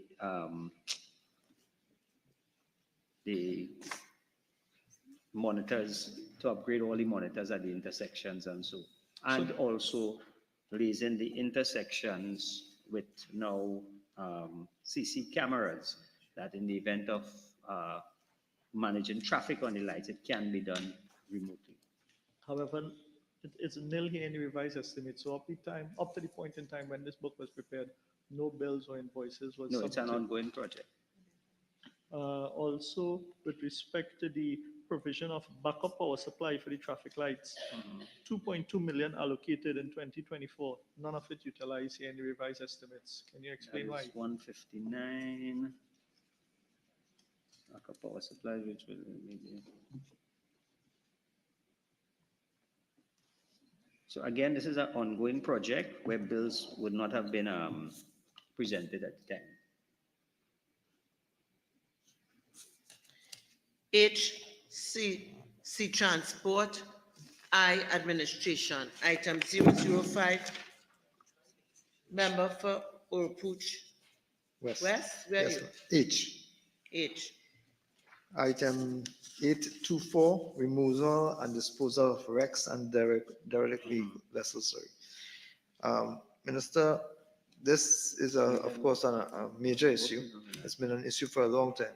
You estimated a $4.8 million spent in 24, but you didn't spend any of it. I know that we now have a new derelict vessel, which has gone out, you've gone out for tender with regards to removal. I'm seeing a $4 million figure here as your estimate for 2025. Having not spent any money in 2024, having a new item now for removal, the new vessel that was sunk, that's the barge, famous oil barge.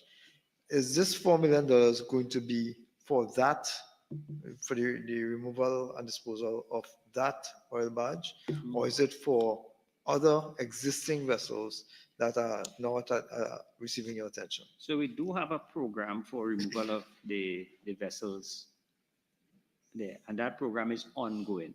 Yes, Minister. We would have cleared a significant portion, and the program continues. This money is for that program. This vessel that you're speaking about is not a vessel that is within this program, and where you saw the advertisement is all part of the process that is being undertaken by the Ministry of Works Maritime Services Division, and also being guided by the Ministry of Energy, where we have a process to go through based on the accident that happened with that barge. So whatever you see happening there, that's a separate something. So, Minister, just for my clarification, the removal of a wreck, especially a shipwreck, involves the cutting up and disposal of the steel structure. Is that correct? It is that much what more, we were it looking is at much here? more than that. We have to make sure that the security aspect of it is taken care of, that we don't damage the environment. And that is why you have to be very careful. So it's just not just going in, because if you cut up a vessel that has oil or anything in it, then you damage the environment. So it's a lot more than just going and cut up a vessel and get rid of it, because you have to have divers, you have to float vessel. It's really a complicated situation. Understood, Minister. And we are paying for that benefit. We are paying somebody to come in and cut up the vessel and remove the superstructure. To cut your trend, but if you could really, I would ask everybody now, if we could cut to the chase. We're 2 hours behindhand. Let's cut to the chase to what you really want to ask. Sure, Ms. My question is whether the steel that is in existence for these vessels, what happens to the steel? Because we are paying, taxpayers are paying for the removal and disposal of wrecks and derelict vessels. Okay. But that steel is a valuable component. Yeah. But we are So paying for the regrettably, I'm exercise. not going to allow that question under this item. Okay. Anybody else? Member for Couva North. Chair, Madam Chair, to the Honorable Minister, Project 844, acquisition of specified equipment for the Port of Spain. We're seeing the revised estimate of 18,200,000. Can the Minister provide us with a little breakdown of what this 18,200,000 was used for? 200,000. Administration. Member for Couva North. Thank you most kindly, Madam Chair. Madam Chair, to the Honourable Minister, Minister, Project 20, expenses of the Program Management Unit, pure 14.5 million for the 2024 fiscal term. Can you provide us with a breakdown of this 14 million? This is employees, eh? It's a This is not salary the bill. This is not the work, you know. This is employee. This is the unit. All right, thank you, Minister, for that breakdown. Also, Project 12, the procurement of critical heavy equipment for emergency response and flood relief. This critical equipment project was estimated in 2024 to be 2.9 million. However, none of the critical equipment was procured from what we're seeing here in the revised estimate. Can you explain why? Okay, so this was for actually a long reach excavator, and it had been ordered. However, the bills would not have been submitted because this is an item that we have to import. It's a long reach excavator. And will the 1 million allocation for you take care of that? Well, again, if we need funding, we know the process. Member for Moruga Table. Okay. Item 005, multi-sectoral and other services.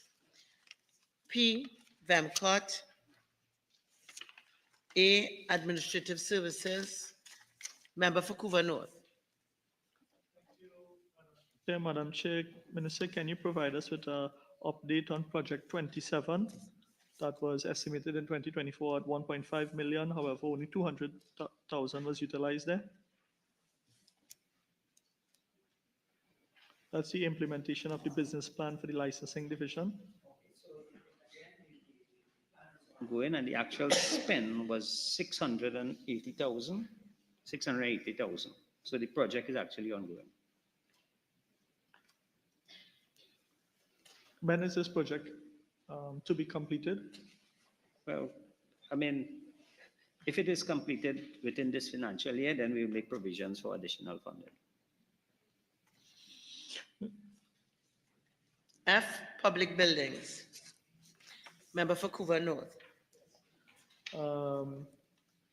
Minister, project 311, the Sangre Grande Works Office, Guayco, $2 million allocated. None of it was utilized. A further 1 million is being requested for 2025. Can you provide us with an update on this project, please? Sure. And the same for item 318. Sure. Honorable members, we will now move on to the Infrastructure Development Fund. This is page 215, item 001, pre-investment, A, drainage and irrigation. Member for Old Butch West. Looking at 007 flood mitigation erosion control program, we see increase from 30 million to 50 million in the revised estimate. I'm concerned about what exactly would have prompted that drastic increase. Plenty work. Sorry? Plenty work. Minister, then can you confirm what work was done that was unbudgeted for in last year? Sure. Sure. Thank you. H. Member for Caroni East. Okay, H, C, transport. Item 0, member for Moruga Table, you under H, 3, on page 215. No, 216, sorry. Right. Item 003, economic infrastructure. We are page 216. A, drainage and irrigation. Member for Caroni East. Thank you, Madam Chair. Minister, line item 007, flood mitigation erosion control program. As before, would the retaining walls at the Cunupia River, at the Old Southern Main Road, would this be included on this line item? If you want to find out if that is under this, this project. I don't have a list of all the projects that is under this. There would have been several projects. I could facilitate you with that. You want to find out where that project is? No, well, what I wanted to ask you is when would that project finish? Oh, when it will be completed? Yes. I will have to get that date on it, but I know it's a lot of work would have already been completed on that. If you pass there, you'll see significant progress being made. I could always get that and facilitate that for you, a date for completion. Member for Chaguanas West.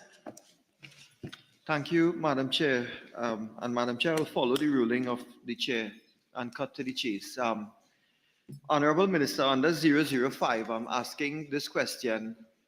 It relates to partially drainage, and I repeat requests that I would have mentioned in previous Standing Finance Committee post-budget debate.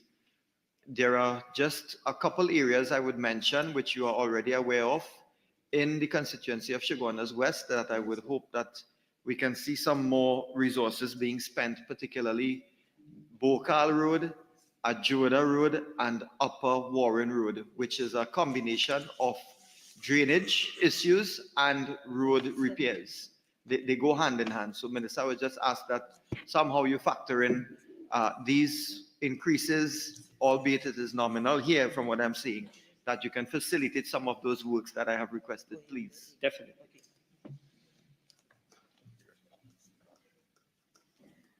And other services. Member for Moruga Table. Minister, I would just seek an update with regards to 003. As you're aware, this project would have started in July 2020. I see for fiscal 24, we had an allocation of 2 million, but we have a revised estimate of 22 million and an estimate for 10 million in fiscal 25. So I know the project is completed and we are waiting on a date for with regards to opening. So if the minister could account for the funds in revised estimate 24, the 22 million and the projected 10 million for this fiscal 25. Well, yeah, the 22 million would have been spent on the project. As you're aware, the project is completed, and we will be opening the facility shortly and handing it over to the Ministry of Agriculture. In terms of the allocation to NUA, we do have ongoing bills. Thank you, Minister. P, Coastal Protection, member for Oropouche West. Very much, Madam Chair. Madam Chair, I refer the Minister to line item 003, Shore of Peace Coastal Cliff Stabilization Works, with a 176,000 revised estimate for 24, but nothing for 25. My colleague, the Member of Parliament for Faizabad, would have raised this issue, which is next door to my constituency. In fact, it's part of my constituency as well, where the Shore of Peace, that cliff there, is continuously falling in to the point where now the unit, the gazebo, is now at the brink of collapse. And there's no provision here now for continuing stabilization works to prevent collapse. So I'm very concerned that we're going to have a continued deterioration of the asset called the Shore of Peace. Okay, so let me just again clarify for the member. This line item here has nothing to do with what was raised there. What was raised there is not the Shore of Peace, the coastal protection. That is a landslip on the land itself, which is handled by the regional corporation. This money that we see in here is for the work that the ministry would have done in terms of the shore, stabilizing the revetment, and so that is intact. Nothing is wrong with that. And this is just some interest payment that we have for that. What So you're speaking cliff about is stabilization nothing. works, Minister. No, it's two different things. It's a shoreline stabilization work, and then there's a landslip that is taking place higher up. Yes, The Minister. Shores of Peace, as you're aware, is under the corporation, the regional corporation. So we have been in contact with them. We are giving them advice and so on how to deal with it. But this has nothing to do with that. Okay, I accept that, Minister. It's just that the reference refers to Shore of Peace Coastal Cliff So member Stabilization for works. Oropouche West, we've got the explanation that the words there don't translate precisely into what we think they mean. Yes? Anyone else? Item 25. Yes, Maruga, we're under coastal protection? Yes, Yes. Madam Chair. With regards to 25, Minister, if you could give us a quick update. I saw funds was allocated in 24, but the revised estimate shows non-spent, and then we're asking for $1 million. With regards to the Murga coastline, you know we do have active erosion. So I'd like an update with regards to this project. Is taking place there. So I could give you an update later on, but this is to continue the studies, and so that is taking place in that area. Because Noted. coastal erosion is not something you just go in and build things that you have to study the whole area and everything. Okay, Minister. D, roads and bridges.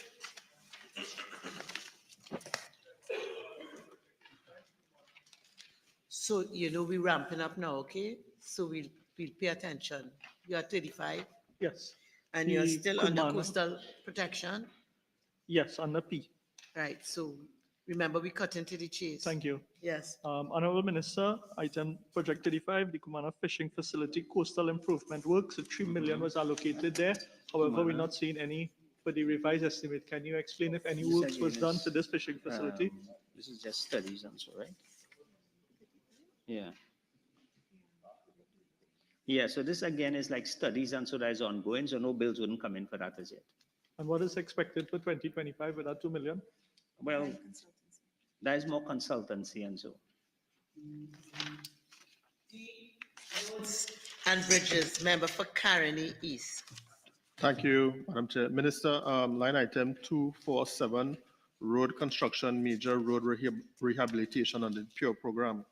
I see 110 million is allocated for 2025. Asking if consideration could be made for Welcome Road in Kunupia. It is very, very bad and it needs major road rehabilitation. Considered. Member for Tabakit. Thank you, Madam Chair. Minister, just on this line item, road construction and major road rehabilitation, in my budget presentation, I had asked that we could simplify our exercise in terms of communication with the national public, in terms of how the 40 million was spent in fiscal 2024 and the estimated spend of 110 million in fiscal 2025. If your ministry would take some time and put into the public domain the planned works, the works that would have been completed, because I know every member of parliament on this side will ask you for specifics, and we simply don't have the time to do that. So my hope is that you can publicize the planned works for areas across the country, because I know there's been a push by the government, or they've said that there will be a push by the government to do major road rehabilitation. So if we can, as representatives, get that information so we can effectively communicate with our constituents when the works can be expected, I think we'll find an easier go of this entire exercise. Thank you. Thank you, Madam Chair. Madam Chair, first I'll carry the Minister to 288. Minister, if you could provide me with an update, because this project would have started in 2017 with an estimated cost of $178 million. I know last year you said we were at the tune of 200 million. I saw we had an allocation of 25, which you said was for an ongoing project, but we only spent 14, and now we have an estimated 15 million. And I know this is with regards to establishing a newly mint Murga highway. So I wanted to know how we are accomplishing the highway with regards to the 15 million. If the minister could give a breakdown. Area, unfortunately, is an area that has, as you'll be aware, every morning you get up, you get 5 more landslips. So it's an ongoing work. We have work ongoing in the area whenever bills come in, and this is for at least the close part of the project to where we started, and the work in Moruga will continue as we go along. It's an area that is very challenged, as you're aware, because of the soil type, and the update is that work will continue. All right. So, Minister, with regards to seeing some significant work with regards to the highway, when could we see some sort of completion? Because as I said, this project started in 2017. We are 7 years away from that start date. When it first started, we had a projected completion. Remember, we're doing some précis. So the question is... Yeah. So we had a projected completion date of 2019, which was 2 years. We are 7 years away from the completion date. So could we have an estimated time frame, given that we would have spent over $200 million? So as the member would recognize, I've said time and time in this chamber, when we started that project, we started with 21 landslips. We are now up to 72. It's a constant challenge we have in the area. Every year, we will continue the work until we reach to the point where where it's completed. But it's an area that is challenged. If you drive on the road now compared to where it was when we started, it's a big difference, but it's a challenged area. It's an area where every day you have land movements, and you could see it reflecting on the houses and so. All right, so we don't have a projected completion Member for Orputras? Yes, come on. Okay, I don't mind coming back. Yes, Member for Orputras. Of the speeding up. Line item 275, Bridges Reconstruction Program. My question, Minister, is whether any consideration in this $60 million estimate has been made for the reconstruction of the bridge at St. John's Trace in Avocat. St. John Trace in Avocat. That is this bridge that they have. That's a bridge that collapsed earlier this year. That is, I think the Minister of Local Government have dealt with that. That, from my information, is that that bridge is on private lands, and they are looking at the opportunities that will allow for repairs for that. These bridges are major bridges, and we have done close to, I think it is 70 bridges over the last 9 years, and our program continues. But that bridge is something that they are looking at to sort that out. Member for Vancouver North. Thank you most kindly, Madam Chair. Madam Chair, to the Honourable Minister, on this same project, 275 Bridges Reconstruction Program. Minister, I believe the Perseverance Bridge would have collapsed. 1.6 million, I understand, would have been spent towards propping up that bridge. From what I understand, there was significant. Remember, we're doing précis. We're doing précis. Okay. So, Minister, I know that was a temporary fix where we pumped some concrete into the sand. Remember, you didn't hear me. Question. Can the Honourable Minister identify when it is we will get a permanent fix and the removal of that barriers at the Perseverance Bridge. So, Madam Chair, I think the member is well aware of that bridge because I think he was there all dressed in suit waiting for an opening for a temporary bridge. What had happened there, the bridge had collapsed. Minister, The bridge had... your answer also on the Prissy. Please. So the bridge had collapsed, Madam Chair. What we did, we had to reinstate the traffic flow. That bridge now will go on the bridges program. It will be designed and then constructed. Meanwhile, we'll operate with the bridge that we have.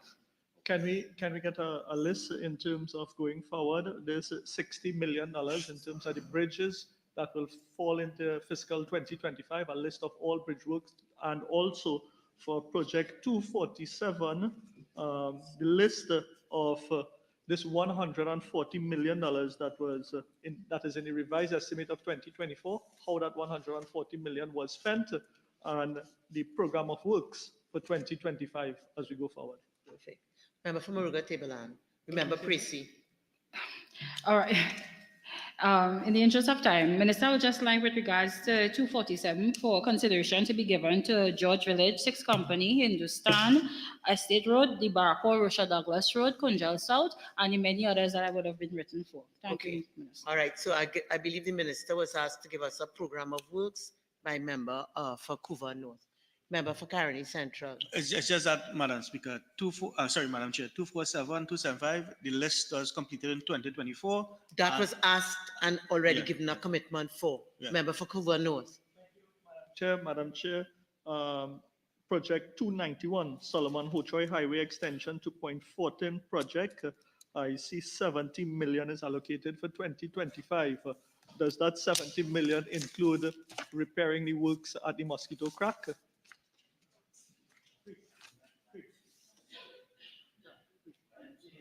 The Solomon Hochoy Highway Extension to Point 14, and this is the allocation for this year. So once that the program for the Mosquito Creek has been approved and so, then funding will be available once we come to a position on it. But this is for that project. G, Road Systems Operations and Services. H, Sea Transport. Item 004, Social Infrastructure. B, Recreation. Honorable members, the question is that the sum of $2,757,797,000 for Head 43, Ministry of Works and Transport, stand part of the schedule. Those in favor say aye. Those against say no. I think the ayes have it. The sum of $2,757,797,000 for Head 43, Ministry of Works and Transport, now stands part of the schedule. Thank you to the Minister. Thank you to the Permanent Secretary. Thank you to the representatives from the Port Authority, the Civil Authority of Trinidad and Tobago, the Airports Authority of Trinidad and Tobago, and the Public Transport Service of Corporation. And thank you to the members who have cooperated.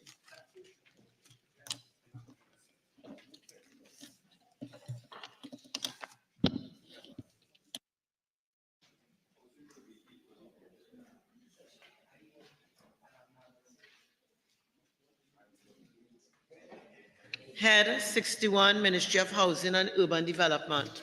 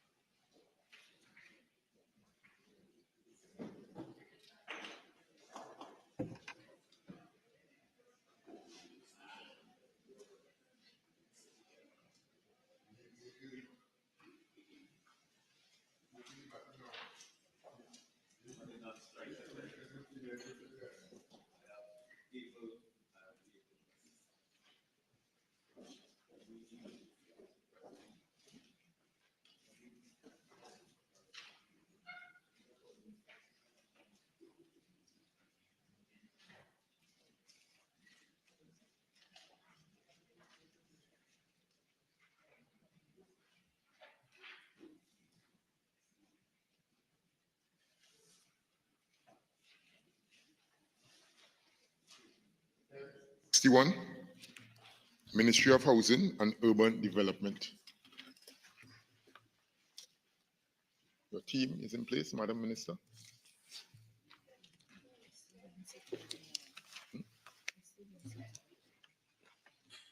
Yeah.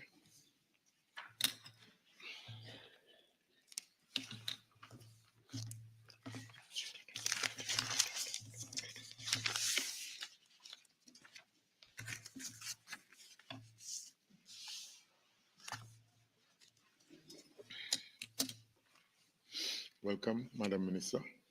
Welcome to your permanent secretary, and again, welcome to the senior executives of this particular ministry. Head 61, Ministry of Housing and Urban Development, $853,842,000. I will now invite the Minister of Housing to give brief opening remarks, not exceeding 5 minutes. Over to you, Madam Minister. Thank you very much, Mr. Deputy Chair. Mr. Deputy Chair, members of the Standing Finance Committee, for myself and the Minister in the Ministry of Housing and Urban Development, the Honorable Adrian Leons, Member of Parliament for Daventille East Morpha. We are honored to be here with our team to engage the members of the Standing Finance Committee on the Ministry of Housing and Urban Development. The Ministry of Housing and Urban Development is instrumental in driving the government's social agenda with a strong focus on housing. We are of the view that it is our mission to promote urban growth and modernization, uplift informal settlements or squatter settlements, and enhance public green spaces. We are about delivering sustainable housing solutions and creating spaces where our citizens' lives are enriched and communities are empowered. Under this ministry, we have several key divisions and agencies. These include the Housing Program Facilitation and Implementation Unit, the Program Monitoring, Coordinating and Evaluation Unit, the Housing Development Corporation, the Land Settlement Agency, the East Port of Spain Development Company Limited, or EPOS, the Port of Spain Shopping Complex Limited, and this includes the Eastside Plaza, New City Mall, and the soon-to-be constructed number 43 Independence Square, formerly the Drag Brothers Mall. Mr. Deputy Chairman, as we look ahead to the next fiscal year, the Ministry of Housing and Urban Development is committed to a comprehensive approach that combines sustainable urban regeneration with community empowerment. And we are strengthening our partnerships with the private sector entities to accelerate the delivery of housing projects and ensure that our housing development are both economically viable and socially inclusive. Thank you very much, Mr. Deputy Chair. We are both here at the disposal of the committee. Thank you, Madam Minister. And just for the records, welcome to your junior minister in the ministry. I didn't do it initially. Deputy Chair, we like to call him Minister in the Ministry instead of Junior Minister. Minister in the ministry. Thank you very much. Honorable members, the question is that the sum of $853,842,000 for Head 61, Ministry of Housing and Urban Development, stand part of the schedule. Honorable members, the sum of $853,842,000 for Head 61, Ministry of Housing and Urban Development, is comprised of monies proposed for expenditure under the following subheads and items to be found in the draft estimates of recurrent expenditure, the draft estimates of the revenue and expenditure of the statutory boards and similar bodies and of the Tobago House of Assembly, and the draft estimates of the development program. We shall now consider the draft estimates of the recurrent expenditure. Subhead 01, personal expenditure, and members, we are on page 288 of the recurrent expenditure booklet. Item 001, general administration. Subhead 02, goods and services. Recognize the member for Couva South. Couva North, sorry. Thank you, Mr. Deputy Chair, to the Honorable Minister and Minister in the Ministry. It's good to see the Honorable Minister here with us. We did miss you a few days during the debate, and it's good to see that you are back in good health. To the Honorable Minister, line item 16, contract employment. Minister, this line item would have been estimated in 2024 for 8.6 million. However, only 5.6 was utilized. Can you provide us with an explanation for that line item, please? Page 288, line item 16. Sure, Madam Minister.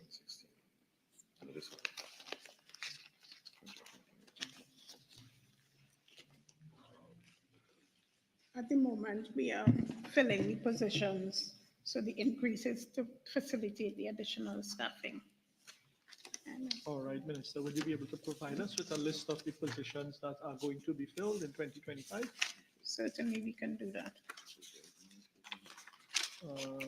Also, line item 22, short-term employment on the following page. Minister, this line item, sorry, page Item 22, page 289. Item 22, short-term employment. Minister, from the estimate of 20. Can give you the positions. No. On the first question? Yes. Okay, good. Sure. Hold on. Proceed, Madam. So at present, we have a total number of positions of 92 positions. 49 are filled, inclusive of the 2 ministers. 38 are vacant. 33 with bodies, acting or temporary. 5 without bodies, awaiting the Service Commission. We have 2 suppressed, the Executive Secretary and the Director of Research and Planning. We have 2 temporary positions of clerk typist and 1 part-time cleaner, temporary and suppressed. There are also a total of 63 positions on the contract establishment. 27 are filled and 36 are vacant. Additionally, we have 29 short-term employees, 2 associate professionals, 18 on-the-job trainees, and 2 library staff, and those 2 persons are from NALIS. We have a total, therefore, of 204 employees. Thank you most kindly, Madam Minister. And You're Madam welcome. Minister, you did indicate that the increase is for filling vacancies in 2025. Yeah. If you will also be so kind as to provide us with the vacant position that the ministry intend to fill in 2025 as we go forward. Okay, we have 4 under the heading of Information Technology Services, 2 under the Legal Services Unit, 13 under the Corporate Communications Unit, and 17 under the Housing Program Facilitation and Implementation Unit. So there's a total of 36. Right, remember, Thank still you. going on to 22? And yes, 22, proceed. Mr. Deputy Chair, to the Honorable Minister. Minister, I recognize in 2024 estimate it was 2.6 million. However, the revised estimate was 5. You're under short-term employment. Yeah, short-term, and we're on Seems to page be a 289. significant increase in persons being employed under this line item here. Can you explain what these persons were employed for? Minister. Just 1 second, please. Sure. The short-term employment was in the area of the Housing Program Facilitation and Implementation Unit. And General Administration, Economic Research and Planning Unit, the Legal Services Unit, and the Corporate Communications Unit, also the Program Monitoring, Coordinating, and Evaluation Unit, and in the Minister's Secretariat. But we are in the process of filling a number of these vacancies. So we will be recruiting for the legal, communications, IT, and the HPFIU units, sorry. Thank you, Minister. Thank you. You're welcome. Subhead 03, minor equipment purchases. Item 001, general administration. Subhead 04, current transfers and subsidies. We now on page 290. Item 007, households. Item 009, other transfers. Item 011, transfers to state enterprises.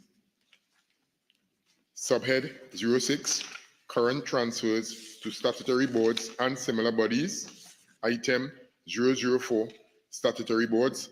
And we now on page 465.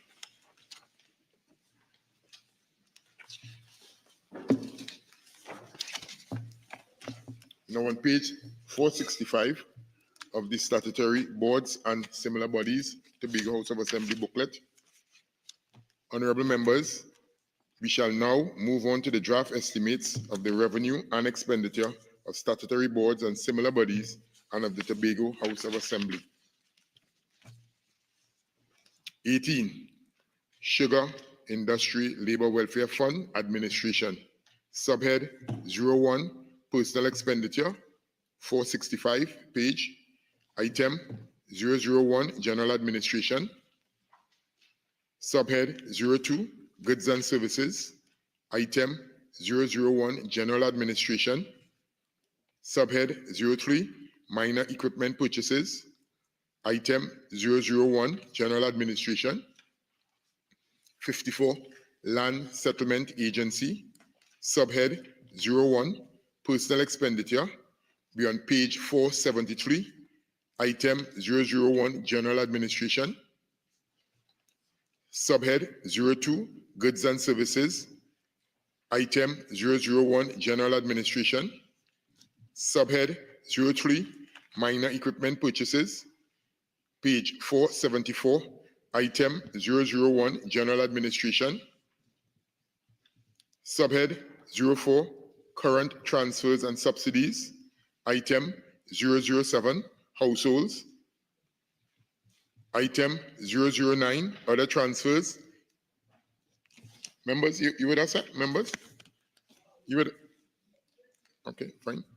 Honorable members, we'll now move on to the draft estimates of the Development Program Consolidated Fund, and we now go to page 126, different book, subhead 09, Development Program Consolidated Fund, and we're going to item 004, Social Infrastructure, and we're going to D, Housing Estates, page 126. Member for Upuchis. Lovely. For many of us, this is really the meat of the matter. On this, I'm at 232 housing grants. Could the minister give an undertaking to make available to us a list of all the successful recipients of housing grants and the locality, region that they are from? Madam Minister.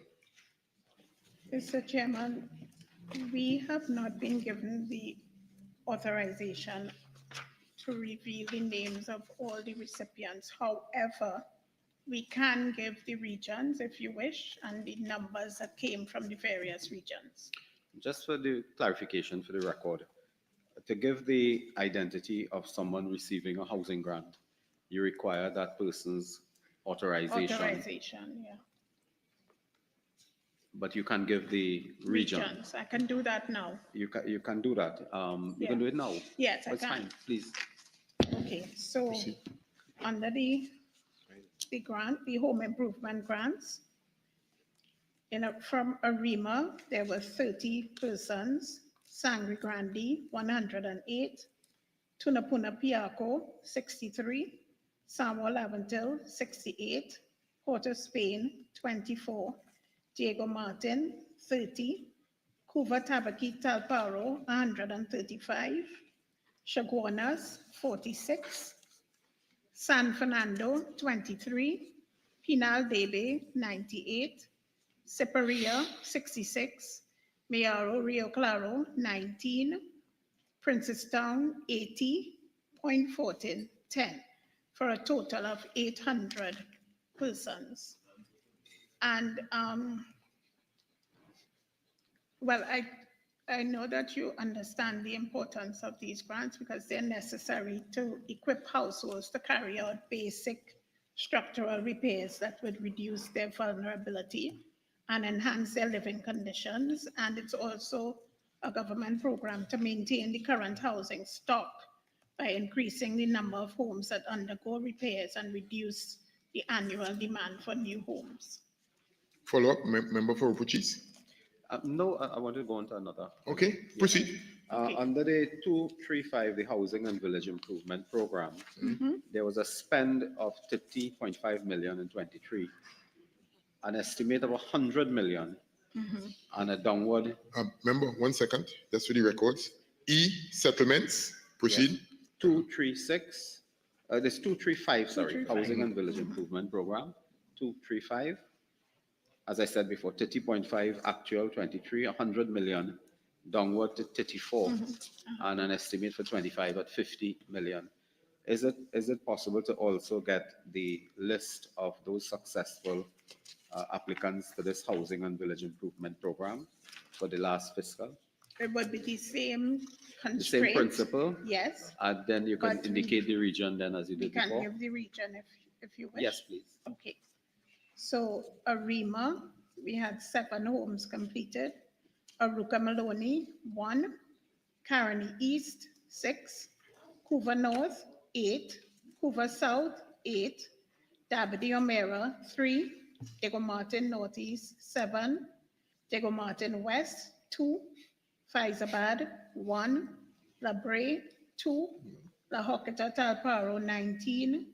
Laventille East, 10. Laventille West, 1. Lopino, 1. Bonaire, 36. Mayaro, 2. Maruga Tableland, 2. Naparima, 13. Orokuch East, 11. Pointe-a-Pierre, 4. Point 14, 24. Port of Spain North, 1. Princestown, 13. San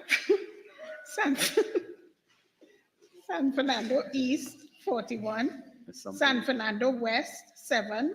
Siparia, 3. St. Augustine, 6. St. Joseph, 8. Tabaquite, 4. Toco Sangre Grande, 56. A total of 306 houses were completed, and we have overseen. There are 58 projects that have been scoped and designed. All have been tendered. 7 contracts were awarded, 2 of which are completed. And there are 8 infrastructure development projects, 6 of which have been completed, and 559 maintenance projects in villages throughout Trinidad. We have also upgraded infrastructure such as roads, drainage systems, water supply, and electricity. And we also have the areas of St. Madeleine, Stanleyville, Pleasantville, Bayshore, Train Line, Golconda, Victoria Village, Embarcadero, Lady Hills Avenue, and Springvale. And in Couva, we have Milton Village, Pastor Hall, Perseverance, Carly Bay, McBean, California. In Claxton Bay, we have Cedar Hill Road, Point Fortin, Warden Road, Moruga. We have St. Mary's Village and Samuel Cooper Road. In Guayara, we have La Brea Village. Rio Claro, we have Pool Village and Clearwater. We have Siparia. In St. Augustine, we have Duki Singh, Sangre Grande, KP Lands, Northeastern Settlement, Sahadin Trace, Rampanalgas, Blake Avenue. In St. Joseph, we have Mount Hope Road and Mount Dore. In Mova, we have Lady Young Road and Never Dirty. In Diego Martin, we have River Estate, Factory Road, Dundonald Hill. In Bonaire, we have Windy Hill and 5 Rivers. And in Arima, we have Calvary and Mount Pleasant. And Mr. Deputy Chair, I just wanted to point out that since the inception of this HVIP program, we have had approximately 10,000 jobs which have been created directly. And we have also facilitated benefits by providing micro enterprise training and engaging in community development initiatives throughout these areas in partnership with other government agencies. We also did a number of site works which have been completed in Coconut Drive, Cedarwood Drive, Blake Avenue, Olai Trace, and Covine Road, Taradale, and St. Francois Valley Road, and Malik. Mr. Deputy Speaker, if I might just indicate that this project is twofold in that it takes care of squatter settlements where people have been living in less than the best conditions, and also improves houses which may not be in a squatter settlement, but the conditions are so poor that the person's house needs upgrading, and the government provides this HVIP housing to those persons, and the houses are free. Madam Minister. You're welcome. G, other services. Kuvanot. Okay, member for Kuvanot. Mr. Deputy Chair, for D, starting with project D, may I proceed? D, housing estates. Well, you call D, you recognize Urupuch East, but Urupuch East identified projects in E, but you did not allow me the opportunity to ask the question. So it's just one simple question, Honorable Deputy Chair, to the Honorable Minister. Minister, with respect to this project under D, housing estates, project 75, rehabilitation and maintenance of HDC rental apartments and housing unit, 50 million was allocated for 2024. However, the revised estimates is 75.5 million. Would you be able to provide us with a breakdown of how this 75.5 million was utilized? Just one second, The contractors and the amounts.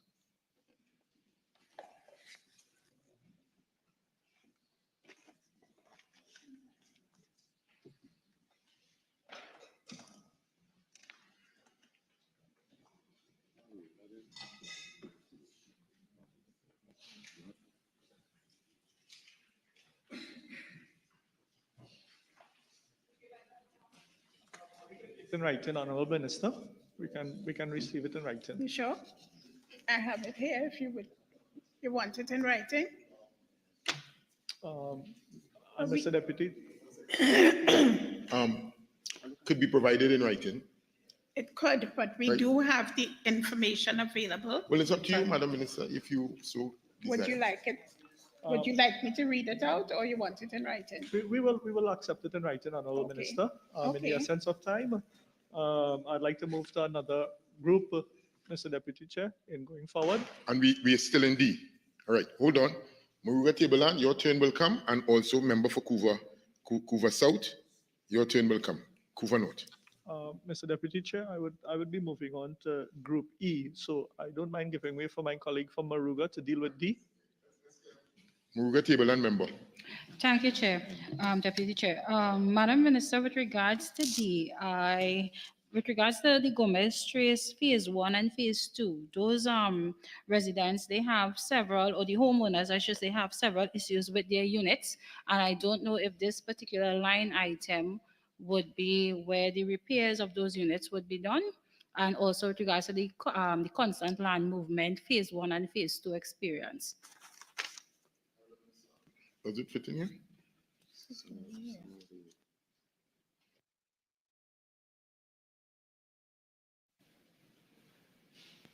It would not be under this line item. However, I could indicate that we have already started, as you probably are aware, we have started work in Gomez Trace, and we are in the process of completing the works.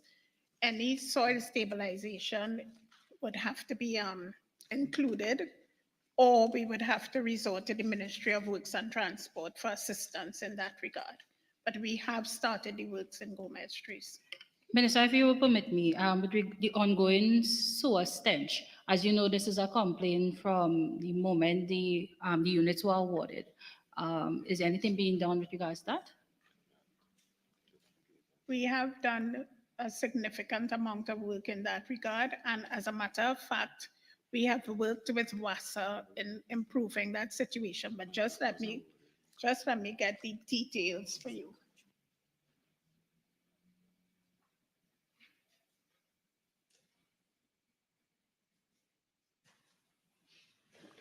Right. I'm just confirming that we have awarded a contract and the works will begin in the upcoming fiscal. But we did do some amelioration, and so the stench has been reduced significantly. Minister, as you would respect, I live in that area and the stench is, there's nothing to describe the stench when you're passing Gomez Street. So if the ministry officials could revisit while we wait for the project to unfold next year. But both ministers, both the minister and the ministry and I have visited. We understand the situation. We went there with HDC officials and officials from the ministry. We did some amelioration, and we have awarded a contract to rectify the situation. And one more question, while we are on Gomez Street, I know there's a field street that is about to be unrolled, and that and all is causing a lot of land movement to the existing residents of Gomez Street. So I would like consideration to be given to those residents if we could facilitate a meeting. Thank you for allowing me such leeway in this line item. Member for Couva South. Thank you, Mr. Chairman. Minister, 239, Government Aided Self-Help Program. Anybody else have questions on D? All right, so hold on. Point up here. On E, right? On D. On D, we are no, still no, on no, housing no, estates. no. All right, so therefore we are now going to E members, right, which is settlements. And we on page 126. So Couva South, member, I recognize you. Yeah, Government's Aided Self-Help Program. Minister, could you inform this meeting how you intend to spend this $10 million in 2025?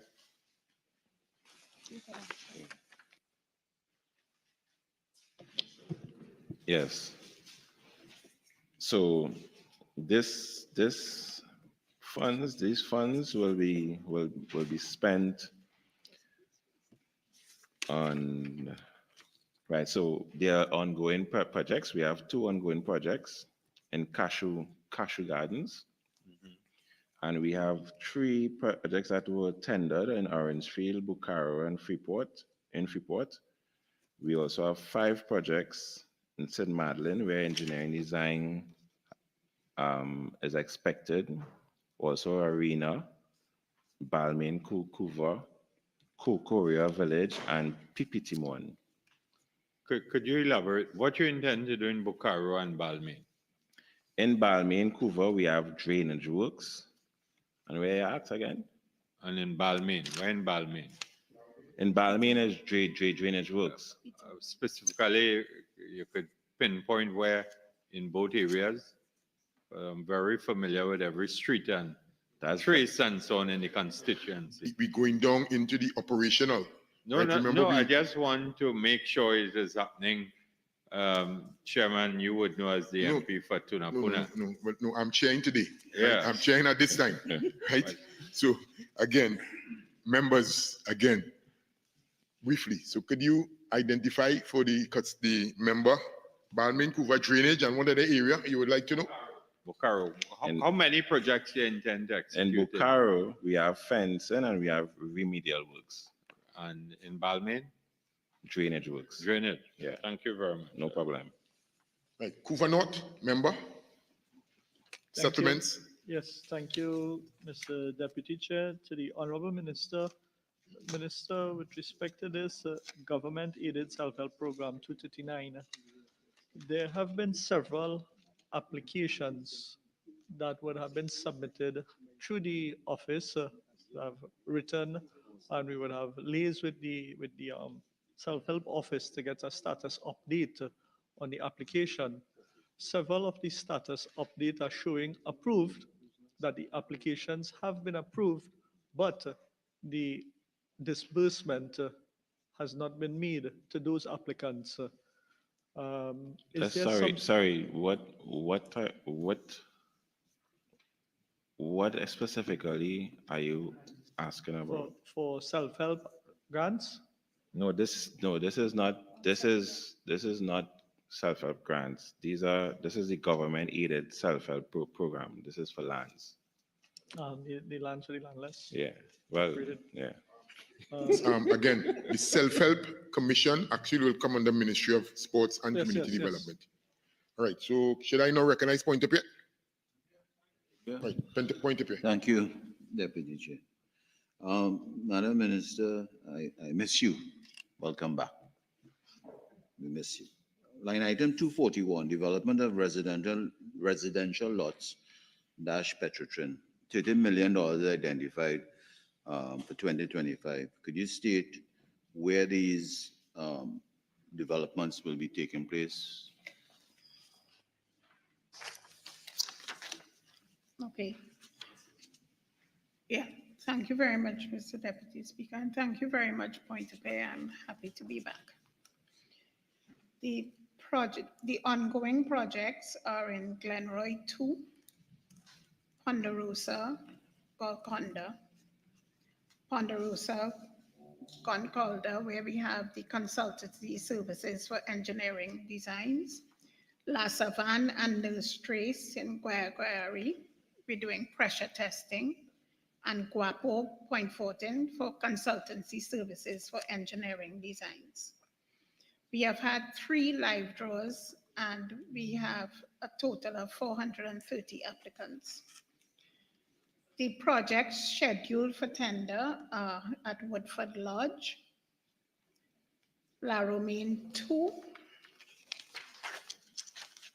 and Glenroy 2, Pitimon, and Woodford Lodge in Chaguanas.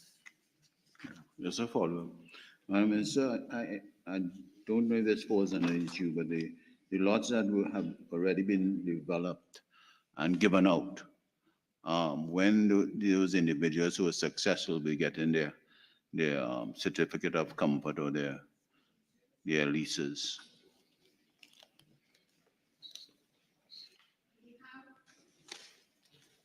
Provided the information to the Commissioner of State Lands for the preparation of deeds of lease for 46 lots in La Savane and Guayari, and offer letters have been given for those. We had the live draw in August, and we have provided offer letters to those persons, and those are for the areas of Pitimon and Harmony Hall, and also Wellington Road in Debe and Springle Street in Point Fortin. I would also like to take the opportunity to indicate that thus far we have allocated to 179 former employees, and they have received their offer letters, and 131 have been issued to date. Thank you. So, and I gave you the sites. Can I ask another question? Madam Minister, line item 233, surveys of squatter sites. You have identified $3 million. I guess it's for surveying. What areas you have identified as squatter sites for this year? Just a second, please.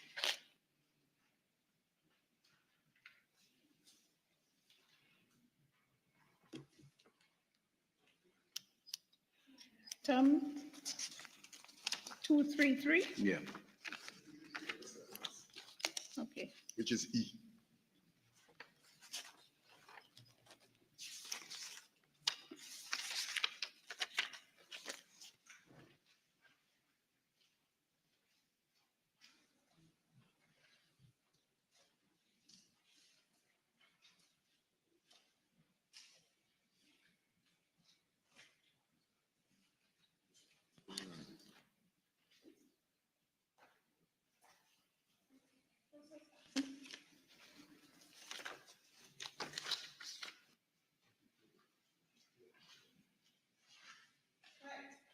So, you want the list of the squatter sites? Yeah.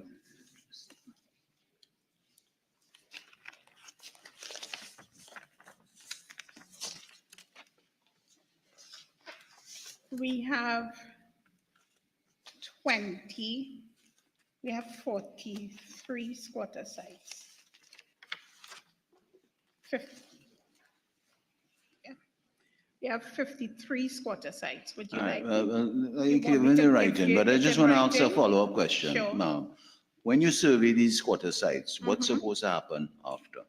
When you do your survey of these areas that you have identified as squatter sites? Okay, we do the survey of the squatter sites, and then we involve the Commissioner of State Lands to give us the demarcation of each of the locations and each of the, in most instances, these sites have squatters, actual persons who are on the sites.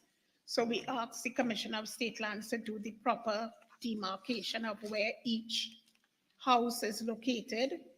Then we attempt to give each person a certificate of comfort to ensure that they are within the time limit that has been given through the legislation to have been on the site since the legislation was passed.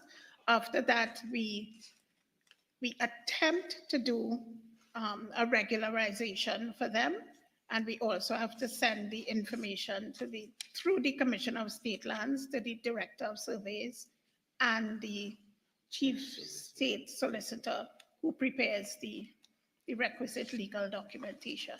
Thank you. You're welcome. G, other services.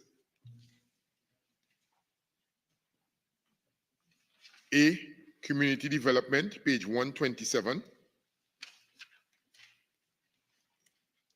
Item 005, multi-sectoral and other services. We at A, administrative services, page 128. F, public buildings.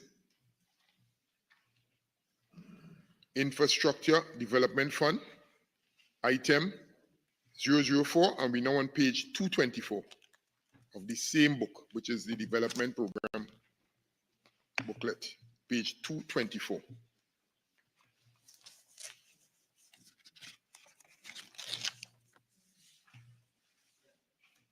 All right, Urupuchis, member. 224. 224 at settlements. 231. A new project we're seeing, 231 affordable housing program, and they have budgeted 100 million. Would the minister just indicate the nature, objective of this program? Recall that when the Minister of Finance spoke, he indicated that we would be two things, that we would be increasing the amount of the spend for the HVIP houses. For the HVIP houses. So this will be the allocation to deal with that. We will also be ensuring that those persons who have been in situations where they need assistance in upgrading their houses, that would be taken care of under this. And also any other matters in relation to the housing program that may not have been covered by previous allocations, it will be taken up under this amount. So it is an extension really of the home improvement It is. facility. Yes, it is. Okay.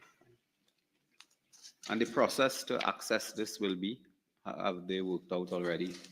The process Well, to as I access said, we will utilize the HVIP process. We will also utilize processes within the ministry that are already in existence and may not have been fully utilized by the public.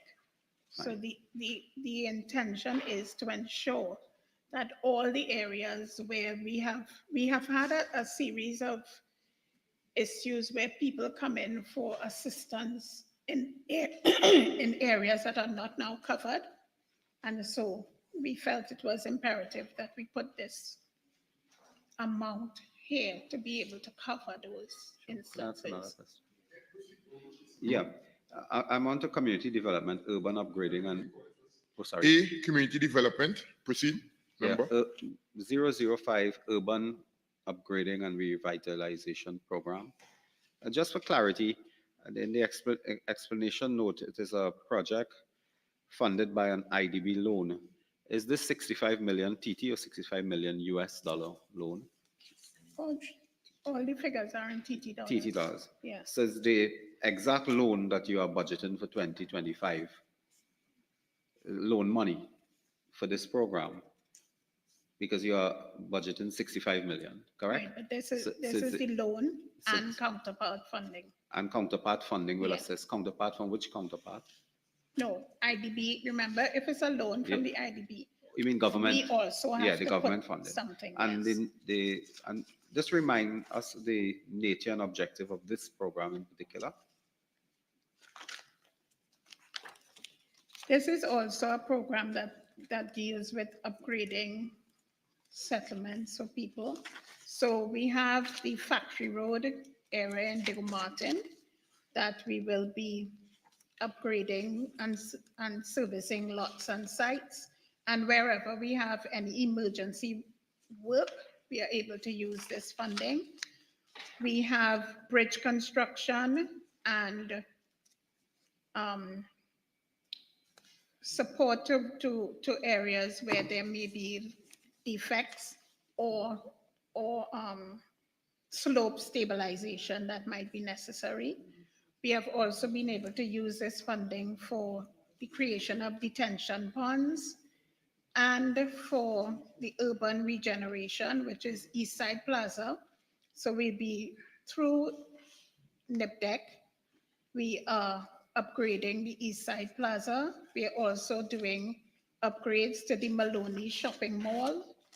We've also been able to use this project to do the Connected Arima Smart Town project, which is a fiber optic infrastructure works, which has been completed recently from the Arima General Hospital to a server room, which is located in the Arima Borough Corporation's Town Hall building.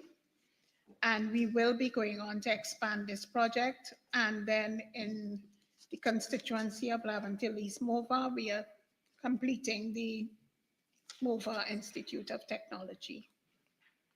We're also doing another component, which is the affordable housing subsidies.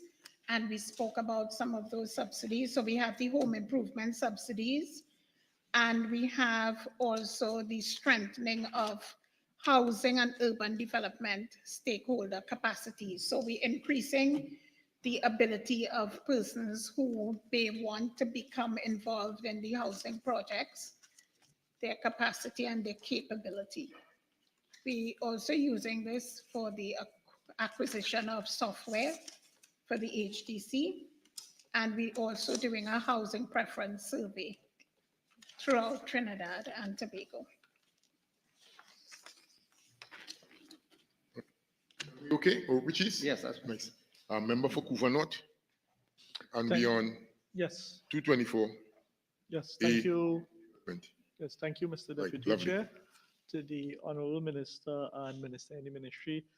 Would, under these projects 001 and 005, would works at the Roystonia development fall under these projects as well?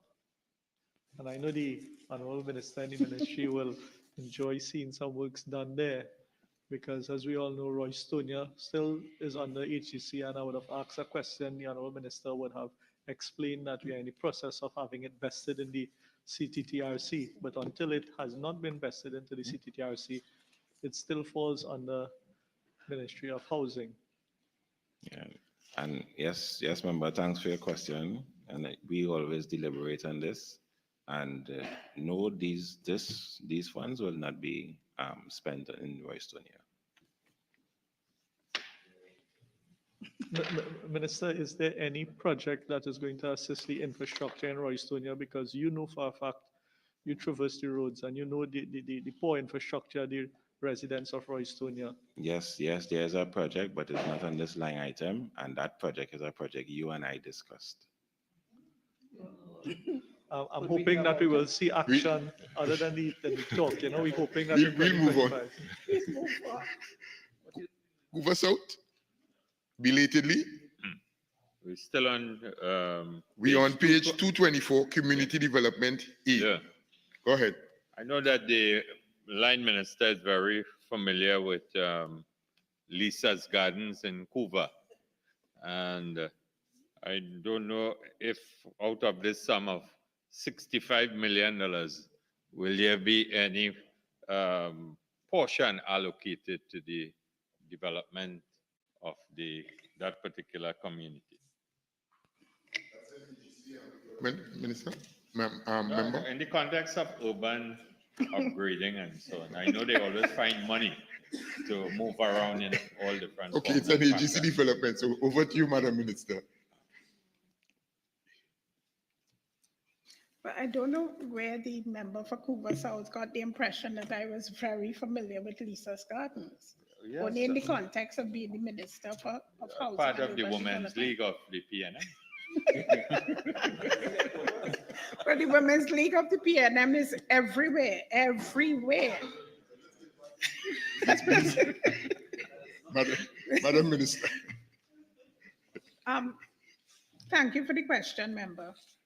This Lisa's Gardens area is still under the remit of the HCC, as you rightly said, and in the context of the regeneration that we have under another head, we will be doing work in the Lisa's Gardens area. Parliament when those works are taking place and so on. Well, as a member of Parliament, I'm sure you would know because I'm sure you're everywhere at all times. Oh, yeah, all of Item 005, multi-sectoral and other services. F, public buildings, page 225.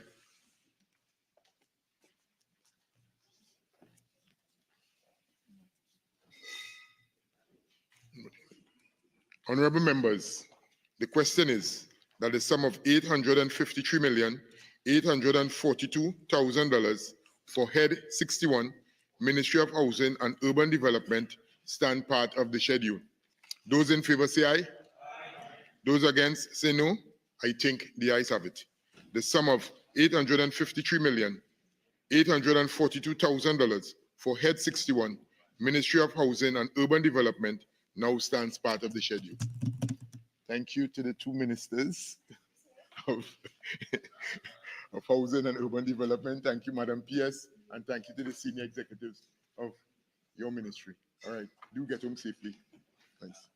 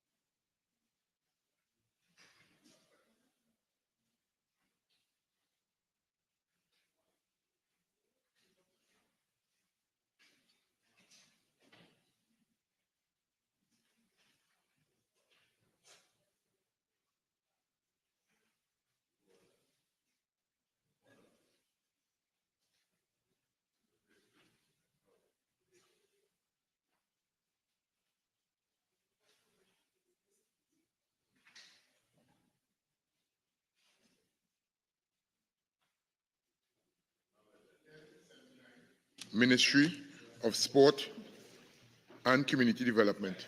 Welcome, Madam Minister. Welcome, Mr. PS, and also the Senior Executive of the Ministry of Sports and Community Development. Welcome to Parliament. Head 79, Ministry of Sport and Community Development, $431,341,500.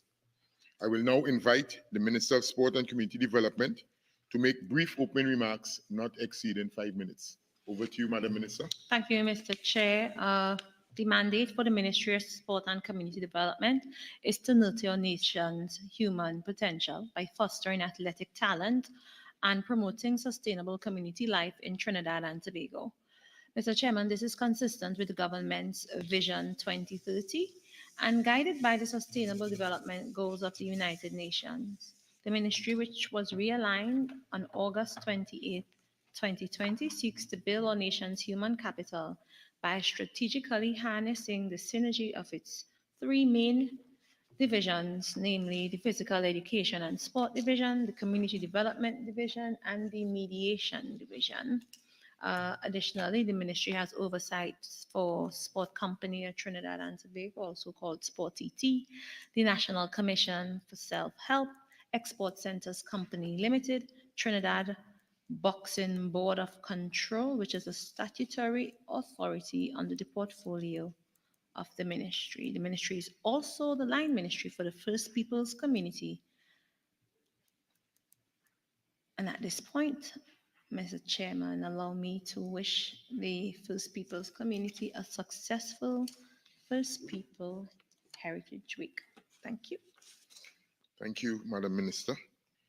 Honorable members, the question is that the sum of $431,341,500 for Head 79, the Ministry of Sport and Community Development, stand part of the schedule. Honorable members, the sum of $431,341,500 for Head 79, Ministry of Sport and Community Development, is comprised of monies proposed for expenditure under the following subheads and items to be found in the draft estimates of recurrent expenditure and the draft estimates of development program. We now proceed to consider the draft estimates of recurrent expenditure. Members, we are on page 358, subhead 01, personal expenditure, item 001, general administration, and I recognize the member for Caroni Central. Thank you, Mr. Chairman.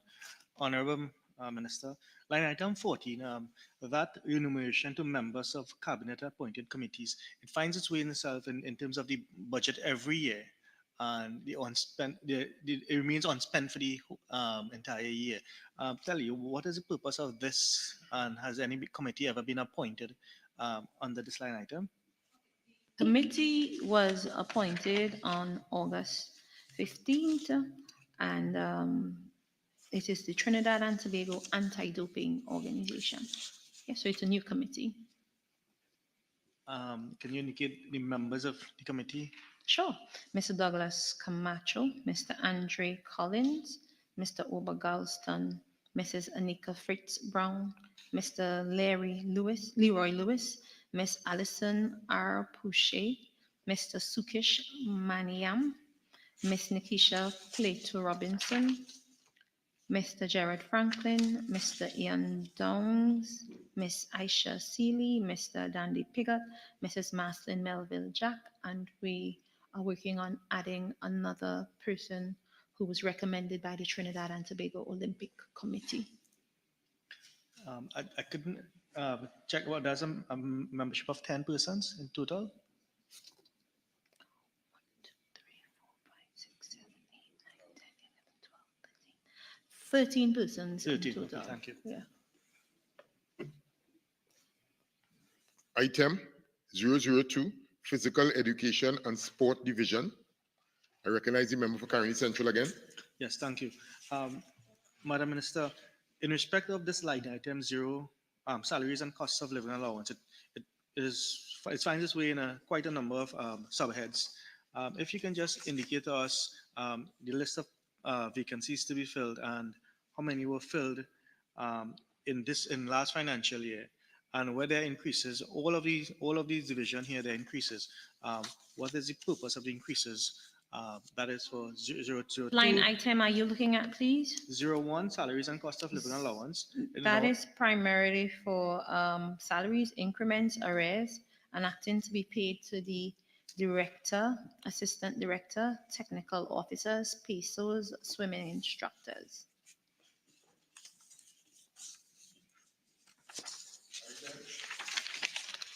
(003) Community Development Division. Item 004, Best Village. Subhead 02, Goods and Services, page 360. Item 001, General Administration. I recognize member for Caroni Central.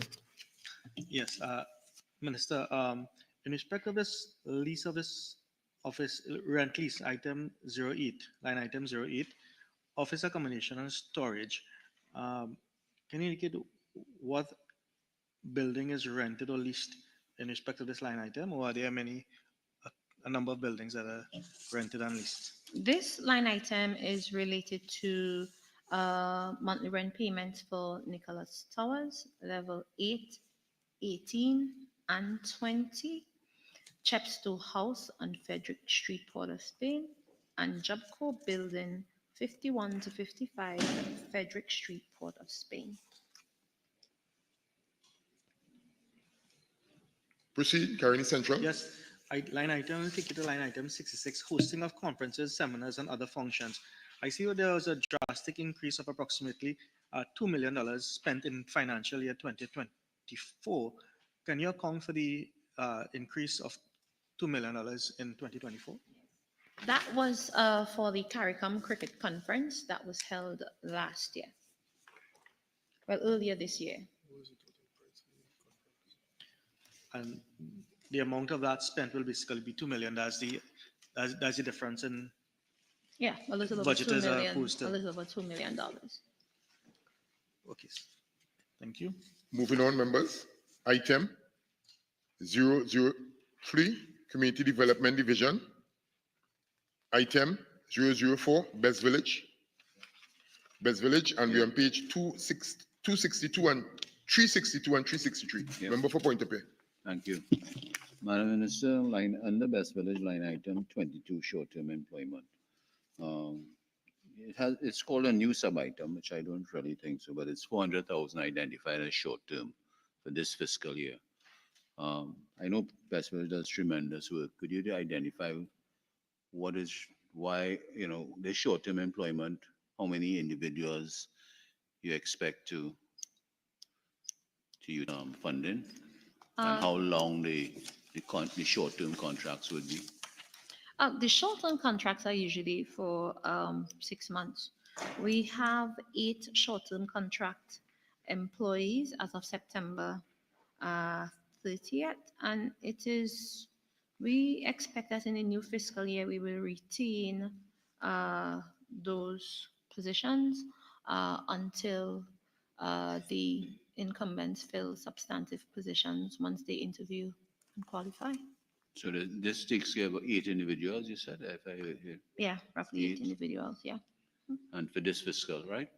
For this fiscal, yes. Thank you. Because you would recognize, and you would see it a couple more times on here, we would have paid them out of a different budget, out of a different line item, for the most part, general admin last year. So for the first time, they're getting their own line item. Yeah? Thank you. Item 005, Mediation Centers. Item 006, Dwight York Stadium, and we're on page 364. Subhead 03, Minor Equipment Purchases. Item 001, General Administration. Item 002, Physical Education and Sports Division. Item 003, Community Development Division, page 365. Item 004, Best Village. Item 005, Mediation Centers. Subhead 04, Current Transfers and Subsidies, page 366. Item 005 non-profit institutions. I'll recognize the member for Couva South first, and then I'll come to Point of Pierre. Thank you. Thank you very much.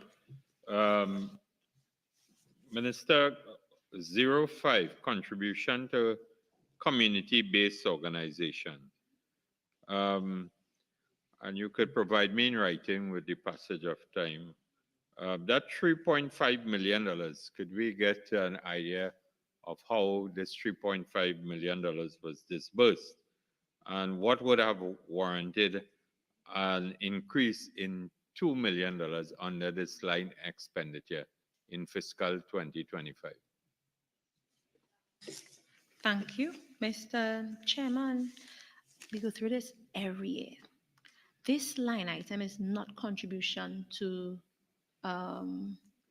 community-based organizations, as it says. We do this every day. I can do it again this year. So this is the programming for the community development unit. Way back when in the 1960s, when the ministry was first developed, many of the programs were run in collaboration with community-based organizations. So at some of your community centers still today, you have YTEP, CCC, MIC still working alongside village councils and so on. But this is primarily the community education program support that we give to village councils in training and so on. So this is primarily the community education program for the different community centers and community groups. It's not monies disbursed to organizations. Well, I asked in the context of there's always the California youth facility and so on. No, that's youth facilities under Ministry of Youth. But I National know that the Services. California Village Council, they utilize that. Right, that wouldn't be this line item. This is Facility. for programs run through the regional complexes and community centers. Let's say, for instance, you would see every year we train 3,000, 4,000 persons in through our community education short skill courses where they learn barbering, childcare, East Indian cuisine, and so on. Right, so that covers that. It also covers your community education program. It also covers like strengthening organizations, your village councils, your community groups in governance and rules as to how to carry on their meetings and so on. If you could provide me with the information in writing and also in the context. I can provide to you the information right now. For short skills, a total of 92 in-person courses and 19 online courses were implemented during a 5-month period at a cost of $2.2 million or $2,210,500. A total of 6,130 persons registered and have benefited from the program throughout the country. A total of 4,003 persons completed the programs. We also did training in good governance through 5 online sessions and 16 in-person sessions. But in which areas the courses took place, the 5-month courses? Sure.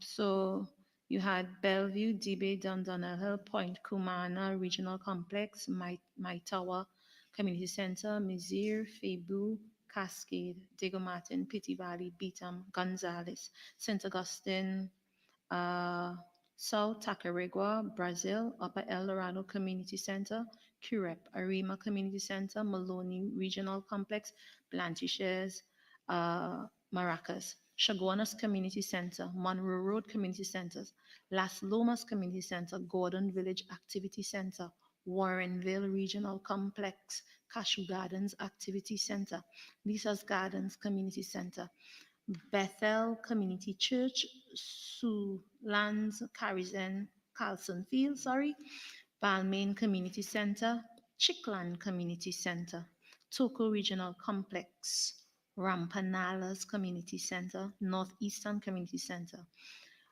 Nature Seekers Compound in Matura, Sangre Grande Civic Center, Manzanilla Community Center, St. Madeleine Regional Complex, Esperance Regional Complex, Bayshore Open Bible Church, Gulfview Regional Complex, Plaisance Regional Complex, San Fernando North Community Center, St. John's Community Center, Vista Bella Regional Complex, Embarcadero Community Center, Tortuga Community Center, Manhambury Community Center, Williamsville Community Center, Barrackpore Regional Complex, Lower Brothers Road Community Center, La Gloria Community Center, St. Croix Community Center, Bassetier Community Center, Marac Community Center, Conjal Community Center, St. Julian Presbyterian Church, Cedrus Community Center, Fanny Village Community Center, Mondezir Community Center, New Village Community Center, Tiche Community Center, Capdeville Community Center, Buenos Aires Government Primary School, since that community center is currently under refurbishment, Icacos Government Primary School, Veterinary Community Center, Los Cocina Activity Center, Katwaru Trace Community Center, Siparia Community Center, Fytabad Regional Complex, Palo Seco Settlement Community Center, Mon Diablo Community Center, La Costena Activity Center, South Oropuch Community Center, Erin Community Center, Funrose Community Center, Mafiking Government School, Mayaro Civic Center, Dades Road Community Center, Radix Community Center, Navet Community Center, Rio Claro Learning and Development Center for Special Children, Ecclesville Presbyterian School, Black Rock Multipurpose Regional Complex. Yeah. As I said, I want to save time with the meeting, so I would that is like to, why. I was prepared to come here. This Yeah. is the place to answer, and as much as I can answer here, I surely will, like I've been doing for the last 9 years. What minister, what Follow-up guided, question? what guided What you're following. what yardstick you have used to increase the spend by 2 million in 2025? I wouldn't say it's to increase it. The budget Well, I has am been saying- roughly $5 million over the years, so we have some outstanding bills to pay. You have some outstanding bills. Yes, because the tutors would send in their invoices and so on, because you use over, I think, over 100 tutors nationwide. You recognize it's a nationwide program. So when you go out to those 92 communities, you recruit people from the areas and so on to give the training. So the Yeah. 2 million is to pay tutors. It's the same thing for the last how many ever years, is to pay the bills coming out of. And not just that, you have some of these sessions that took place during the July-August period that of course wouldn't have made it. We wouldn't have gotten releases before the printing of the book and so on. Yeah. Thank you, Madam Minister. Item, same thing, Caroni Central, member, proceed. Yes, I know the minister's prepared answer. So line item 15, contribution to non-profit institutions. Minister, can you indicate the beneficiaries of this spend of 20 million in 2024 and the projected beneficiaries in 2025? Yes, Page line 366. item 15.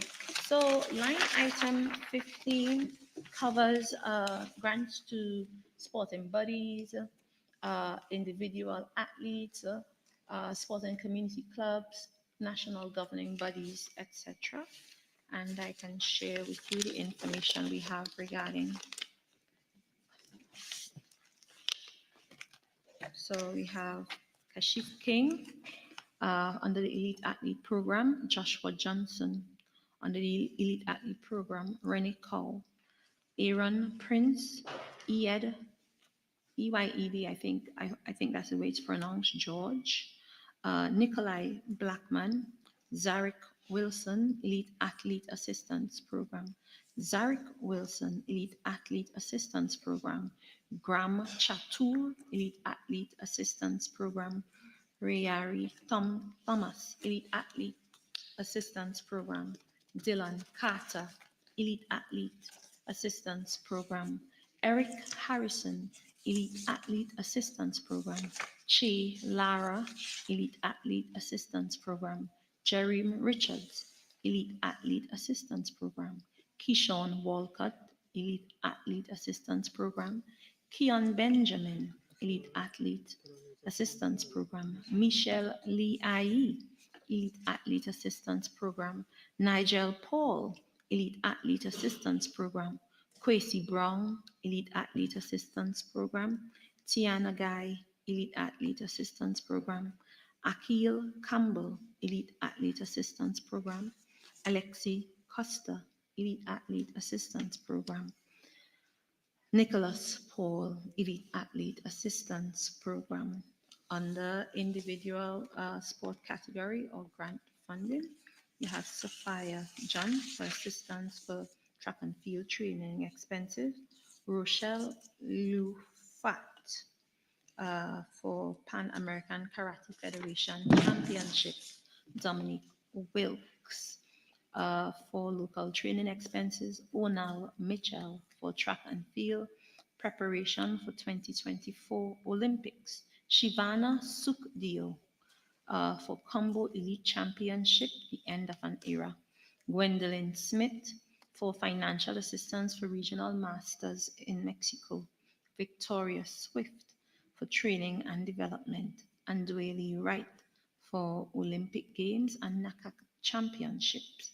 Karen Forbes for training equipment and supplements.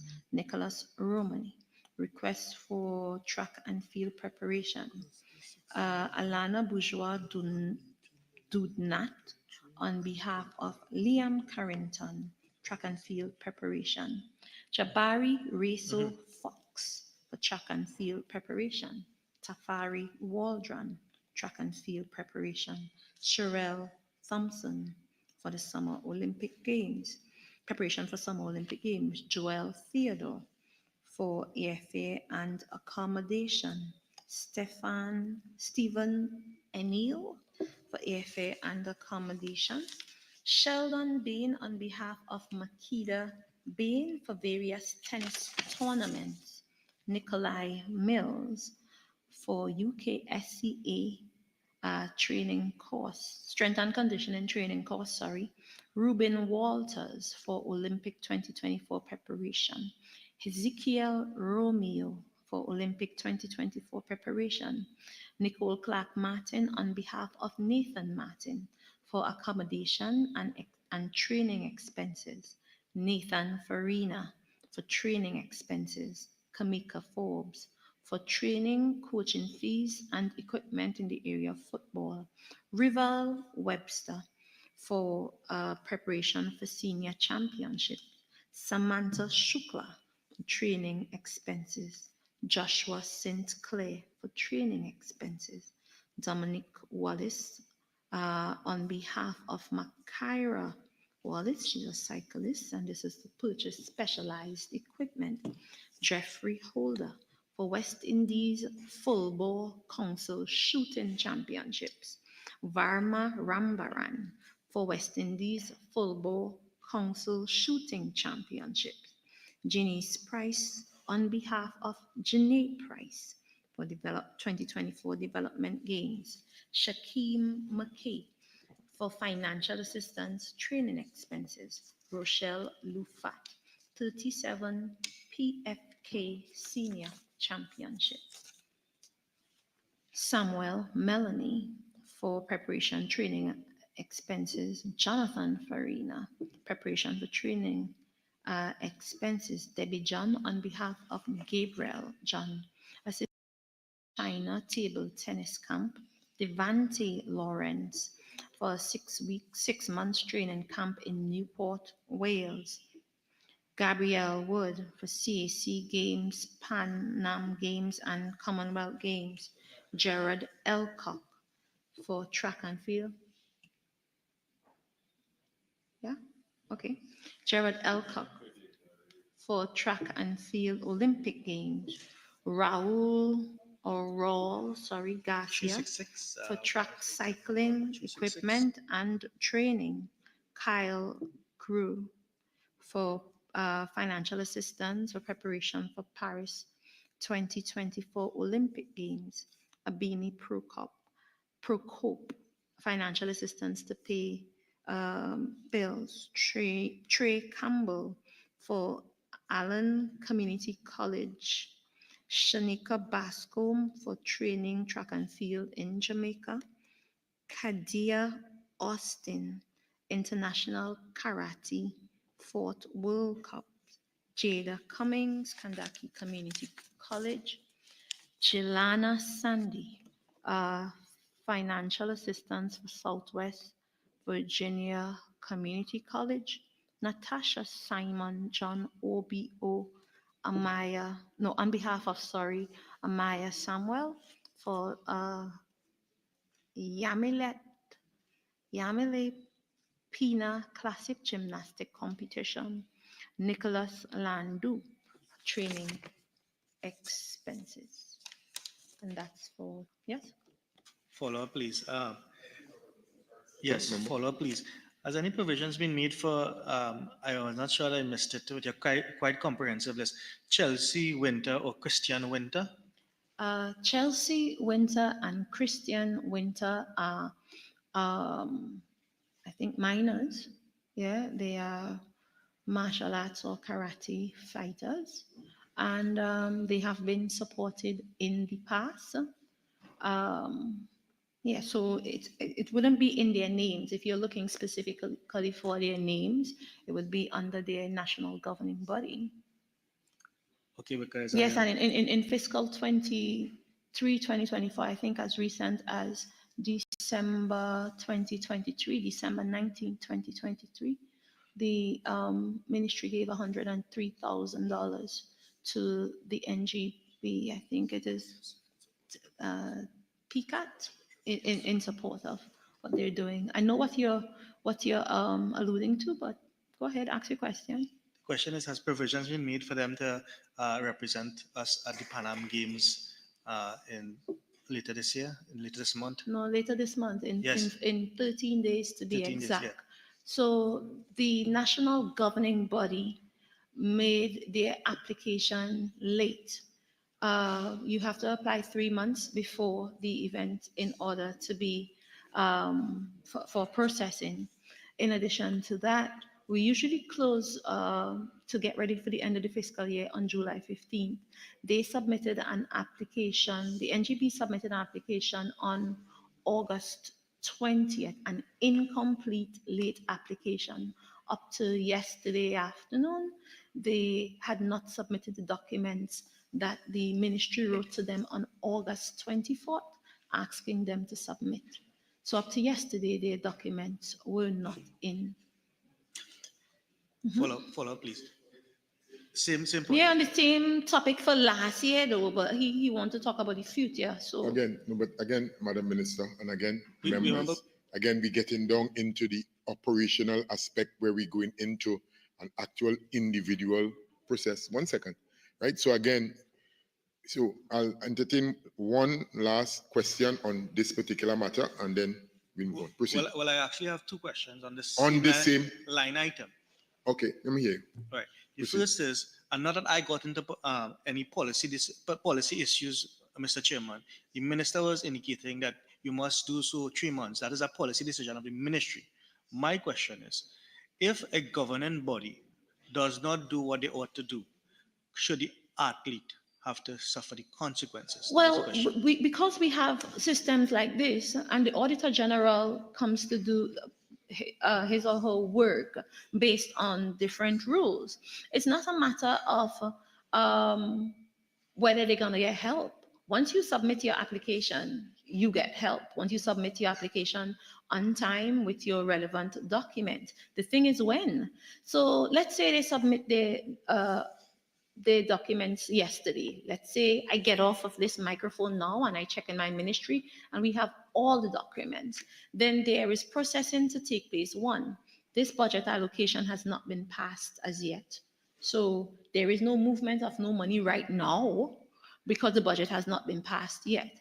And if so, even if we, with all best intentions, right, it wouldn't happen in 2 weeks, as we said to them, as we said to the NGB yesterday. and this morning. It's also important for the NGB and the athletes, their parents and so on, to know what we say all the time. It's not only at the Ministry of Sport and Community Development that they can apply. They could have tried going to the Prime Minister's Sport and Culture Fund.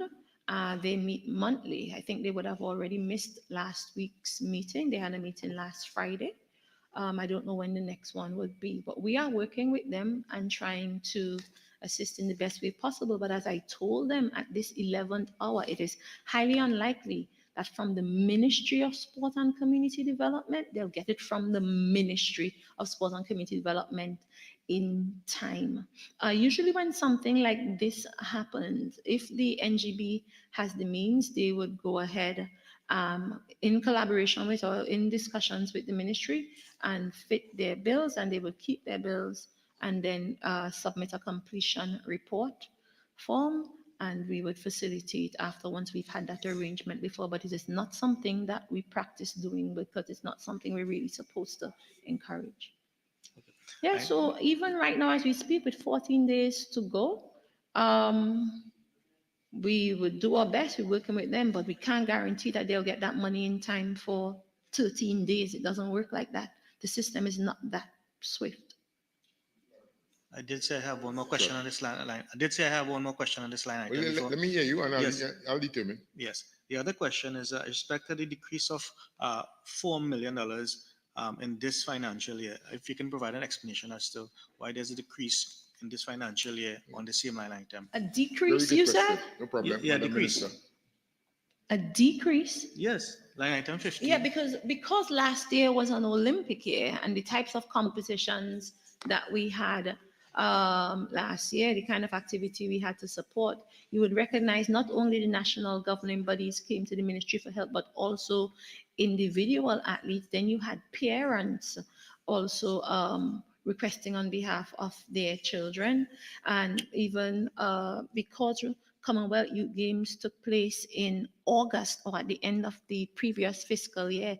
So last year's bill was particularly higher because of support paid people who participated in Commonwealth Games, along with the people who were getting ready for Olympics and so on. Yeah. Thank you, Madam Minister. Member for Point of View, you still have a question? No. Asked and answered? Yeah. Well, good. Madam Minister. Member, proceed. Yeah, thank you. Line item 10, Best Village Program, Madam Minister. They do good work, and I'm not asking, and it might be underfunded in a sense. Cut to line item 10. Where we are, not in non-profit institution. We were on 366. We're on page 366, Madam Minister. Yeah. No problem, I can Under handle. non-profit institutions. Yeah. You want to go back to Best Village, yeah? You know, but Best Village is still there. Right, no problem. So ask a question. Well, you're roughing me up. And I never rough you up. I love you too much to rough you up. You don't operate like that. Line item 10, Minister. Best Village is allocated $5 million. And nothing is wrong with that. I think it's underfunded. You think it's underfunded? Yeah, it need more funding. What I ask is that from what I've understood, and people have approached me as the MP, that a lot of the prizes are delayed in handing out the prizes for whatever competition they win. And what I'm asking, if some sort of, if you as a minister could look into that to see, because they depend on, it's a sort of a goodwill for them. Yeah. Because they do the work and the children so I'm just asking if you can look into how you can speed up the prizes, giving out the prizes. Well, we're working on improving the process. We also must keep in mind that the bulk of the height of the Best Village competition, the finals take place in the August-September time when we're wrapping up for budget. Yeah, so if we're unable to move extremely quickly and get it out before September 15. Oftentimes your competition, like your Larian Review, would be September 4th, September 9th, and Ministry of Finance would give you a close-off date of September 15th.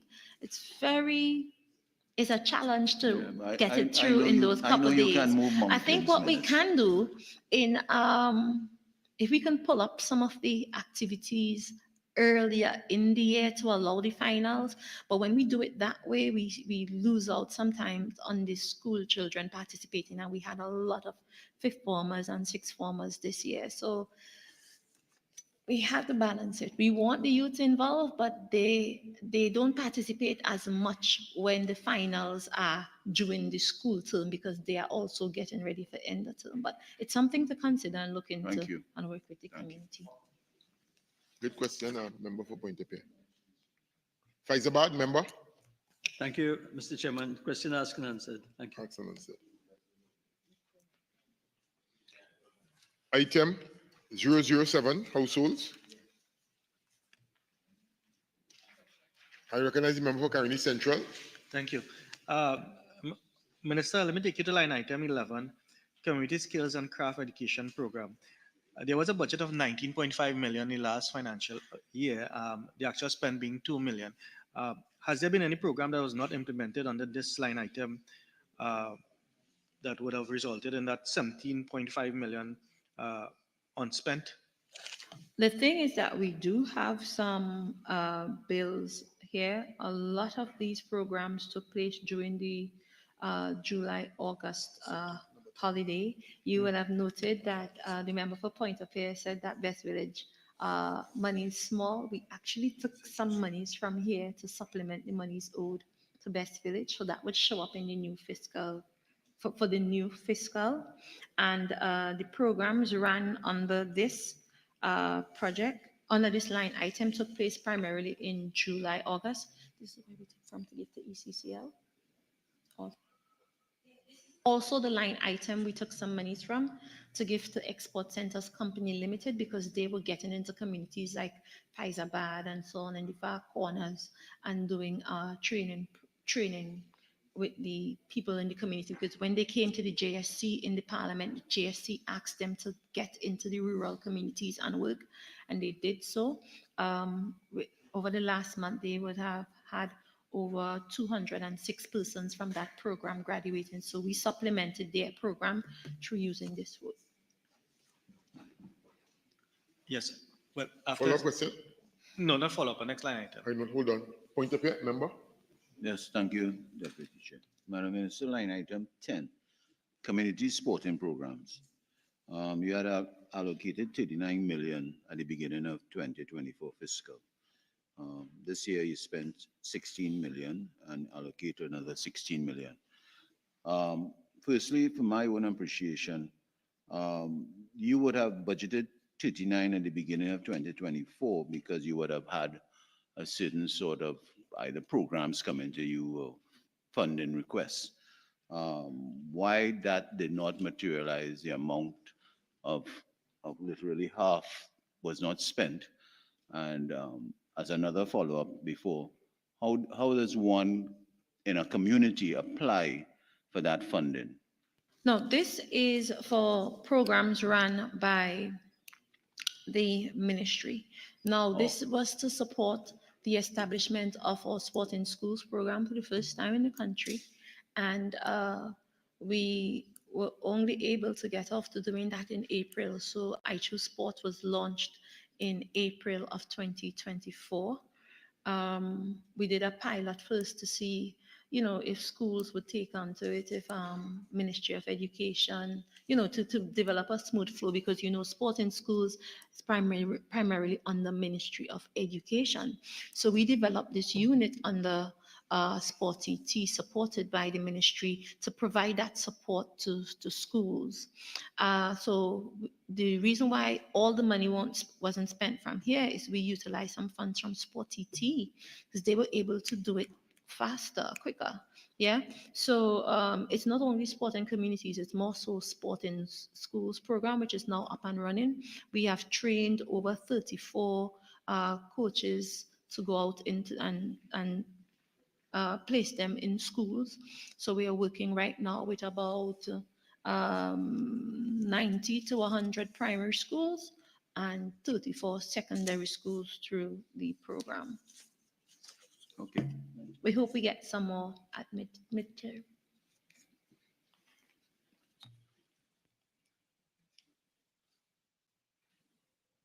Item 009, other transfers. I'll recognize Caroni East Central. Thank you. Madam Minister, line item 12. There's a new sub-item under Brian Lara Cricket Academy. Can you indicate and expound what is the purpose of that allocation?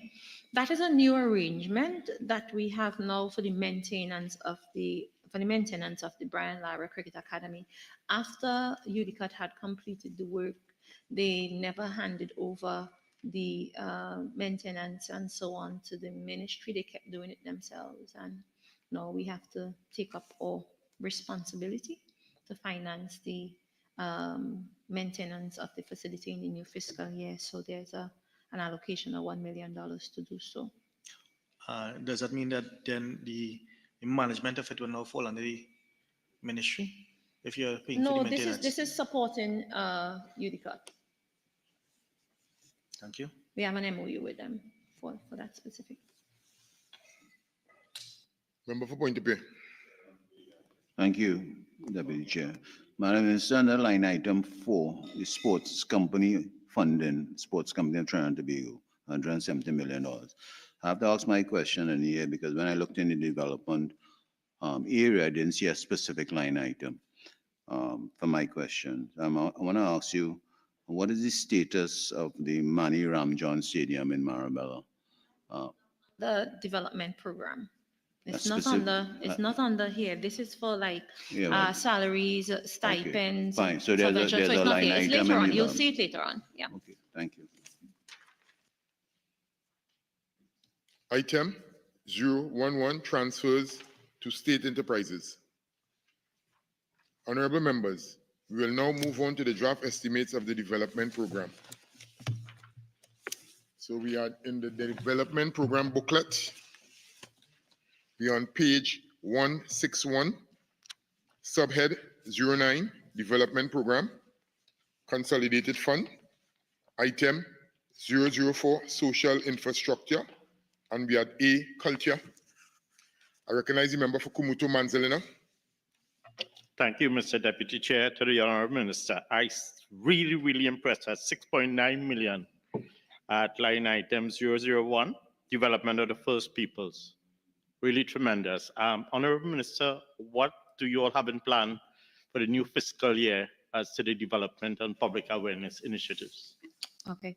So for this line item is based on, or it focuses on a master plan that we have been working with the First People in Arima. They are building like a heritage village, and we've been working with them not only in developing the master plan, but getting the location, the venue ready to build out their building. We did slope stabilization last year, and we are going to be doing this year some further slope stabilization work, roadways and retaining walls and so on, and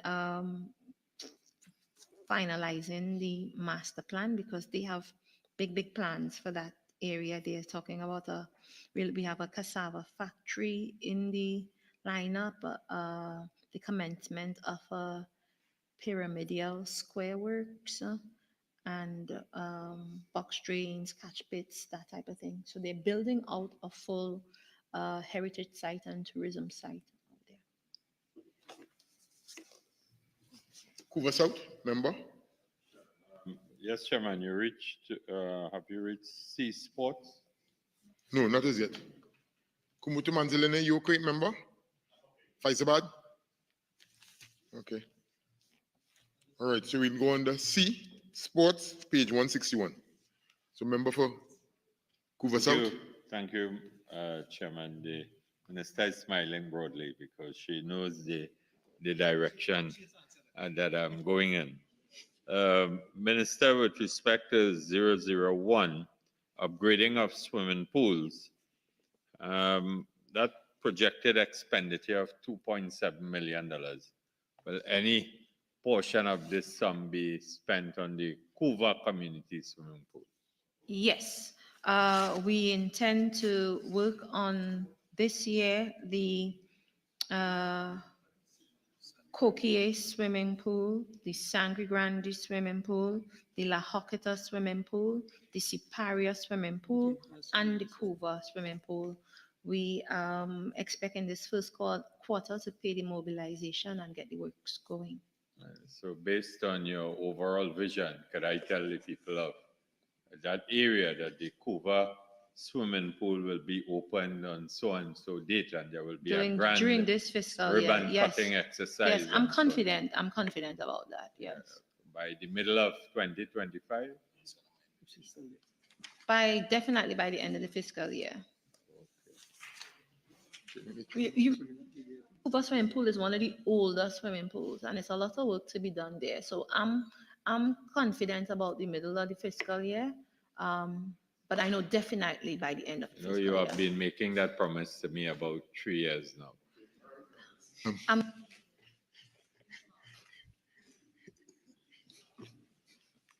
Some things I cannot get involved in, right? Better left unsaid. A, community development, page 162. Item 005, multi-sectoral and other services, page 163. A, administrative services. F, public buildings. Infrastructure Development Fund. Item 004, social infrastructure. We're on pages 237 and 238. C, sports. All right, I'm moving too fast now.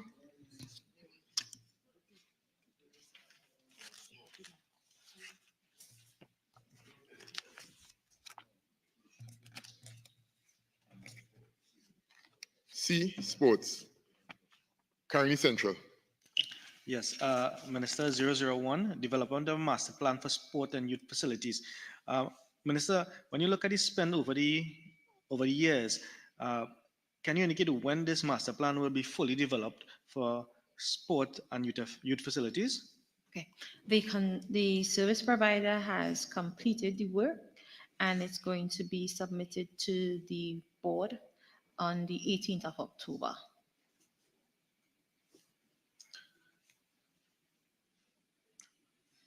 Proceed, Carney Central. No, another line item. Another line, okay, well, hold on. I'll get point up here, member now. Thank you, Deputy Chair. Minister, line item 009, upgrade of multi-purpose stadium. $24 million allocated for this year. Is that where I can ask my question about Imani Ramjan Stadium? All right. Yes, member. Really and truly, could you enlighten me as a member of parliament? The Mani Ramjan Stadium, we are looking at doing this one with GORTT. They had a site visit on August 29th, and they are working on developing the scope to properly phase and do the works for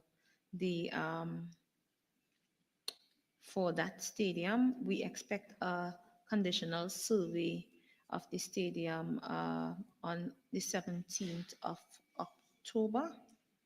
And then we go from there. But we intend to work on the stadium in this fiscal year. But do you in your discussions with GORTT or even you as a line minister, have you given a timeline when you feel the stadium will be reopened for the people of Marabella and Barron? I think it's kind of premature for me to give you a timeline before seeing GORTT's proposal coming out of the survey. So the survey is going to be on the 17th of October. So coming out of that, we should know exactly what ought to be done. When we were looking at this earlier in the year, Sport TT was thinking about doing the lighting first, but there are some other critical works that have to be phased properly. So I prefer to allow GORTT to come in with their proposal, and then we go from there. But works would start here in this fiscal year. Okay, thank you. Member for Cuba South. Chairman, Minister, I see that you intend or you are projected to spend $5 million as it relates to the upgrade and rehabilitation of former Caroni sports facilities. As, 003. Does that take into consideration Gilbert Park in California? That's not a part of this specific line item. This is basically the work we're doing at Sevilla Clubhouse. At Sevilla? Yeah. What you're doing at Sevilla that will cost $5 million? We're working on the clubhouse. We have done some work, or we worked with NLCB and TAC to do the tennis court. We're also doing some roof works this year at Sevilla. We're hoping to wrap this up. It's been going on for some time. Yeah. To start Dubisson Park. Dubisson? Yeah. I have no problem with Dubisson Park. Could you concentrate also with Gilbert Park in California? A number of the Trinidad and Tobago senior cricket team and the youth teams and so on, they train at that particular area. Don't know if you are aware, sometimes the Trinidad and Tobago senior cricket team, the youth cricket teams and so on, they do training at Gilbert Park in California. And the last time the facilities continue to deteriorate. Okay. So I think that you should apportion some sum of money. With respect to, if I could go on, Chairman, with your permission, under 019, the redevelopment of Skinner Park, this sum of $18 million in 2025 will be utilized for what? Saying that I think that Skinner Park is now fully reopened, and we are told by someone, I think, that it was approved by FIFA to play football and so on. We do have some balances to pay off to pay to the contractor. So this is to pay, not to do any. Yeah, and we also have some outstanding works that we want to do at the tennis court, the tennis, netball, and basketball courts. Good. And so, but out of that 18, you don't know how The bulk of it is monies owed. Money is owed. Yeah, I think it's somewhere in to the tune of $14.9 million. All right, and with respect to 026, a couple moments ago, you told my colleague from Caroni Central that under another line item, $1 million was allocated for the maintenance of the Brian Lara Stadium, the Cricket Academy. And under this particular line item, upgrade work to the Brian Lara Cricket Academy, I see that $7.9 million is projected to be spent in 2025. Could you advise the meeting how this money will be spent? For payment to work for works already done, we're still owing the contractor. Still owing the contractor? Still owing. Okay. So nothing, no development work? The works were done. The works were done to the ticketing and hospitality area, the players, and match official area. All the works requested by the ICC were done. So it's just to pay up now, and we've been slow and low on payment. Okay. Thank you. Caroni Central, member. Thank you. As you on that same line item, upgrade to Brian Lara Cricket Academy, 026, yes. Will any of this money is here, 7.9 million, be spent on the media room, which has been fogging up? Hey, it's monies for work already done. I think I answered that already. That's what work's already done. We're paying the contractor what we owe the contractor. The works have been completed. So in other words, no monies have been allocated in next financial year under this line item to deal with the issues at the media the media center or the media? The monies in the allocation right now before our eyes in this document, in this book, are for the payment due to the contractor. Third Full time, stop. so we need to move on. Carney Central, another question? Line item 017, construction of community swimming pools. There's a budget of $10.5 million in this financial year, having only spent $121,000 in the last financial year. 017. Construction of community swimming pools. 017, we are 237, yeah, we are correct. Okay. We are correct, Madam Minister. Yeah.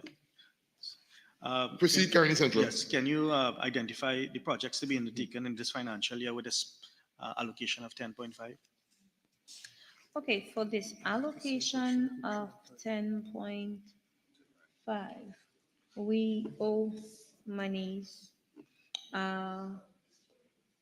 retention for the Maloney swimming pool that was already built, retention for the Mova swimming pool that was already built, retention for Dabadi Omera that was already built.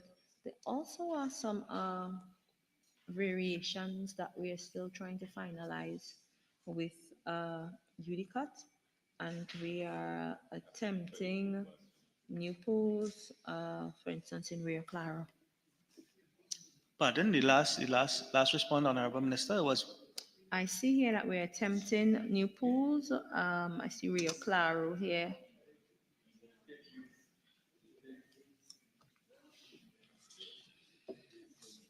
Yeah.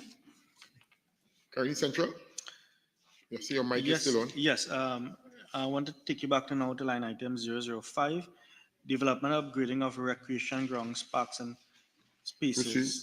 Proceed. 005, proceed. Yes, allocation of $8 million. Can you identify where these projects will be undertaken in this financial year? 005. That's for work already started at Ojo Road. Okay. Yeah. Okay. Yeah, that's where we're at right now, Ojo Road. Okay. Line item 007, corporation grounds. We had a spend of $2 million in last financial year. Can you indicate which grounds were upgraded, and in this financial year, which are the grounds to be upgraded under this line item? I don't know where you got $2 million on corporation grounds from. What? 2024 revised. 007, upgrading of corporation grounds, and we're on page 237. Oh, we have 5 million going into the new fiscal. Yes. Yeah. We had 2 million spent. All right. So we have a balance on Grand Riviere Recreation Ground. We also have a balance on Marak Recreation Ground. We have a balance on Todd's Road Recreation Ground. And we have a dispute going on with Aranguez. So we expect some monies to be paid from there too.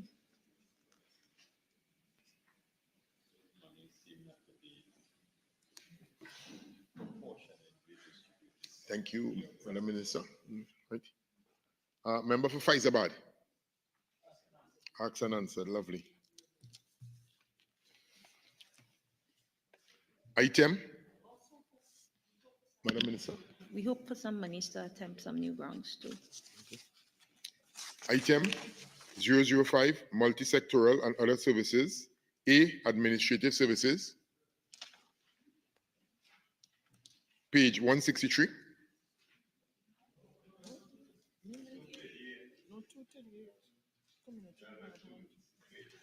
Oh, no, my mistake, sorry.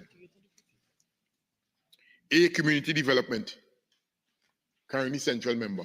Yes. Can the minister indicate which were the community centers built in financial year 2024, and which community centers will be built in 2025? 001. 001, construction of community centers.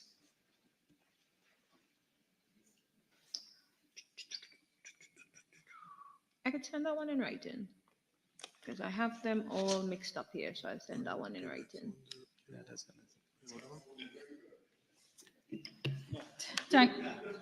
Thank you, Deputy Chair. Deputy Chair, with regards to 001, construction of community centers, I would just like the minister to consider when she's submitting in writing the St. Mary's Community Center. This is a new bill, and Strange Village Community Center. They have been advocating for years, and the Strange Village Community Council and the St. Mary's Village Council are two active councils and AGM minister. Minister, I would like to take you to line item 003, refurbishment of community centers. And I would like to make a plea for Kunjal Community Center, another active village council that participates in Best Village, every program. Their books are up to date, but their center is in a deplorable state. Noted with thanks. I'm sure your community center is in line with the others like Kokorit and so on. Move the table on. Go ahead. Minister, to take your attention to 005, implementation of the self-help program. Minister, with regards to the allocation, the revised allocation of 24 million, if the minister could provide as to how the allocation was spent with regards to the number of recipients per region, specifically by constituency. Operate by constituencies at all. We see this every year. We don't operate by constituencies at the National Commission of Self-Help. We operate by districts. Okay, Minister, with that in mind, if we could get the allocation that was spent by district. I'll do my with best. regards to Minister, I would have to make a plea for emergency cases. I have several emergency cases that I would have written for persons that would have experienced natural disasters from landslip to fire. And to date, most of them is like a year, 2 years, 6 months still waiting on the grant.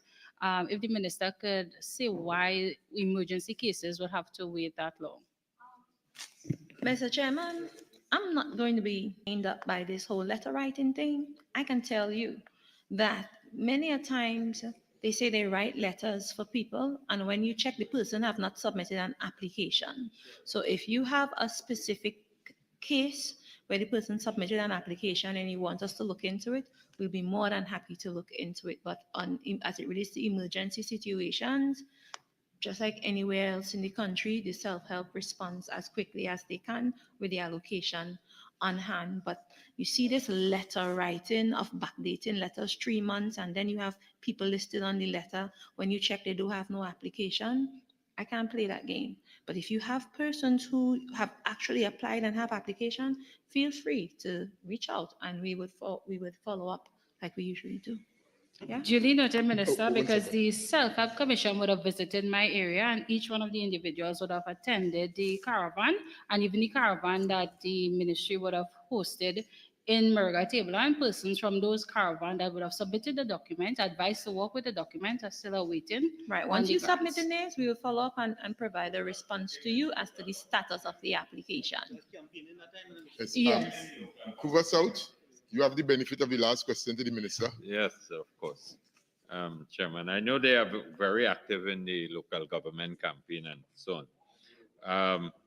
With respect to refurbishment of community centers, 003, Minister, you are spending, or your ministry, $6 million. Is the Balmain Community Center in that list for fiscal 2025? As stated, I would provide that written because I have the information here is not properly presented. As I said earlier, I would present it, I would submit written. I find all of a sudden when time to provide information for fiscal 2025, you seem to be confused. You know, if I say, with your documentation. I'm not providing, it could be a problem. And with respect to the implementation of the self-help program, My colleague from Aruga Tableland wanted to know how many recipients, and could you inform this meeting how many applications you have pending at your ministry for such? I'll provide that in writing. Provide that in writing. All right, thank you very much.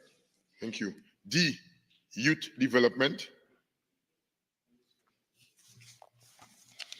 Honorable members, Maruga Tableland, belatedly, Yes. I'll give you the opportunity. Thank you, Deputy Chair. Minister, with regards to the MURGA, the establishment of the multipurpose youth facility, this question with regards to the allocation here, the $2.7 million, if the minister could say how that was spent and the estimated million as to how that will be spent in this current fiscal. Minister, while I have you here, we have several problems with regards to that facility, mainly with regards to the access to community groups and the cost it would, persons from the community would have to pay to use the facility. So although the facility has been opened, members are still having problems accessing the facility. One sporting group was charged $18,000. And again, as the member of parliament, sometimes I'm asked to contribute to assisting groups, and I find it rather hard and difficult to do. So your guidance as per. As it relates to this specific line item, Mr. Chairman, the balance owed to the contractor is about $2.5 million, and we're expecting some variation. So we are working that out right now as we speak. As it relates to the amount charged for utilization of the facility, these facilities are under Sport TT, and there's an application process and so on. There is also a very outdated fee system that groups must pay when they apply, depending on the purpose of the activity. You can write a Sport TT to ask to to consider waiving and so on, depending on if it's a holiday or so. Of course, you have to bring out cleaners, you have to bring out workers, you have to bring out people to man and make sure that you have a safe event. Also, some of the fees are like caution fees that and fees that if you clean up the place, you would get back some of the money and so on. So I would look into your concerns to see the level of fees that are being charged, and we'll go from there. Yeah. Appreciate, Minister. Nice and sweet.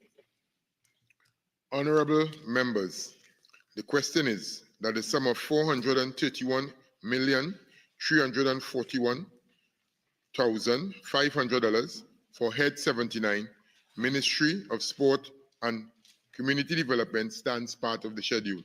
Those in favor say aye. Those against say no.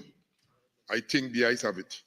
The sum of $431,341,500 for Head 79, Ministry of Sport and Community Development now stands part of the schedule. Thank you, Madam Minister. Thank you, Mr. PS, and also to your senior executives of the Ministry of Sport and Community Development. Thanks for coming.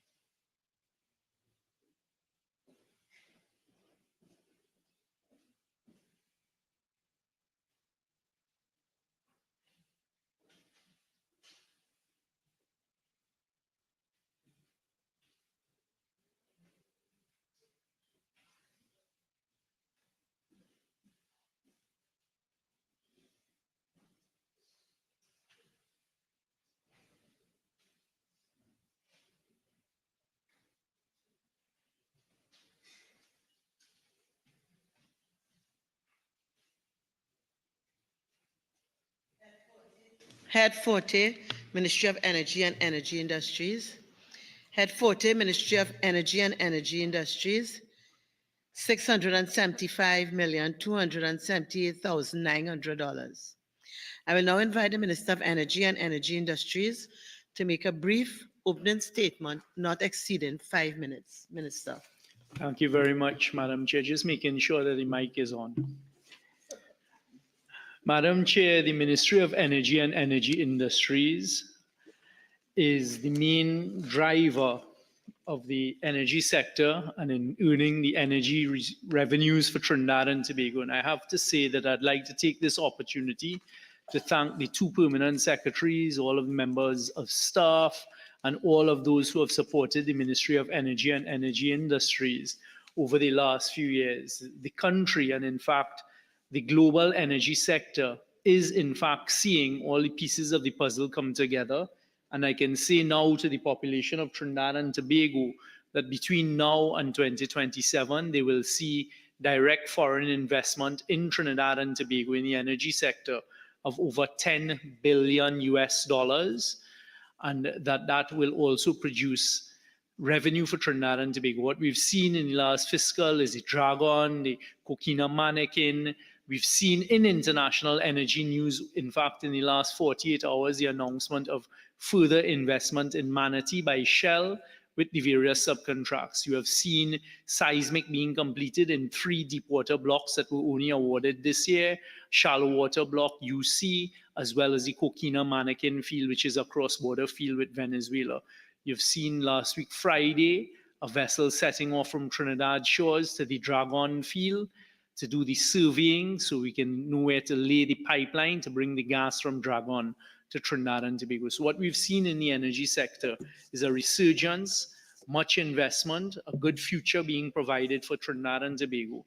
And again, I take the opportunity to thank all of those who have worked with us to make this possible. Thank you very much, Minister.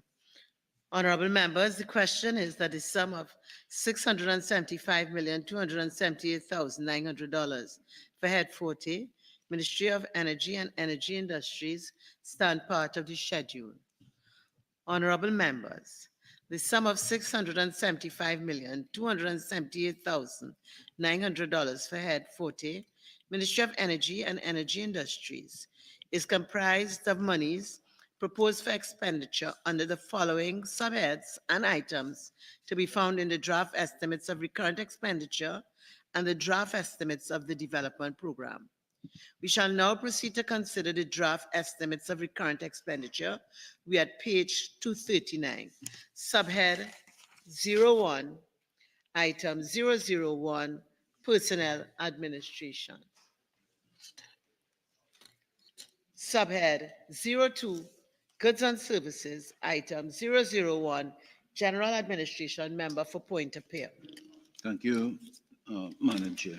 Minister, line item 28, other contracted services, 2024, you had a revised figure of spent of $217 million. 2025, you have budgeted 85.8 million. Could you say what was the large amount that was required in 2024, given that you had only allocated 22 at the beginning of 2024 fiscal?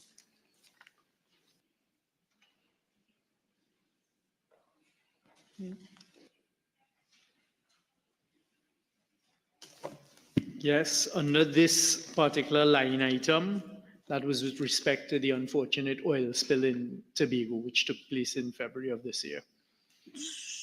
So do we still have, so that exorbitant amount was due to the covering the expenses associated with the cleanup of the oil spill and containing the oil spill. And is there still expenses owed, because that's why you have a allocation of 85? Correct. There's some expenses that are still owed, but fortunately we were successful in our submission to the IOPC earlier this year, I think in April of this year, and they have agreed to cover all of the reasonable and legitimate costs coming out of that oil spill, and that process has begun. In fact, we should be heading back up to the IOPC in November for further engagement with them, but they were here up to a few days ago, and that process is going well in terms of the country receiving reimbursement for the cost of the oil associated with the oil spill. So is it fair to say that these expenses that have been spent would be recovered? I certainly hope that the vast majority of them will be recovered for the taxpayers, yes. Thank you. Subhead 03, minor equipment purchases, item 001, general administration. Subhead 04, current transfers and subsidies, item 001, regional bodies. Item 004, international bodies. Item 007, households. Member for Point of Peer. Thank you, Madam Chair. Minister, under Household 01 is shortfall in subsidy. The revised for 2024 is $470 million, and the estimate for 2025 is $500 million. The original estimate in 2024 fiscal was $500 million. We came here in mid-year review for an additional $570,900,000, and that was to pay for arrears owed to NP and Uniped. Could you say why, firstly, in that 2024 revised estimate does not include that additional amount that we had approved here? At the mid-year review? I cannot say that. I mean, these documents, as you know, are prepared by the Budgets Division at the Ministry of Finance. I'm sure it is contained where it is supposed to be contained. They would have provided the funds for us to cover the amount that was provided in the mid-year review. But So you I know agree that was- we had come here for that additional amount? I do recall at the mid-year There was review, arrears, yes, the vast majority of the, or if not the whole amount Right. requested by the Ministry of Energy was for arrears in the fuel subsidy. And that would have carried up the revised amount to close to just over $1 billion if it was included. So I just asking you if you can check with the Budgets Minister of Finance and to ask why. Yeah. Absolutely. The members from the Ministry of Finance, the representatives are here, and I'm sure they've heard the discourse between us. The Minister of Finance seems to have left his mic. Thank you. Item 009, other transfers. Item 011, transfers to state enterprises. Member for Point of Peer. Chair. Minister, under transfers to state enterprises, there's a line item 10, Alutech Limited, where an amount of $5,459,200, a specific amount has been allocated. Could you, and it says a new sub-item. Could you state what that amount would be for? Absolutely. As part of the government's diversification program, we are pursuing the Alutech investment. So they have completed the warehouse, they have the equipment in there, and this is to operationalize the startup of the aluminum sector that we plan to use as part of our diversification. So this is to cover wages, salaries, and other startup costs. Okay. Madam Chair, can you just go to another? Line item 4 above, Minister, equity injection. I know time the government puts in an equity injection. Nothing is allocated for 2025.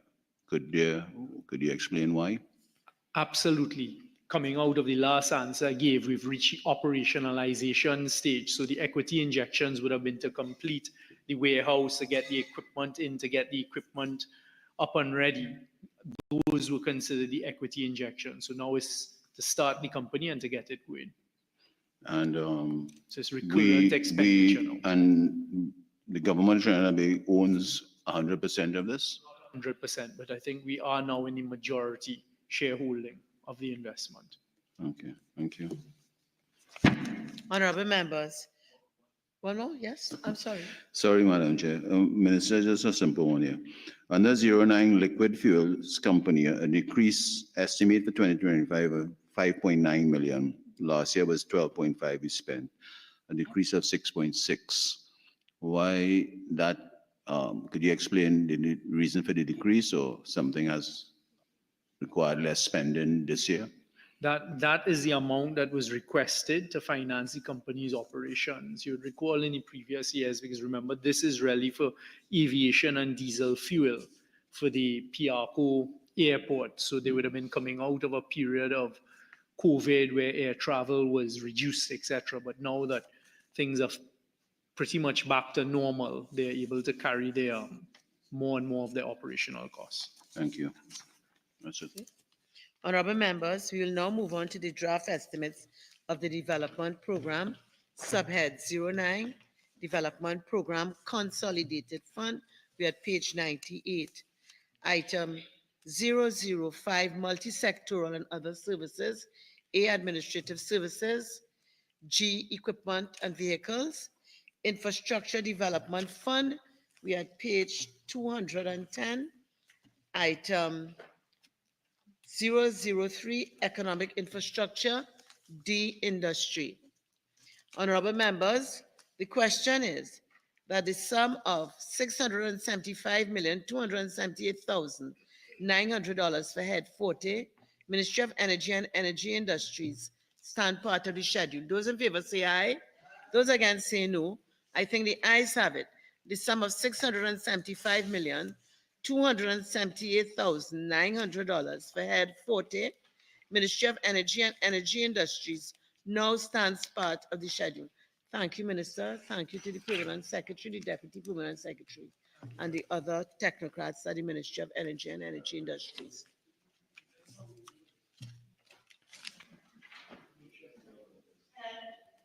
Head 80, Ministry of Tourism, Culture and the Arts.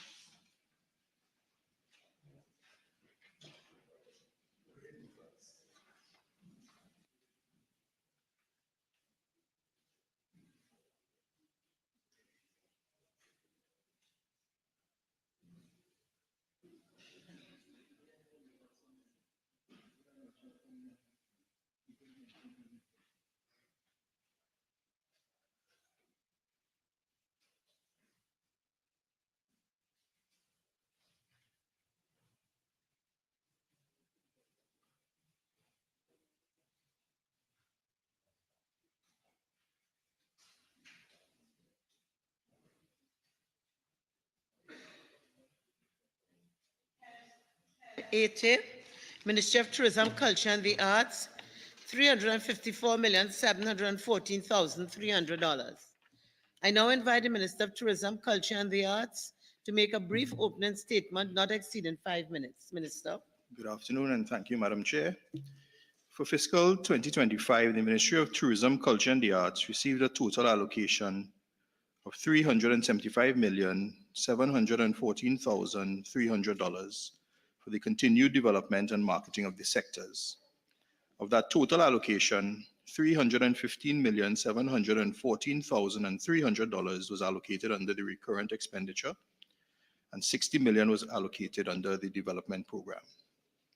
This ministry is mandated to provide leadership and strategic direction for the tourism, culture, and arts sectors, formulate policy to guide the development of these sectors, collaborate with all stakeholders on related matters, and to facilitate and monitor the offer and access to incentives in accordance with the Tourism Development Act, Corporation Tax Act, and the Tourism Accommodation Upgrade Program. The ministry implemented its mandate with the support of the state agency and the statutory authorities as follows: Tourism Trinidad Limited, Naparima Bowl, Queen's Hall, National Carnival Commission, NAPA, and SAPA.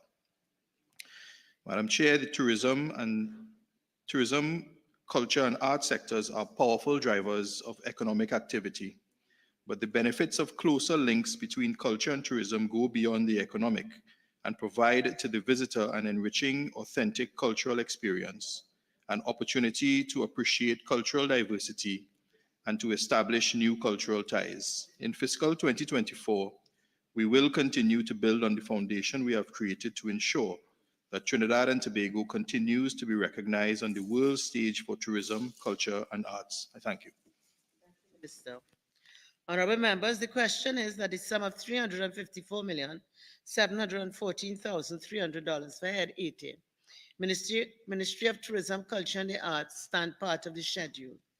Honorable members, the sum of $354,714,300 for Head 80, Ministry of Tourism, Culture and the Arts, is comprised of monies proposed for expenditure under the following subheads and items to be found in the draft estimates of recurrent expenditure, the draft estimates of revenue and expenditure of the statutory boards and similar bodies, and of the Tobago House of Assembly, and the draft estimates of the development program.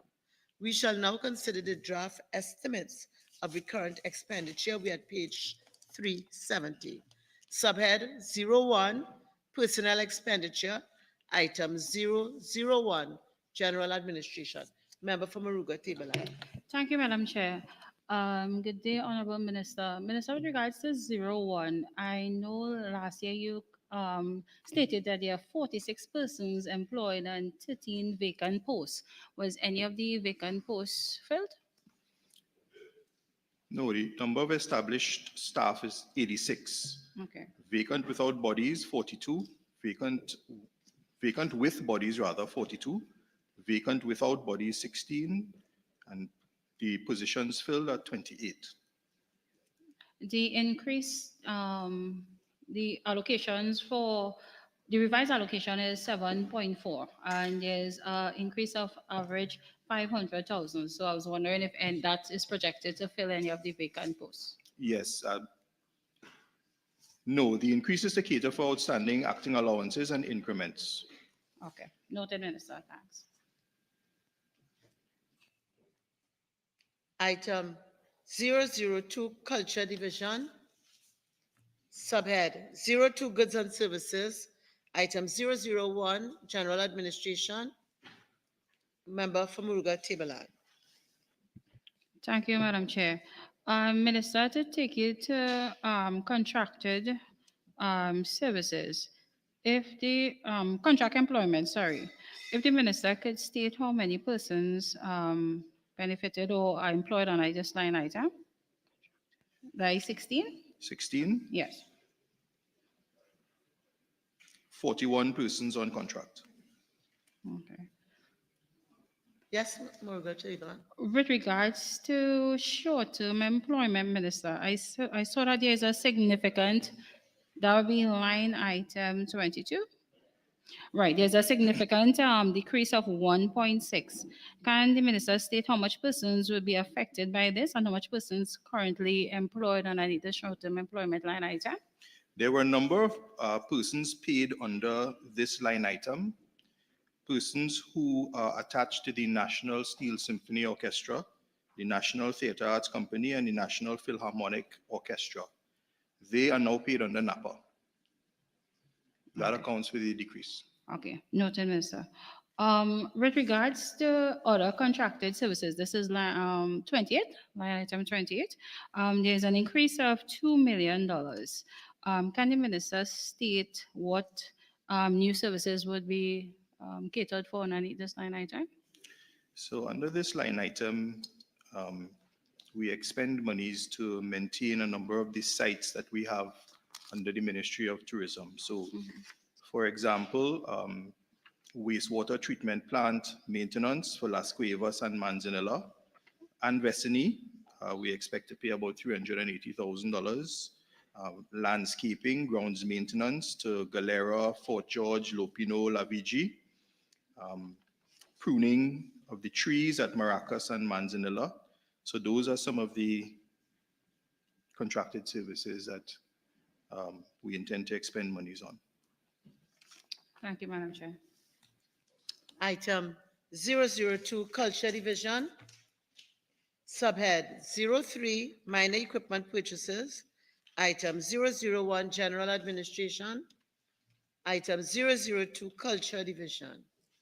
Subhead 04, Current Transfers and Subsidies. Item 001, item 001, Regional Bodies. Member for Urupuch West. Madam Chair, welcome, Minister, and your technical staff. Minister 01, Caribbean Tourism Organization. we had an estimate of $500,000 for fiscal 2024, but we tripled that to 1.5 million in as your revised estimate for 24. Minister, can you indicate what would have caused that substantial rise? Yes, so this is to pay for the membership dues to the Caribbean Tourism Organization. Those dues aren't fixed. They're based on a formulaic calculation on your visitor arrivals. So year on year, it will be different. So what you're suggesting then is that we had a very high visitor arrival in fiscal 2024, but since you now have a reduction, we expect a lower arrival level in 25. We don't have a reduction. We have an increase. But no, it's done on a it's calculated, and this may have arrears in it as well. This 1.5. Okay. Item 003, United Nations Organizations. Item 005, Nonprofit Institutions. Member from Muruga Tableland. Thank you, Madam Chair. Minister, with regards to 01, the National Steel Symphony, we had an estimate of 4.3, revised of 1.2. Now we have nothing projected for fiscal 25. Can the Minister explain? So in line with the previous explanation under short-term employment, the National Steel Symphony Orchestra is now under NAPA. So this allocation would now go under the statutory authority that is now NAPA. Noted, Minister. Yes, Member for Urupuchwes. So given your explanation, Minister, would that also be true for line item 04, the National Theatre Company, which went from a 2.6 to a Correct. 200? Okay. Last one on the same subhead, well, not subhead. On 03, the Music Festival Committee. Minister, you had a 5,000 allocation for 24 and you didn't spend any of it, but is this an indication that the Music Festival Committee is considered elsewhere, or has that committee been dismissed with, abandoned?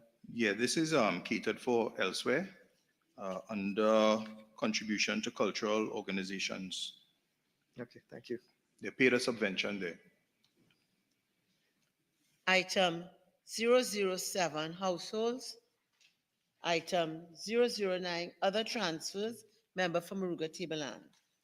Thank you, Madam Chair. Minister, with regards to national days and festivals, the current allocation of 4 million, and I see that it's expended every year. Would the minister say that this is sufficient, given that in the news we see different cultural groups clamoring for funding on a yearly basis? Shunt, and we wire money from elsewhere to top up the vote. Okay. Item 001, Transfers to State Enterprises. Subhead 06, Current Transfers to Statutory Boards and Similar Bodies.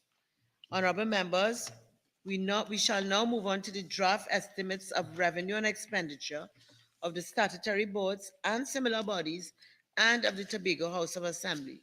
We're at page 541. 20, Queen's Hall. Subhead 01, Personal Expenditure. Item 001, General Administration. Subhead 02, Goods and Services. Item 001, General Administration. Member for Muruga Tableland. Minister, with regards to the decrease in short-term employment, that is line item 22, there's a 100,000 decrease. Could the minister say how that would affect the operation of the establishment? 1 second. 22. 22. I'm in a consensus. So there are 54 short-term employees, box office staff. I believe that this is sufficient for 2025. This is sufficient. It will be sufficient? Yes. Given that you would have spent more in 24 and you're projecting, it would be sufficient. Yeah, it would be Okay. sufficient. Noted. Minister, with regards to fees, that is line item 23, there's an increase with regards to 400 So 400,000, can the minister identify what this increase will entail or what bills is to pay? Yeah, well, these fees are to pay for annual subscriptions, licenses, audit fees, liquor and dancehall license, payroll fees. This increase is relative to the payment of a blanket COT license. So that is what that would have been negotiated between Queen's Hall and COT, and that is what the increase is to take into consideration. Okay, noted, Minister, thanks. That's it. Subhead 03, minor equipment purchases, item 001, general administration. Subhead 04, current transfers and subsidies, item 007, households. 21, Naparima Bowl, we had page 547. Subhead 01, personnel expenditure, item 001, general administration. Yes, member from Origo Tableland. Minister, with regards to I saw there's a minor increase of 400, and I was just wondering, with regards to salaries, that is 001. This vote caters to the payment of 2 monthly paid staff, so this is sufficient. Okay. That's it? Yeah. Subhead 02, goods and services, item 001. Subhead 03, minor equipment purchases, item 001, general administration. Subhead 04, current transfers and subsidies, item 007, households. 22, National Carnival Commission of Trinidad and Tobago, we at page 553. Subhead 01, personnel expenditure, item 001, general administration. Remember? No? Subhead 02, goods and services, item 001, general administration. Member from Aruga Tableland. Madam Chair, through you, Minister, with regards to 22, again, there's a significant decrease, 1.4, from what was the revised estimate of 3.6. I was wondering how this would affect the running of the NCC and the carnival celebrations. Significant persons are employed during the carnival celebrations under this vote. If more is needed, they are going to have to supplement from income or via. Minister, with regards to what was allocated to NCC, I know last year they would have received 4.7, and this year they would have received, I'd like to restate that, they would have received 147 million, and this year I believe they received 140. So there is a significant drop in what the chairman had envisioned to get with regards to this year's, well, the upcoming carnival season. And now seeing that this projected decrease here, I know that you're saying that monies could be via, but we have not seen that happening when it comes with regards to the NCC. Because last year he would have requested more funding and he did not receive it. We all request more funding, you know. Noted, It's what the country could afford. All right. With regards to 49, there's also a decrease with regards to the construction of facilities. And we know that this is something that has to be done each carnival season with regards to building the different venues. How is that going to affect the celebrations and with regards to what is allocated to NCC, seeing that they would have gotten less than they would have received last year? Well, they're going to have to, through their tendering process, negotiate for lower prices and ensure that it fits within the budget. Given with the increase of goods and okay, noted, Minister. That's all, Madam Chair. Subhead 03, minor equipment purchases, item 001, general administration. Subhead 04, current transfers and subsidies, item 007, households. Item 008, subsidies. Member from Aruga Tableland. Madam Chair, through you, Minister 02 grants to regional bodies. An allocation of 8 million is given. And I know that regional bodies, they usually ask for more funding. But with regards to the accountability of regional bodies, if the minister should, under this line item, could give us some information as to how the regional bodies account for the funding that they receive. Also, Minister, I don't know if you would have received my correspondence with regards to the Murga Carnival Committee. I would have written tirelessly with regards to how the funds are dispersed through that committee, and we have other groups clamoring for funding, namely the stick fighting and what have you. And the other part of the question is regards to no increase was given, and I know different undertakings was given by the chairman in the public domain with regards to more funding for regional carnivals to improve the carnival product. Right. So with respect to your last question, you may have to address that to the chairman himself. Okay. With respect to the first part of the question, we provide grants to approximately 51 regional bodies. I am certain that there is some accountability mechanism that these regional committees would have to show and prove to the NCC before they receive their funding, but I can get back to you in writing with the process. I would appreciate, Minister, your commitment to get that in writing. Sure. And 05 as well. One more question on this particular head, Madam Chair. As well, that means in terms of the commitment in writing with respect to the process? Yeah, Yes. and how the groups are held accountable. Yes. Minister, with regards to 03, Carnival Awards, there was an estimate of 11 million and a revise of 10 million.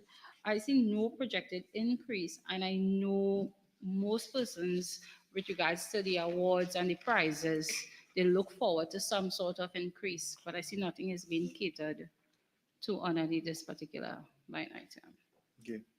So yes, it is for appearance fees and prizes and other related costs.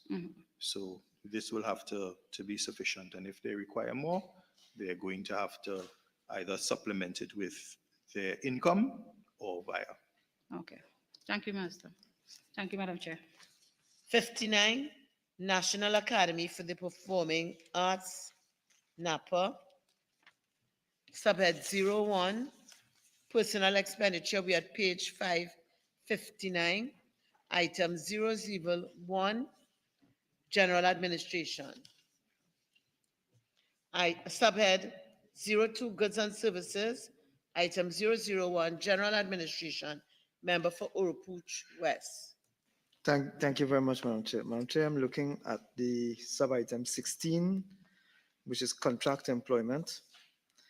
The minister, well, we had no actual spend in 2023. And the minister had targeted last year when he came before the Standing Finance Committee an expenditure of about $800,000. But that expenditure actually now is looking at closer to $4.5 million, with a $7.9 million projected for fiscal 2025. So basically, we moved from zero in 2023 to estimate $800,000 in 2024, but now to $7.9 million in 2025. Minister, can you explain what would have caused that substantial leap from the estimate of 2024 to the estimate of 2025? Yeah, thank you, member. If you recall, in and around 2022, 2023 is when we debated and created through acts of parliament, both NAPA and SAPA, so that they are now statutory authorities. In 2023, 2024, and continuing, this entity, NAPA, is still being operationalized. So under this vote, contract employment, these employees were previously paid through the ministry's contract employment vote or short-term contract employment vote.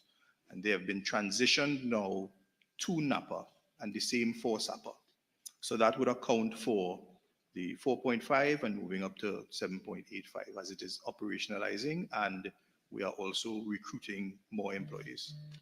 Thank you, Minister. Would that also hold true for sub-item 22, which is short-term employment, which also has a jump from, well, close to a 200% increase? Yeah, correct.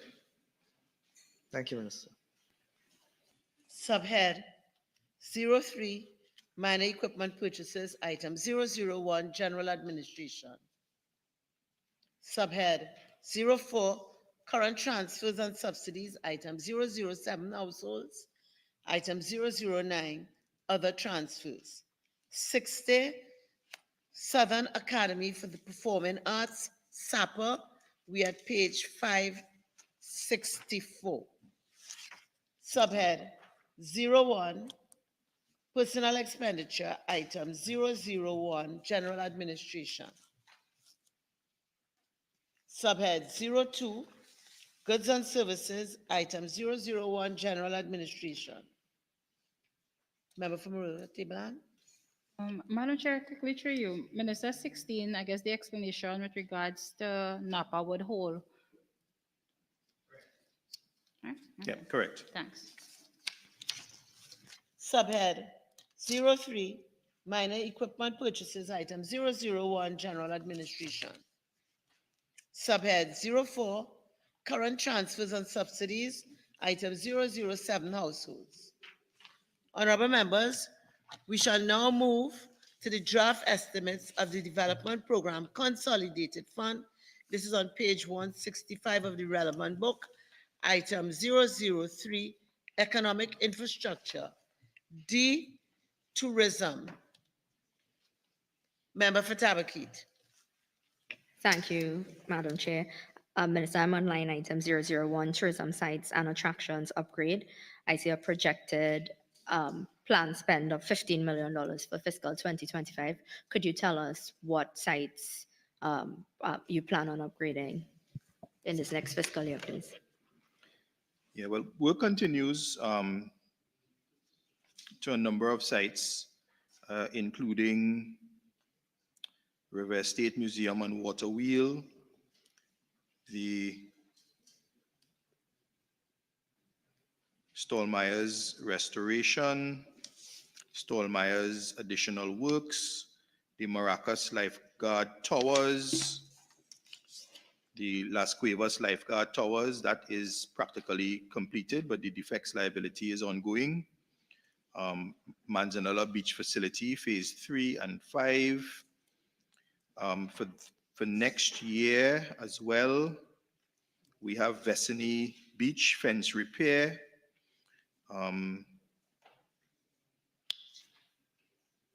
Maracas Beach wheelchair access, and some further Fort George works. Thank you. And then with respect to the lifeguard towers, do you have an estimated completion date?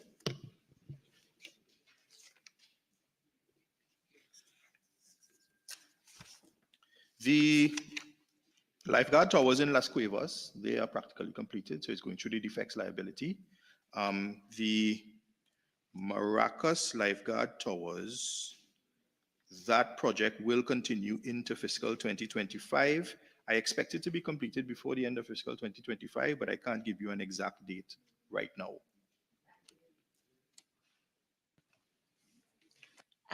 Member from Tableland. Minister, I'd like to take you back to 001. The estimate was 25 million, and we see only 10 million being spent. So that is, taking that into consideration, there was a lot of plans with regards to renovations to different sites. Can the minister state what are those sites? Because I'm hopeful that the Murga Spring Bridge might be listed amongst those. Murga Spring Bridge is not one of those sites, but we can consider it next year. I'll appreciate. Member for Oakridge West. Thank you very much, Madam Chair. Madam Chair, same line item. When the minister came on the last occasion, he would have defended several projects that you had planned to do in fiscal 2024, summing up to $25 million. in expenditure, but you've only spent a projected $10 million. Minister, can you indicate what was planned and not done, and whether that what was not done was actually pushed forward to fiscal 2025? Yes, in most instances, and there have been delays to the procurement cycle. We have a new procurement regime in place. But some of those have been pushed forward to 2025. Yeah, but no. If I may then continue, Mr. Minister, I accept that. I'm looking at line item 021, diaspora, visiting friends and relatives, targeting. Minister, we had a $4.8 million proposed spend with a revised figure of 2.6 and a downward revision further of 1.5. But Minister, my question is not about the figure themselves. I'm very curious as to exactly what was envisioned in this item, which first appeared last year in the estimates. Diaspora, visiting friends and relatives. What exactly does that constitute? That is now we would have spent 2.7 million last year, and we now propose to spend 1.5 million on. Right. So as you may be aware, one of our main target markets would be the diaspora. That is what this is. Visiting friends and relatives. That is the diaspora market, and that's one of our main targets here in Trinidad tourism. In 2024, we did some destination promotion. You may have seen ads on CNN. We engaged a number of social media influencers, visited trade shows, international trade shows, and quite a bit of digital marketing as well. Yes, but that's just marketing. But this is suggesting diaspora, visiting friends and relatives. Is that just a targeted niche? Yeah, it is a niche. It is one of our, well, what I mean is it's one of our main niches, right? When I say it's one of our main target markets. So when you come in, people visit for a number of different reasons. But when you examine and analyze the data, the largest amount of visitors are actually persons from the diaspora, persons who visit friends and family and relatives. So that's what it's for. Thank you, Minister. Member for Muruga Tableland. Thank you, Madam Chair. Madam Chair, Minister, I'd like to take you to 16 Queen's Hall Energy Conservation project. Minister, I see that there is no allocation with regards to fiscal 2025. The project is completed and there is no longer any funding necessary. Completed. Yes, that is correct. And with regards to 19, that would be the same for the tourism, the sport tourism master plan.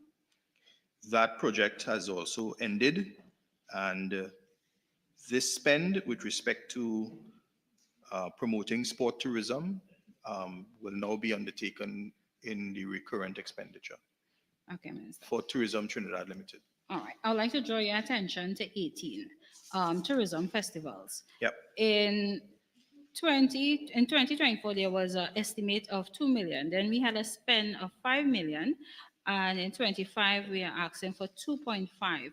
Can the minister give us a breakdown as to what the 5 million was spent on and what he projects to spend the 2.5 million? Yeah, so this was spent on our first World Steel Pan Festival, which occurred around World Steel Pan Day, which is recognized by the United Nations and on the United Nations calendar. So this year, there were a number of activities that we had. We had a World Steel Pan Conference at the Hyatt. We had a number of panyard limes across the country. There was an art gallery hop, NSSO concert at Napa, and of course, it all culminated with the World Steel Pan celebration in Woodford Square. So that's what it was spent on. Okay. Thank you, Madam Chair.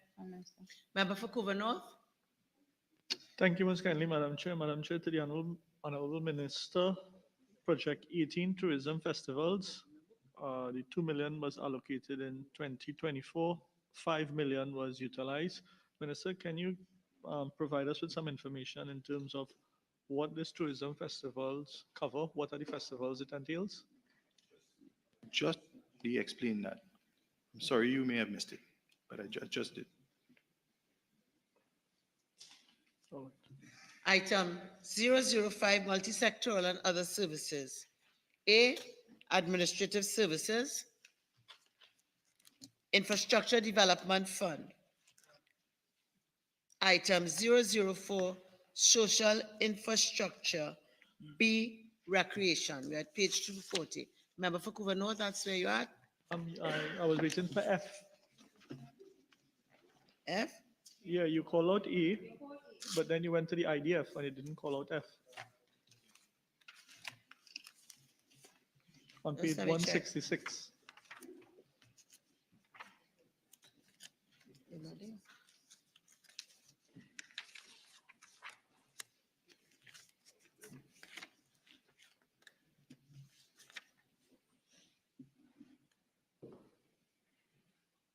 Yeah, okay. All right, so my apologies. We'll just go back. So we're under item 005, multi-sectoral and other services. F will be public buildings. Yes, Member for Vancouver North. Thank you, Madam Chair. Madam Chair, to the Honorable Minister, Project 2, the establishment of a sugar house museum, 1 million was allocated for 2024. However, the revised estimate is nil, and another million is allocated for 2025. Can you explain why it is we're not seeing any utilization of the funds here in the revised estimates for 2024? There were some delays in the procurement of the works under this line item. The tender evaluation is now complete and we're now able to award a contract.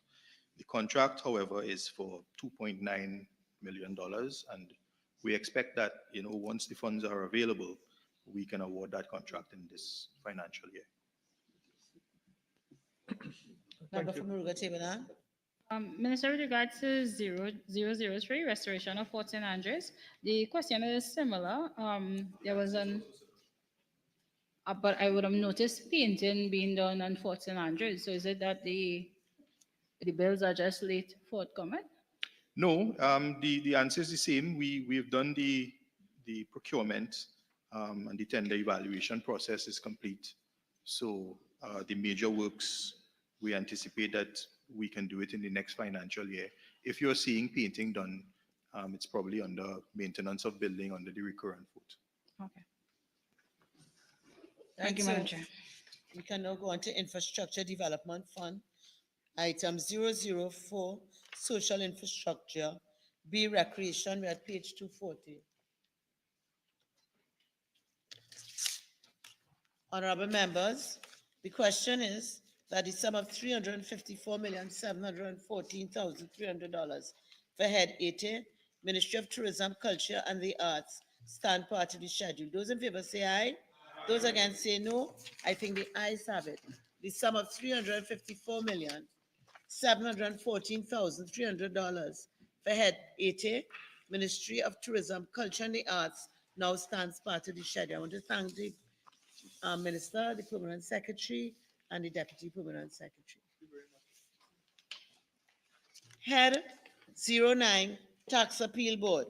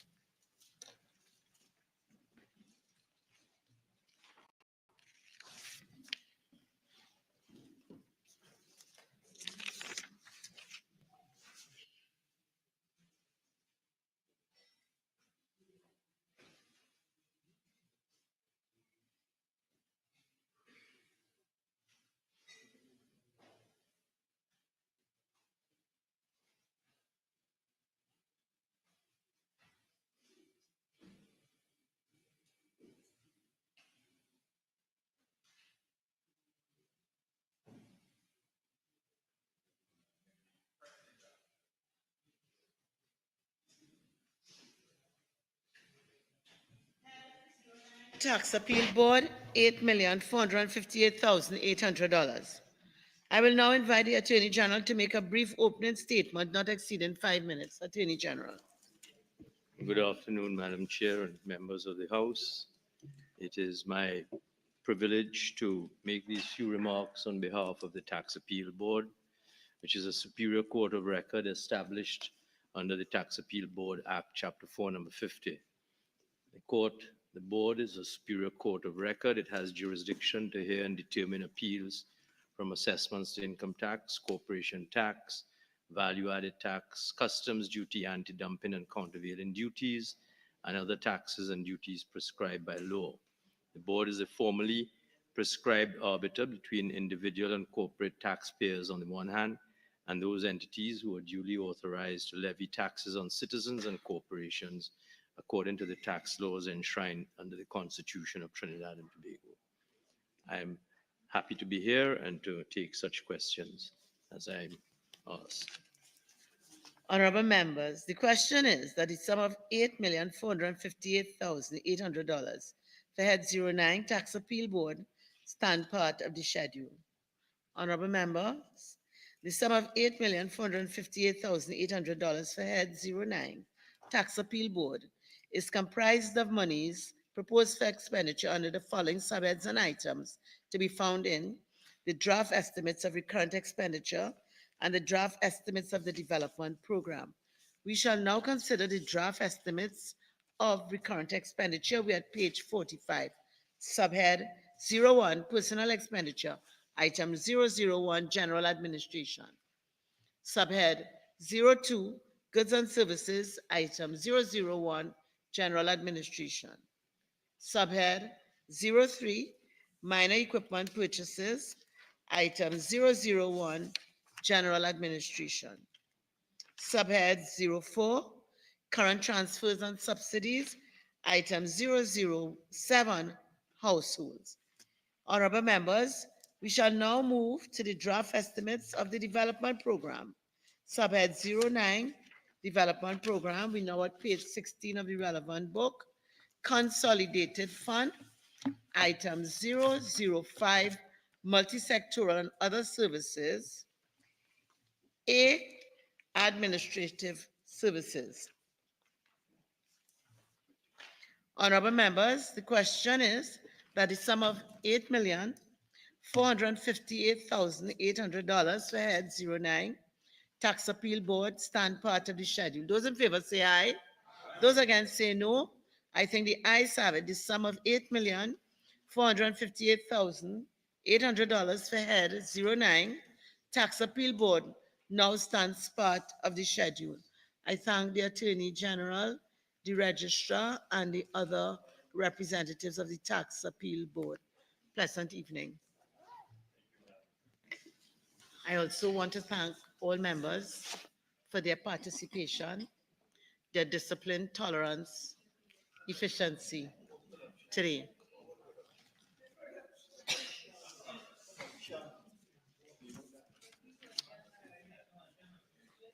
This Standing Finance Committee is suspended to Wednesday, October 16th, 2024 at 10 a.m. I wish everyone a safe journey.